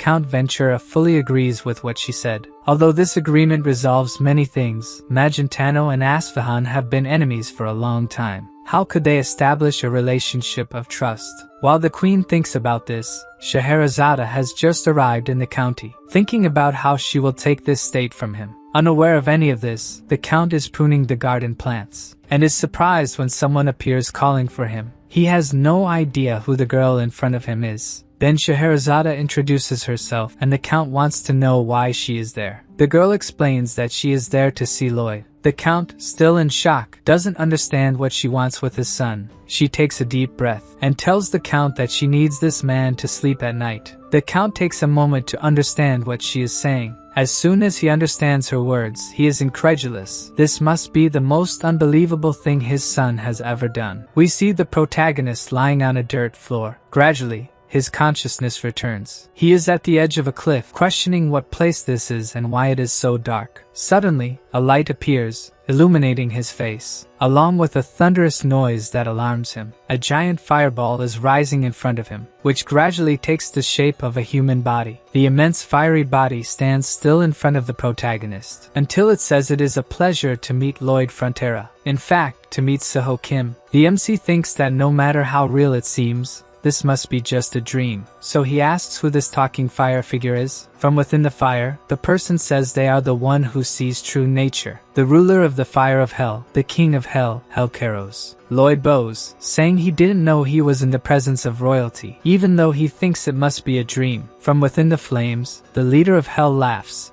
saying the MC seems very confident, and asks if he thinks this is just a dream. The MC explains that no matter what he thinks, since the leader introduced himself, he is probably not there to harm him. The flames become even stronger, and the commander of hell reveals that he has grown fond of Lloyd. The young man would be someone suitable for hell. He doesn't understand if that was a compliment. All he wants is to live comfortably with the money he earned. The commander says that all the MC did for his worthless dream, his face capable of intimidating his demon knight, his singing worse than the screams of purgatory. Someone like that could make the souls of hell wish to be killed once more. By the way he talks about Lloyd, it seems like he was some kind of demon king or something like that. Then the king of hell makes a proposal to Kim Suho if he would like to join the leader of hell, where he would use the full extent of his talents. While he gives this choice, Lloyd is fighting against Roots trying to trap him. They are very strong, and he probably won't win this fight. Then a system message appears, saying it's better not to intimidate him too much. After a while in silence, the king of hell inquires if the system hasn't interfered enough, as it seems it could interfere even more. Hellcaros decides not to argue, and decides to play by the rules they have established. As soon as he disappears, the vines trapping Lloyd also vanish. Then the protagonist wakes up in his bed, sweating. The MC is panting after everything he went through with the appearance of the leader of hell. His face is hot. It may not have been a dream, and he doesn't know who Hellcaros was talking to at the end. While thinking about this, Javier knocks on his bedroom door. The swordsman asks why the master is all sweaty, but Lloyd deflects. Then Javier explains that there is a visitor from very far away waiting to see him. The protagonist thinks for a moment about who it could be, and then makes his strange face, having an idea of who it could be. On the way, Javier inquires why the master didn't ask who it was, but he already knows it is Scheherazade. After she tasted the lullabies, he knows she would need more. By his master's expression, Javier knows he is plotting something. In a closed room of the mansion, Scheherazade proposes that Lloyd record his lullaby in a magic crystal for her. Knowing that this is what their meeting is about, the count doesn't know whether to feel relieved or sad. With a grimace, the MC asks if she wants him to do it without getting anything in return, and she replies that he will be paid for this work. His expression doesn't improve as he retorts that he already has a lot of money, leaving Scheherazade frustrated for making things difficult for her. Then the protagonist places a stack of papers on the table, proposing that if she signs the contract, he will do what she asks in return. Javier is surprised that the master had prepared a contract in advance for this situation. The girl gets irritated. The contract requires her to serve the county for 5 years, and the song would be given only after that time. To her, these terms are ridiculous, but the MC reminds her that she's the one who needs the lullaby. If she sleeps well and trains hard,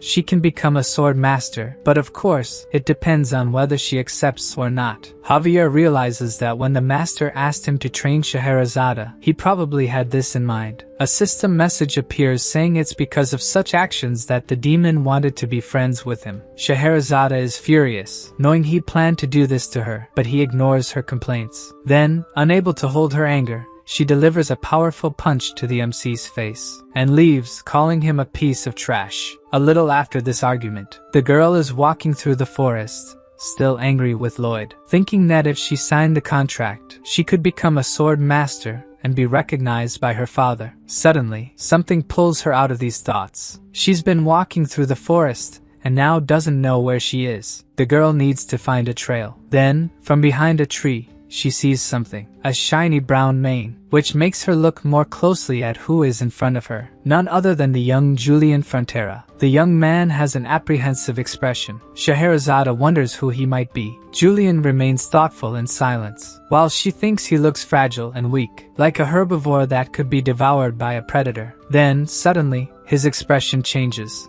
looking determined. A little ahead, some knights are trying to move a huge rock without success. Julian asks to help them, but the knight thinks he shouldn't be doing this kind of heavy work. The young man insists, but the knight says their duty is to escort him, and that he should sit and rest. His words have no effect, as the young man removes his shirt to help them, leaving the three astonished by the scholar's physique. Meanwhile, Scheherazade continues to watch the group from afar. In her imagination, he still looks weak, even with that physique. The four push the rock with all their might. The girl concludes that since he is returning from the capital, he must be Lloyd's younger brother, but he doesn't look like him at all, making such an effort to help the people with him. Since pushing doesn't work, he thinks it's better to dig around the rock with a shovel, because there's nothing a shovel can't solve. Then the girl appears, saying it's a good idea, but it will take all day, and that she will remove the rock from their path. Julian just watches without saying anything to the girl. It seems that young Frontera has just had his heart stolen. Scheherazade thinks that by doing this, she will gain some advantage in negotiating with Lloyd. Then, with simple movements of her sword, the huge rock blocking the path is shattered. The knights are shocked by the girl's power. She sheathes her sword, standing in front of the small pieces left of the rock. Then Julian thanks her for what she did and asks who she is. She reveals herself as Scheherazade of Asfahan from the east, and that she is currently staying at the Frontera estate. The young man listens to her, totally enchanted. Back in the county, Emily is walking down a street and sees a young orc coming her way. She greets him, calling him Kuga, but he keeps walking while she talks to him. Emily doesn't understand why the orc acted that way with her. In silence, Kuga remembers a conversation he had with her. He had called her while she was hanging clothes and asked if she loved Sergeant Greg. After a moment of silence, Emily told him that Greg was the most important person in the world to her. Her response left Kuga, who has feelings for her, furious. But at that moment, she didn't understand that. He still remembered Greg hitting on a refugee girl, and how his companions laughed at him, calling him ugly when they found out he liked a human. Thinking their relationship would never work, he decides not to tell her what he knows about Greg. Emily still inquires if he wanted to say something, but the orc just retreats among the sheets. Back in the present, Emily is sighing, sitting at a table. Sergeant Greg, who is near her, asks if something happened. So, calling him brother, she asks if people would find it strange if a human loved an orc warrior. Greg laughs, finding it ridiculous, saying that if the human's family knew, they would hunt her down. But suddenly he stops, remembering an argument he had, where Kuga fought with him, outraged, thinking the sergeant was cheating on Emily with another woman. It seems now he realizes their affection is mutual. At the Frontera mansion, the count is crying during the family dinner, happy to have raised two such incredible children. Scheherazade understands why, having one son as a diplomat and the other being one of the most talented in the kingdom. While for her father, she should either seduce Lloyd or become a sword master to prove her worth, understanding they come from very different families. Julian tells his father that when he is appointed in the capital, he intends to work even harder to make him proud. The count is more than happy and says his son can always come home if things get tough. Hearing something like that from a father shocks Scheherazade, and a tear rolls down her cheek. Then the girl abruptly gets up from the dinner table, saying she will retire first. Before she leaves, Lloyd asks when they will negotiate again, but the girl no longer wants to talk about it. Julian watches as Scheherazade leaves the room, and the MC notices something in the expression he is making. Alone,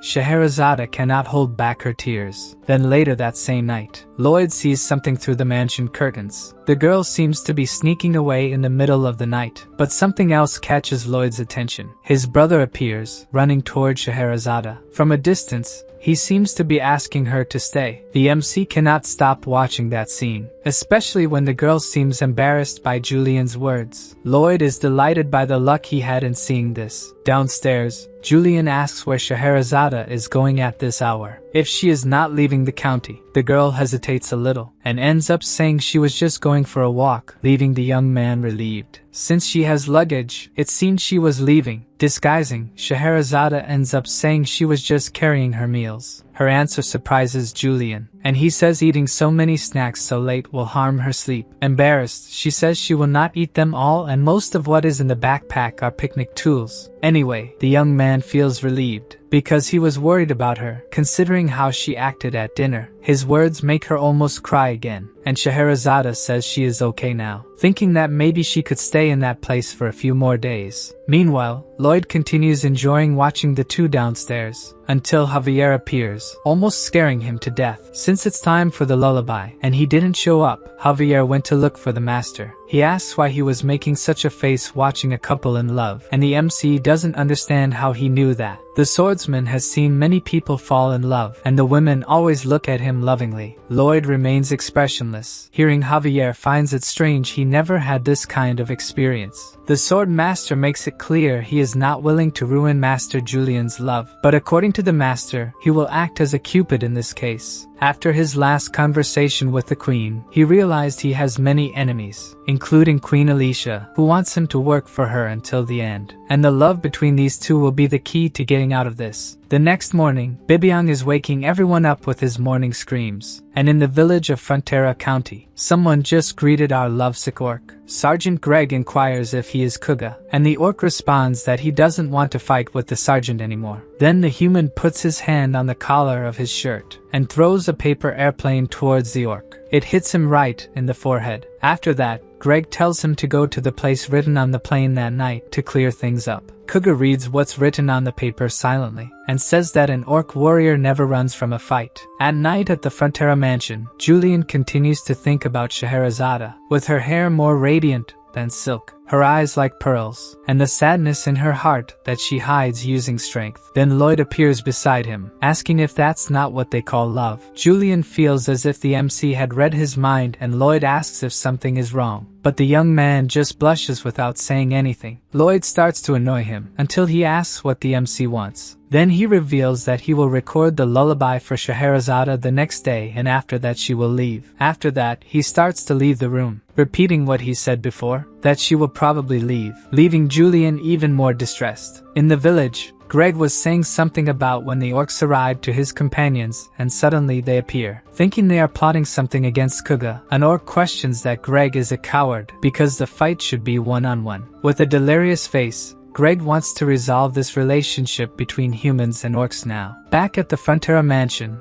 Lloyd greets Scheherazade in a hallway, and she immediately punches him on impulse. Fallen on the floor from the punch, Lloyd tells her that Julian will be named soon, maybe the next day. As soon as that happens, he will leave the county, leaving Scheherazade as distressed as he left Julian. Alone, the young man thinks that she will leave and he will not see her anymore. In her room, Scheherazade thinks the same. Someone else is also impatient with this situation. Finally, the young man decides he cannot let her leave without telling her what he feels. The girl also thinks the same, going after him, while Lloyd is just waiting for his plan to work and the couple to declare themselves. In the village, Kuga is on a plane alone, until a noise catches his attention. At the mansion, Julian is in front of Scheherazade's room to confess his feelings to her. The girl is also in front of a door to confess, before she regrets it for the rest of her life. Back to Kuga. As soon as he turns, he meets Emily, who says she came to that place at her brother's request. Suddenly Sergeant Greg with other soldiers appears, coming out from among the trees. On the other side, several orcs also come out of the forest, heading towards the humans. Back at the mansion, the Count and his wife open the door to their room to see who is calling them, and Scheherazade is kneeling at their door. The orcs and humans push Kuga and Emily towards each other, and Greg declares that from this date, it will be the first day of the two as a couple. Finally, they will be together. At the mansion,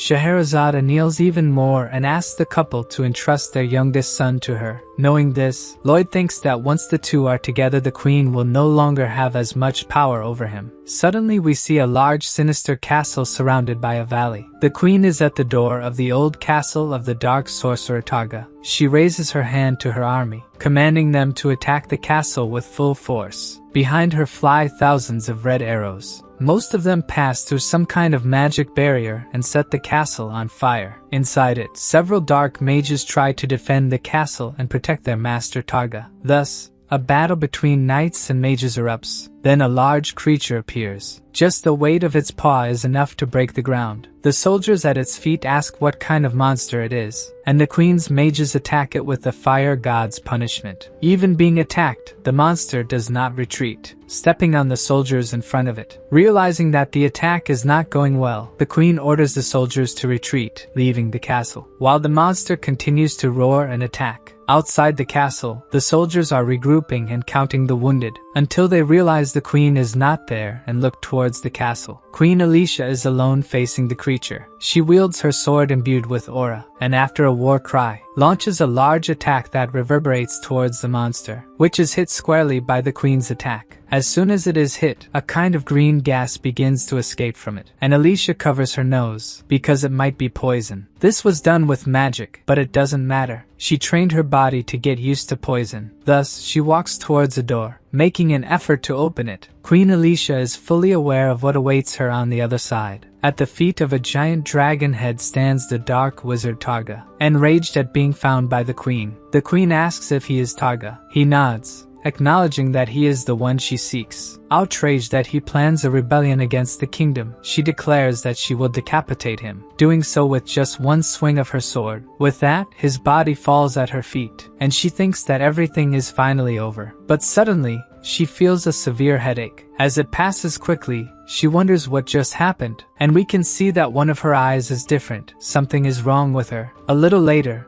Julian and Scheherazade get married in the county. The girl is very happy during the ceremony, just like her husband, who looks at her passionately. Of course, the Count couldn't help but cry copiously during the ceremony. Even Mr. Byron got a bit emotional. The orcs also celebrated with the elves. But among everyone, no one was more ecstatic about this event than Lloyd. Javier even suggests that he leaves so as not to spoil the occasion, but the master says he is just happy. The swordsman still does not understand how this marriage will prevent him from being enslaved by the queen. So Lloyd explains that he is now someone important in both countries, being a citizen of Magentano and also part of the Sultan's family, who is not foolish and must have understood when Lloyd fought against the sandworm that he was just pretending, which means he still wants the MC to work for him. Thus, if the queen tries to enslave him, he can go to the Sultan's side. Javier understood the master's point, but he could stop with this evil aura now. Lloyd knows he cannot challenge the queen, but at least he has a card up his sleeve to negotiate. Meanwhile, the Sultan watches his daughter's wedding through a magical device, and a thin tear manages to run down his face. Wishing his daughter to be happy in this place, where she will be free from fights over the throne or family pressure, Emily appears, saying it's time for the bride to throw the bouquet with all her strength. Then Scheherazade throws the bouquet, making a home run. The arrangement flies past Emily, who obviously did not know about the bride's strength. The bouquet flies across the county, catching fire due to its speed, until someone manages to stop what's left of the arrangement. Not knowing what was coming, Solitas grabs what remains of the flowers. As the new couple withdraws, Lloyd remembers that in the novel, Scheherazade dies protecting her father during the rebellion. Even if it doesn't bring money, it's great to know that she will have a different ending this time. Then the system appears, showing that Lloyd has saved another person from an unhappy death. Knowing this, he thinks the system is just stating the obvious. The counter of lives he saved starts moving quickly, catching our MC's attention. He watches as the number keeps growing. With more than 23 million lives saved, he gets an additional DP. When he has 50 million DP, he will be able to exceed the final spoiler. Thus Lloyd will have the right to use the world's most powerful ability. It can be activated for 30 seconds, which seems like a very short time. Actually, it's the highest ranked ability, and not the strongest, meaning if he fights the strongest thing in this world, he would lose. Moreover, to use the ability, he would have to forfeit the system's support, his skills, summons, and final spoiler. The conditions do not excite him to use the ability, so Count Ventura appears to talk to him. He says that Magentano and Asfahan have signed a peace treaty, and thanks to this marriage, they are now brother countries. Then he apologizes for belittling Lloyd in his thoughts, calling him a hero. The MC feels embarrassed and says the Count can belittle him. After all, he is extremely materialistic. But he doesn't mind, saying that the queen already knows about everything that happened, and says she sent him there as an officer to summon Lloyd to the capital. In other words, now it's time for the MC to pretend to be sick. At that moment, he takes on a downcast expression. He starts faking a cough, saying he wasn't feeling well earlier, and that he needs to go to Asfahan to recover. Then Count Ventura reinforces that the queen wants to meet with him. Lloyd knows that the queen only seeks him out when she needs something and ignores him when he wants to meet with her, remembering her holding his face, saying he wasn't selfish or petty. Thus, he is once again in a carriage with Javier and Count Ventura heading towards the palace, not excited at all. His mood remains terrible when they arrive at the palace. It doesn't improve even a bit when he kneels before the queen. Queen Alicia is pleased that he came as soon as he was called, otherwise she would be heartbroken and would have to invade the county of Frontera. But in that case, she thinks Lloyd would flee to Asfahan, as if she would be lonely without him. It is better for him to continue behaving by staying by her side. The MC says he wouldn't ignore her and asks what her orders are, thinking he will have some negotiation power. Then she says she has something to show him and asks him to follow her. They go to a large structure in the palace, and Lloyd is ecstatic about what is in front of him, almost certain that they are dragon bones. The queen explains that the bones were with the dark wizards who were probably planning to use them in some ritual. The MC recalls that the novel mentioned magic performed with these bones and starts to get excited. The queen is thinking of using these bones to show the strength of the kingdom of Magentano. She wants a statue of herself surrounded by dragon bones to use the defeat of a dragon as a symbol of the kingdom. Guys, the video is over. I just wanted to ask for your attention real quick. For those who aren't subscribed, please subscribe and leave a like. It helps a lot. 87% of the audience isn't subscribed, so if you want to help, please subscribe, and let's hit 5k likes because the barbarian deserves it.